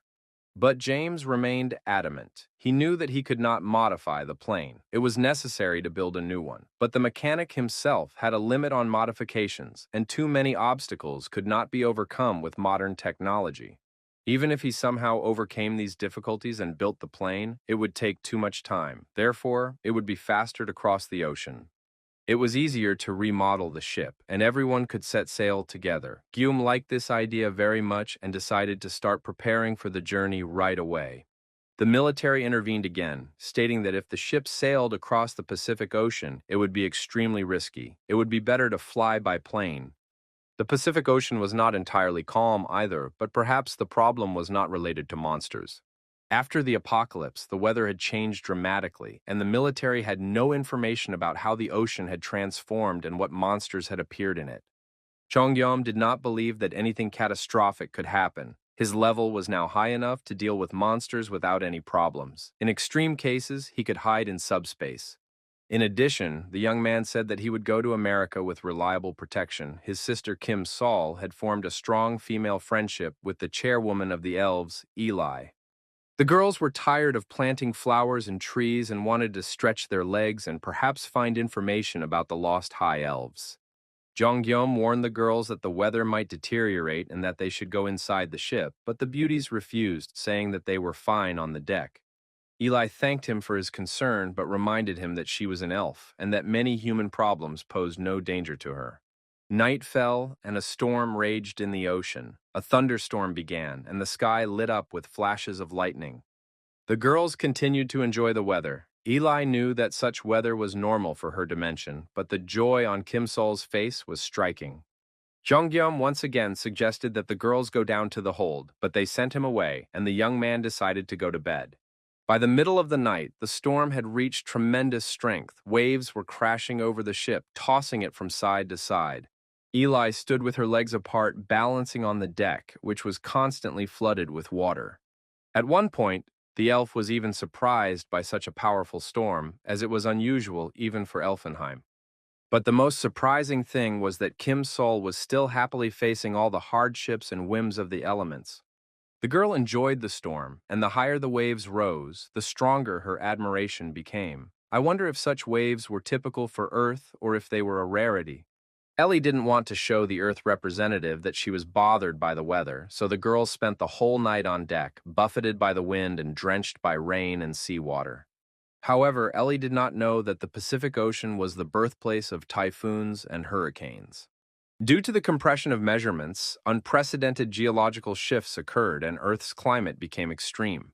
It all ended with the ship getting caught in a super typhoon.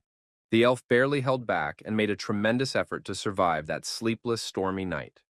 The morning brought complete calm, the ocean was quiet and boundless, and the bright sun dried the ship's sides.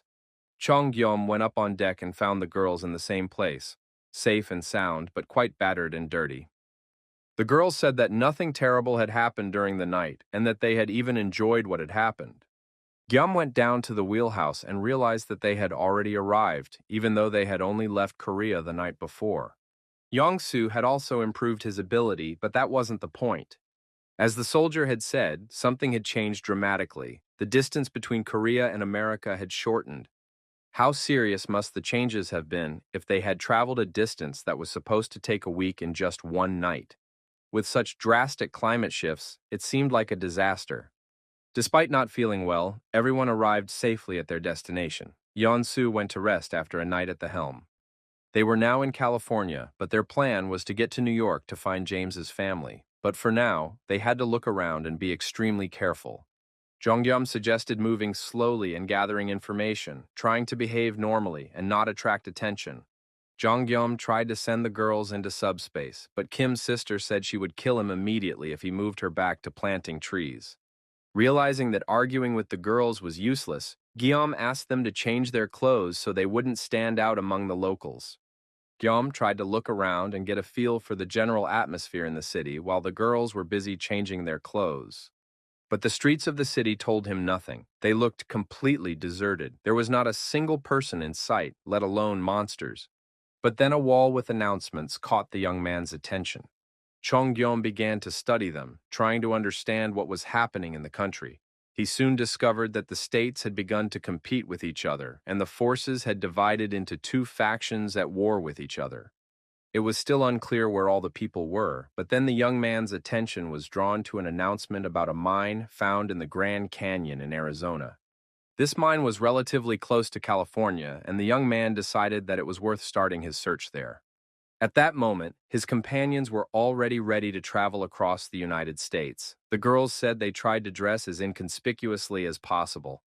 Ellie chose traditional clothing from the southern states of America. The hat was uncomfortable, of course, but she had to put up with it for the sake of disguise. Kim Sol dressed in a tracksuit, believing that this would make her less noticeable among the local population. The friends loaded into the car and set off for Arizona. On the way, Guillaume told them everything he had managed to find out. The car was traveling at such a high speed that soon everyone felt even worse than they had on the ship. Soon the friends reached the nearest tavern near the mine and decided to rest a little and tidy themselves up. Surprisingly, the store and tavern, located in the middle of the desert, were open and operating. Many people were sitting at the tables, drinking, talking, and spending time in noisy company. One of the visitors approached the friends and said he was happy to welcome Korean guests, as it was very rare to meet Koreans here. The man introduced himself as Park Dong-gwan. John Gyum and the girls also gave their names and shook hands. The man announced loudly that he wanted to treat his new acquaintances to beer and pay for the drinks.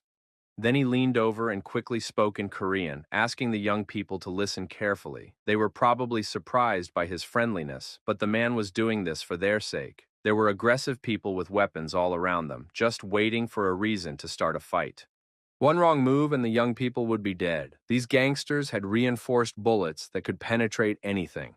Don Guan understood that he was crossing the line, but the girls were wearing clothes that were too revealing and were now putting themselves at risk by appearing here dressed like that. At that moment, the waiter brought beer to the guests, for which Don Guan paid with magic stones. The man continued his warning. They needed to move as quietly and inconspicuously as possible. He asked where the group had come from. He was amazed when he heard that his friends had come from Korea itself, crossing the ocean. Don Guan admitted that no one had sailed across the ocean for a long time because of the monstrous waves that exceeded all conceivable sizes. Then Guillaume asked the man where the Lysian mine was located. Don Guan said that this was a very painful question. The bar was full of awakened people who had gathered to go there. The man realized that since the guys were asking about the location of the mine, it meant they had come for the amplifying stones. Unfortunately, they would not be able to get there. Eli explained that they didn't need the stones, they just wanted to work and talk to the gnomes. However, the man still didn't want to show them the entrance to the mine.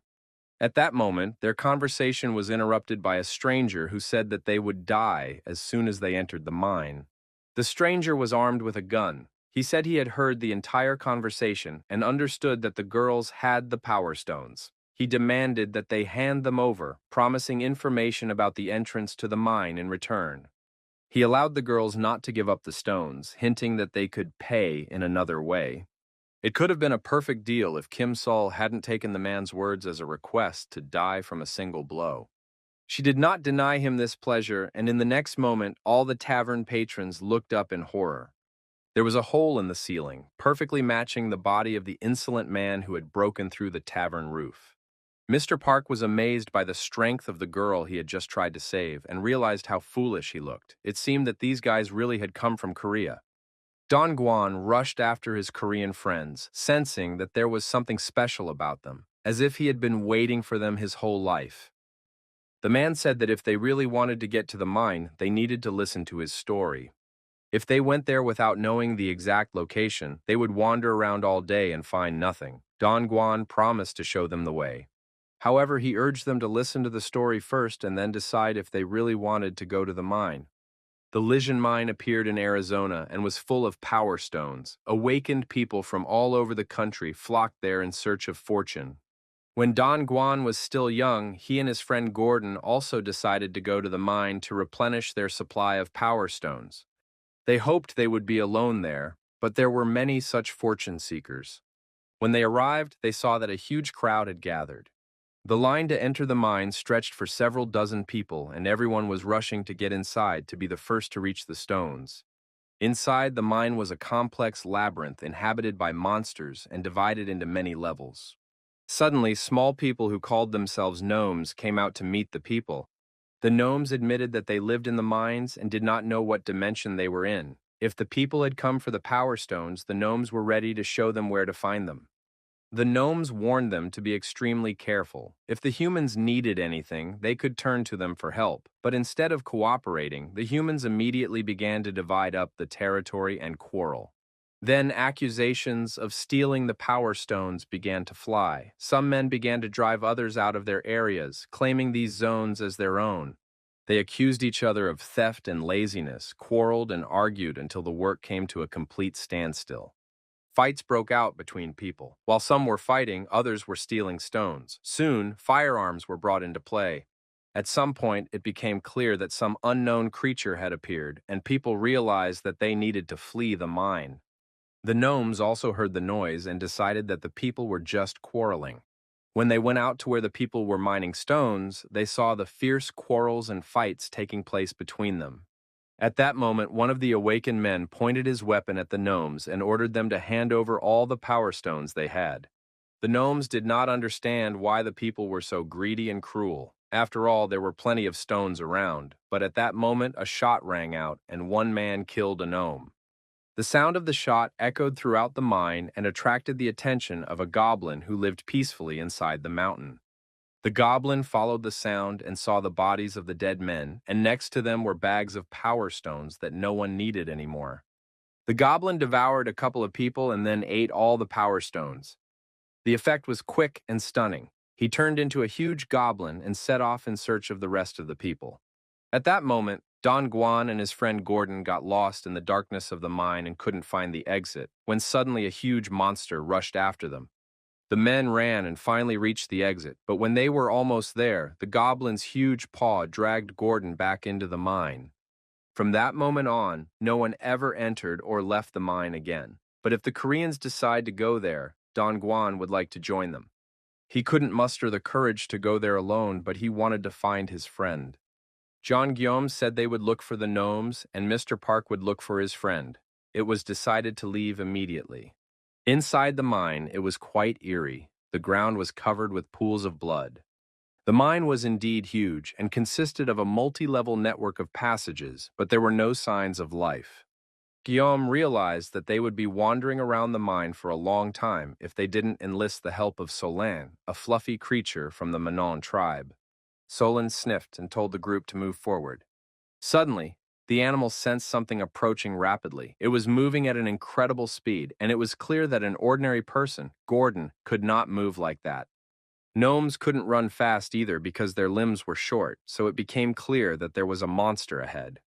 Chongyom activated the launch, and the magic-enhanced spears were aimed in the direction of the sound the animal had heard. But it soon became clear that they were facing a real monster because it deflected the holy spear, which was moving at a speed of 1,500 kilometers per hour. Then the chairwoman of the elf dimension came to the fore. She realized that the sound was getting farther away. It seemed that the monster was running away. The friends decided not to pursue the monster because they had not come here to hunt. The group continued onward. Soon, Solon smelled a strong scent of blood, and the friends ran toward it. In one of the mine's back alleys, they found a strange creature, apparently a gnome. It was a bearded man, covered in blood from head to toe. It turned out that the dwarf had lost a lot of blood and was almost completely exhausted. He needed urgent treatment, so Guillaume sent him into subspace. The young man was about to join his older sister when she finished treating the sick gnome, but then the fluffy creature's attention was again drawn to someone approaching. Alaya decided to deal with the monster herself this time.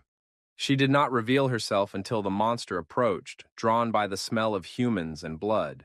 Soon, the friends saw the face of a huge and terrifying goblin, greatly enhanced by magic stones, and it rushed to attack. But the elf's powerful fist hit its target. Another blow put an end to this monster's life.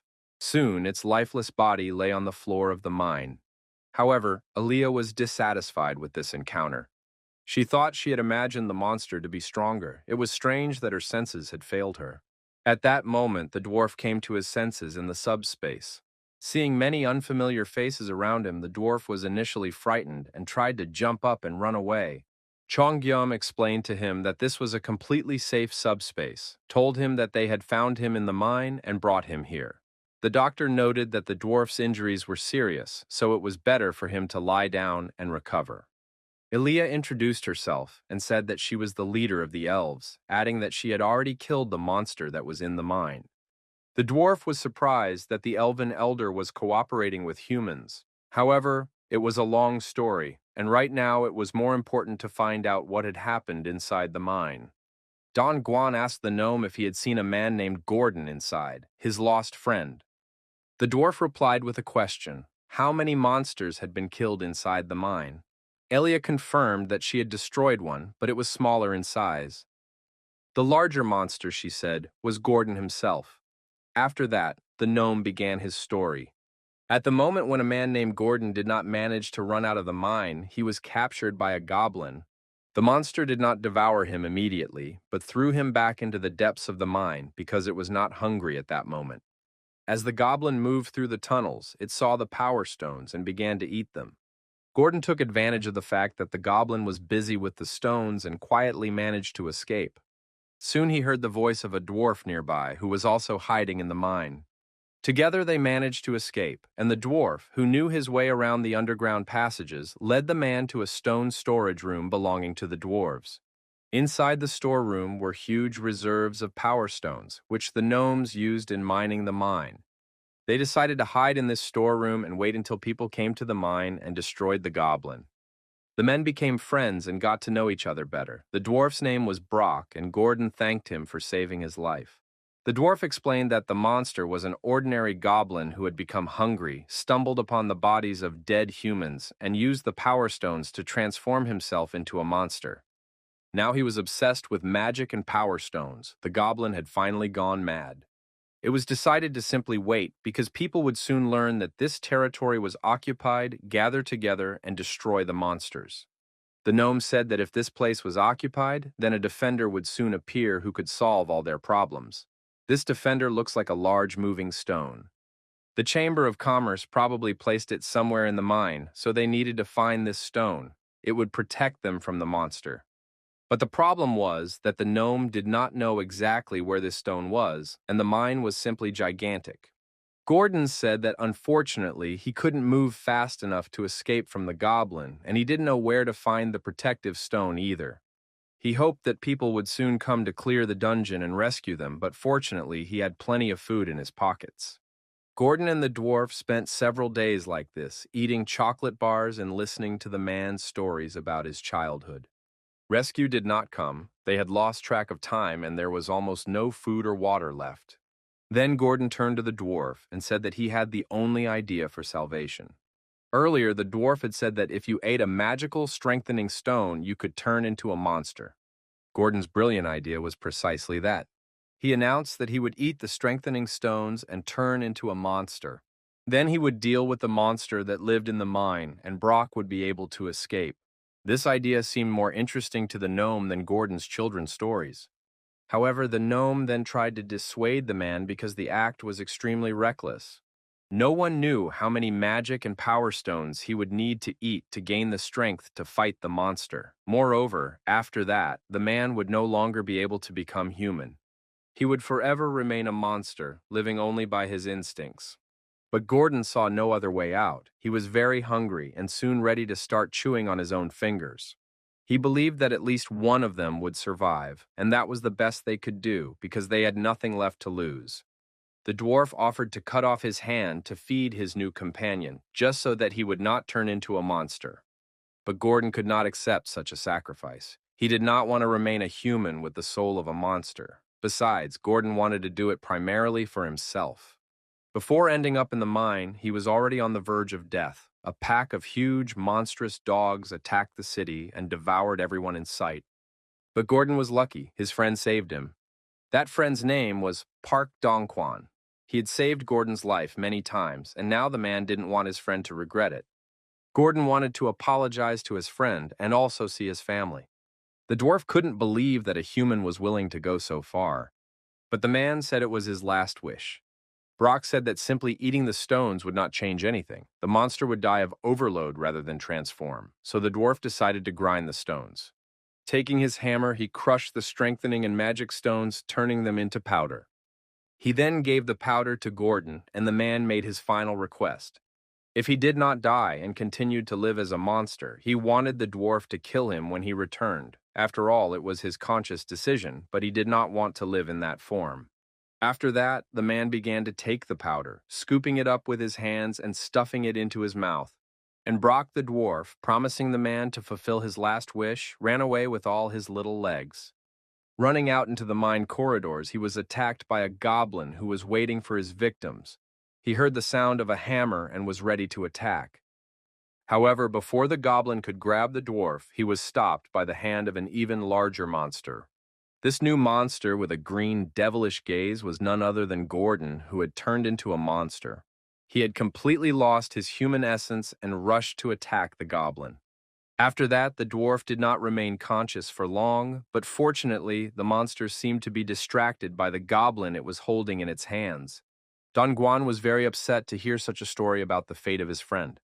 Gordon had become a monster to defeat a monster, but he did not want to live in the form of a monster.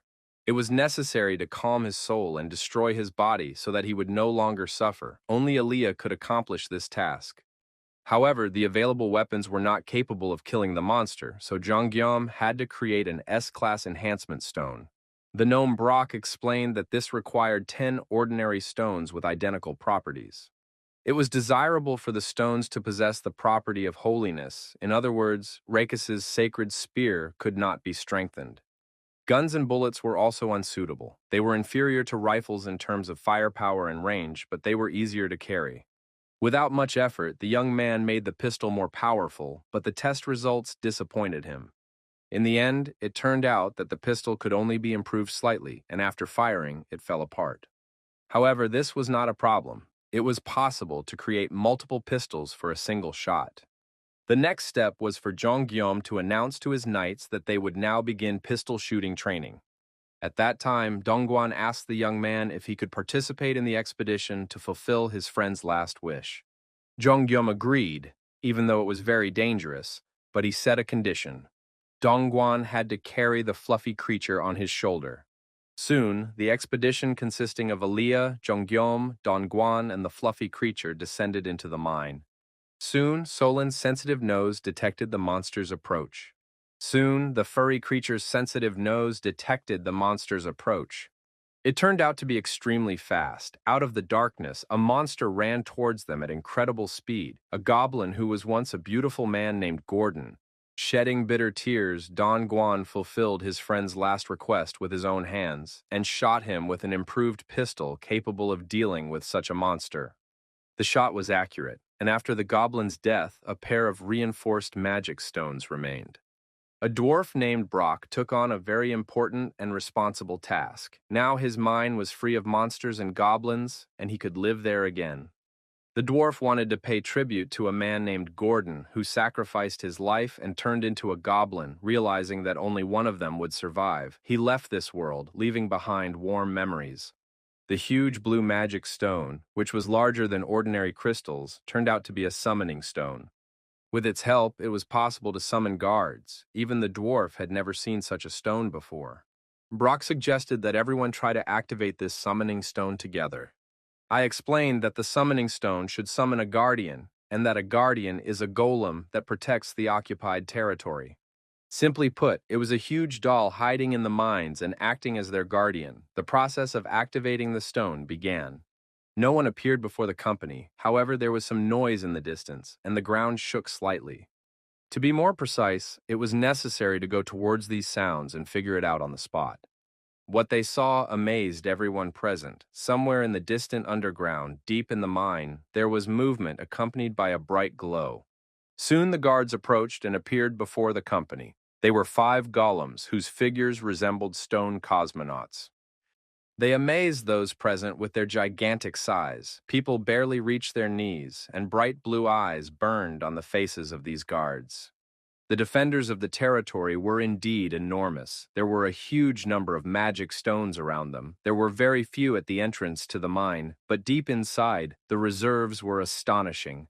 It became clear why this was happening. People began to compete with each other for the stones they found, and eventually killed each other. The Chamber of Commerce was also to blame for this.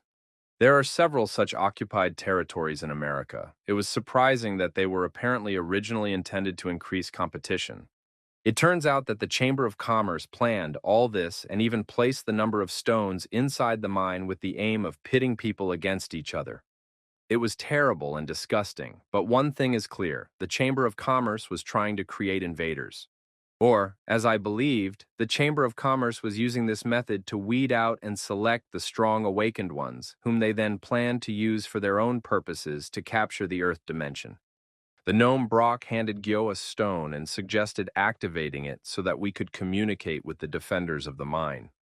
The principle of the activation stone was extremely simple. You had to hold the stone in your hand and mentally say what exactly the defenders needed to do. Jeong-gyeom, holding the activation stone in his hand, gave the order to leave the mine and catch the monsters that were harming people. There was no response. Perhaps the defenders of the mine were unable to leave its confines.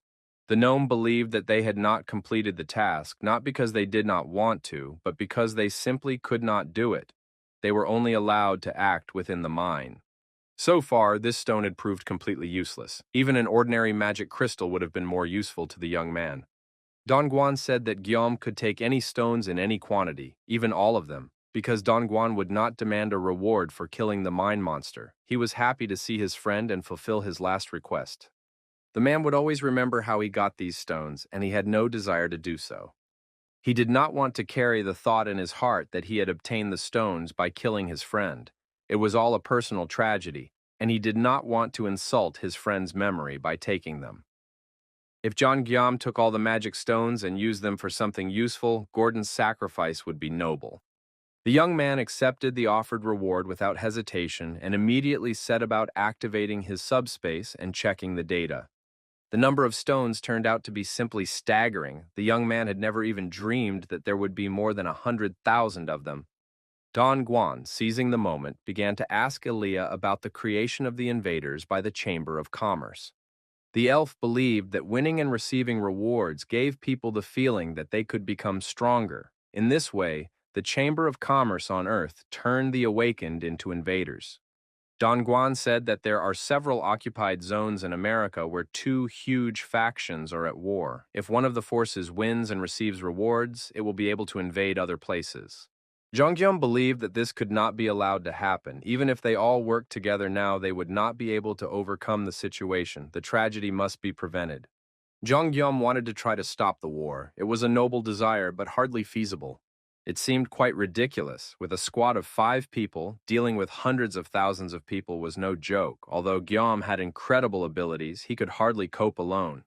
The young man realized that the man simply did not know him well and had no idea what abilities he possessed and how many people he could fight evil with. Of course, the numbers were not on Guillaume's side, but each of his assistants was the best of the best, like the Knights of Camelot, who were worth many hundreds of ordinary awakened people. Zhonggyom remembered that he needed someone to manage this territory. The only person who came to mind and who would be suitable for the job was already standing in front of him. Therefore, Mr. Park, Don Guan, was invited to join the pact and take care of this place. The pacts had incredible benefits. Not only could one use water and food, but also all other goods without restriction. Dental insurance was also promised soon. Chong Gyom returned to Korea, where he met with Lieutenant General Yu and told him about the current situation in America. It became clear that this war had to be stopped. There should be no winner between the two warring sides in America, otherwise the winner would become an invader. The Chamber of Commerce encouraged competition and offered a large reward to the winner, thus training and creating an invader who, after victory in America, would spread to other countries around the world. The Lieutenant General agreed that it was necessary to intervene in the war, but wanted to hear how Guillaume planned to do so. At that time, Lieutenant Yu had little information about the situation in America. Therefore, in order to plan his actions, he first needed to get an idea of the warring forces. In addition, the Korean military forces had to be prepared no worse than the warring parties. That is, it was necessary to gather information, analyze it, and then prepare the fighters. This was exactly what Lancelot was proposing, and he had a couple of questions for the Lieutenant General. The knight asked the career military man to train him. Although the Lieutenant General had no abilities, he always expressed a clear position and was loyal to his duty. This was very important for knights who wanted to be useful to their lord, even when their attacks could not be significant.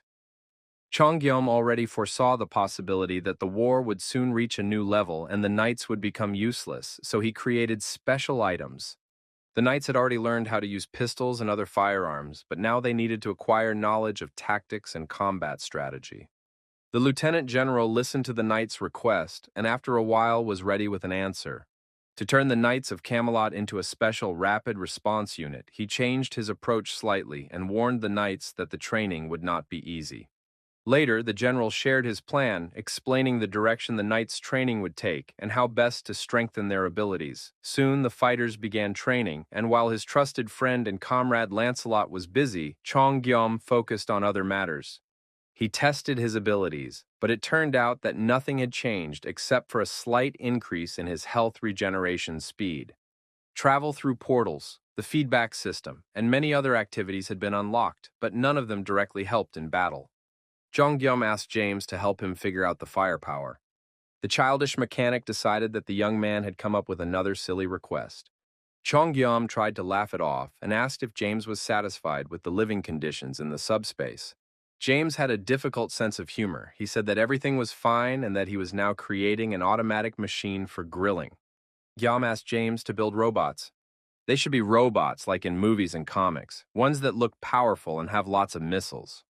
The mechanic explained that even if he had the ability, it didn't mean he could create everything out of thin air. In other words, his power wasn't quite up to such a complex task, but Guillaume managed to convince the sloth to at least try.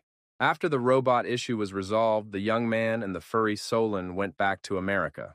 The guy was going to come with Park Dongguan, but he was still grieving and couldn't calm down after the death of his friend. With the help of Solon's sensitive nose, they finally managed to find the gnome Brock. He was spending time near Gordon's grave because this man, who had sacrificed his life, had deeply touched his gnome's soul. The young man admitted that he had been climbing around the mine for several hours until he found the gnome, but he realized that he had found him at the wrong time and was ready to come back later. Brock believed that he was too old to mourn the loss of his comrades for long. He was simply sad and a little melancholic.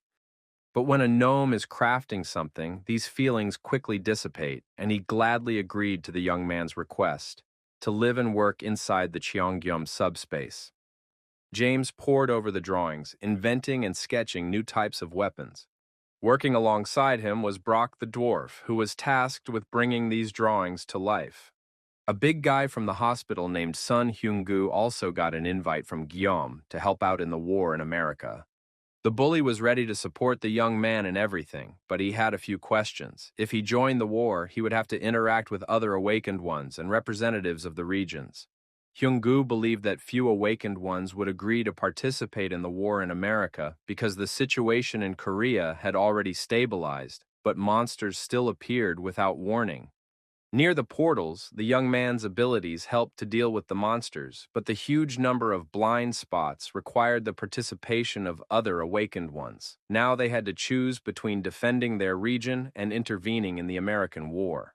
Jonggyom realized that he had rashly decided that the awakened would immediately accept his call and join the troops. After all, many would choose their native land to protect it. Gromala said he had several people in mind who would definitely be able to help Gyom. Jonggyum realized that the task ahead would be much more difficult than he had expected. The current situation in Korea was such that within a radius of 500 meters from the installed portals, packs automatically destroyed all monsters.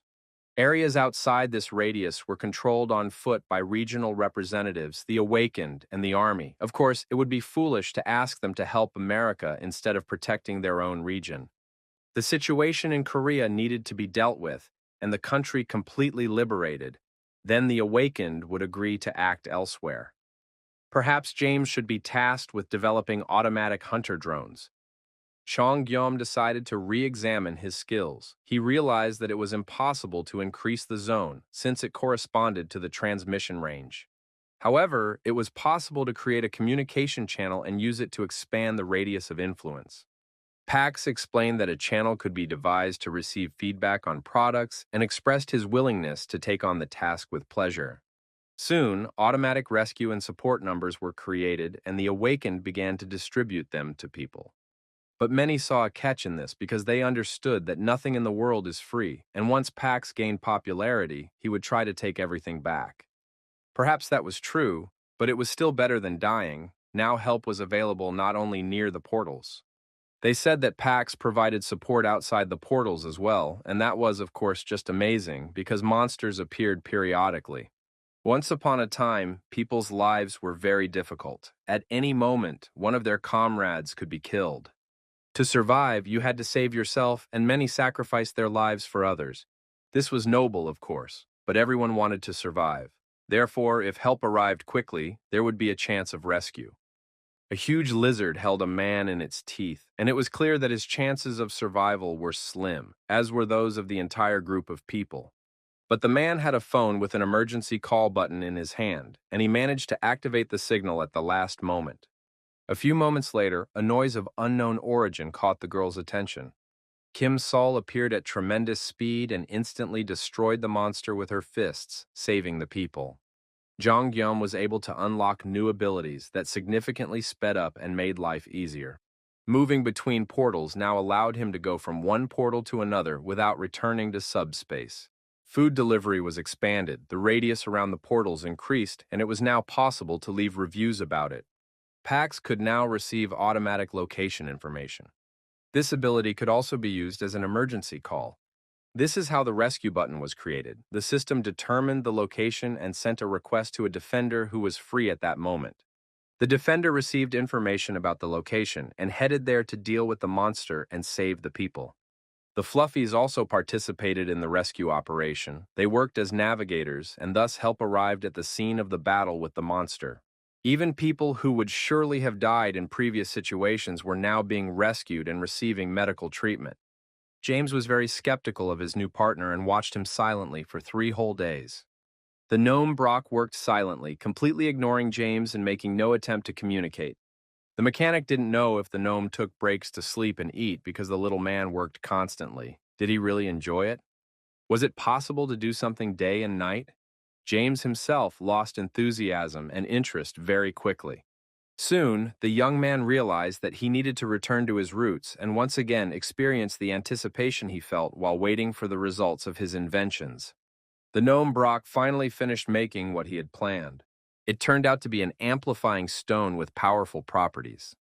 In the first 3 days after the emergency response system was introduced, thanks to Brock's boundless enthusiasm, many powerful weapons were created. Chong Gyom came to America to get information about the groups, and this could only be done on the spot. Guillaume decided to improve the standard military knife so that it could even fight a 6th-rank creature. However, the knife fell apart and could not withstand the load.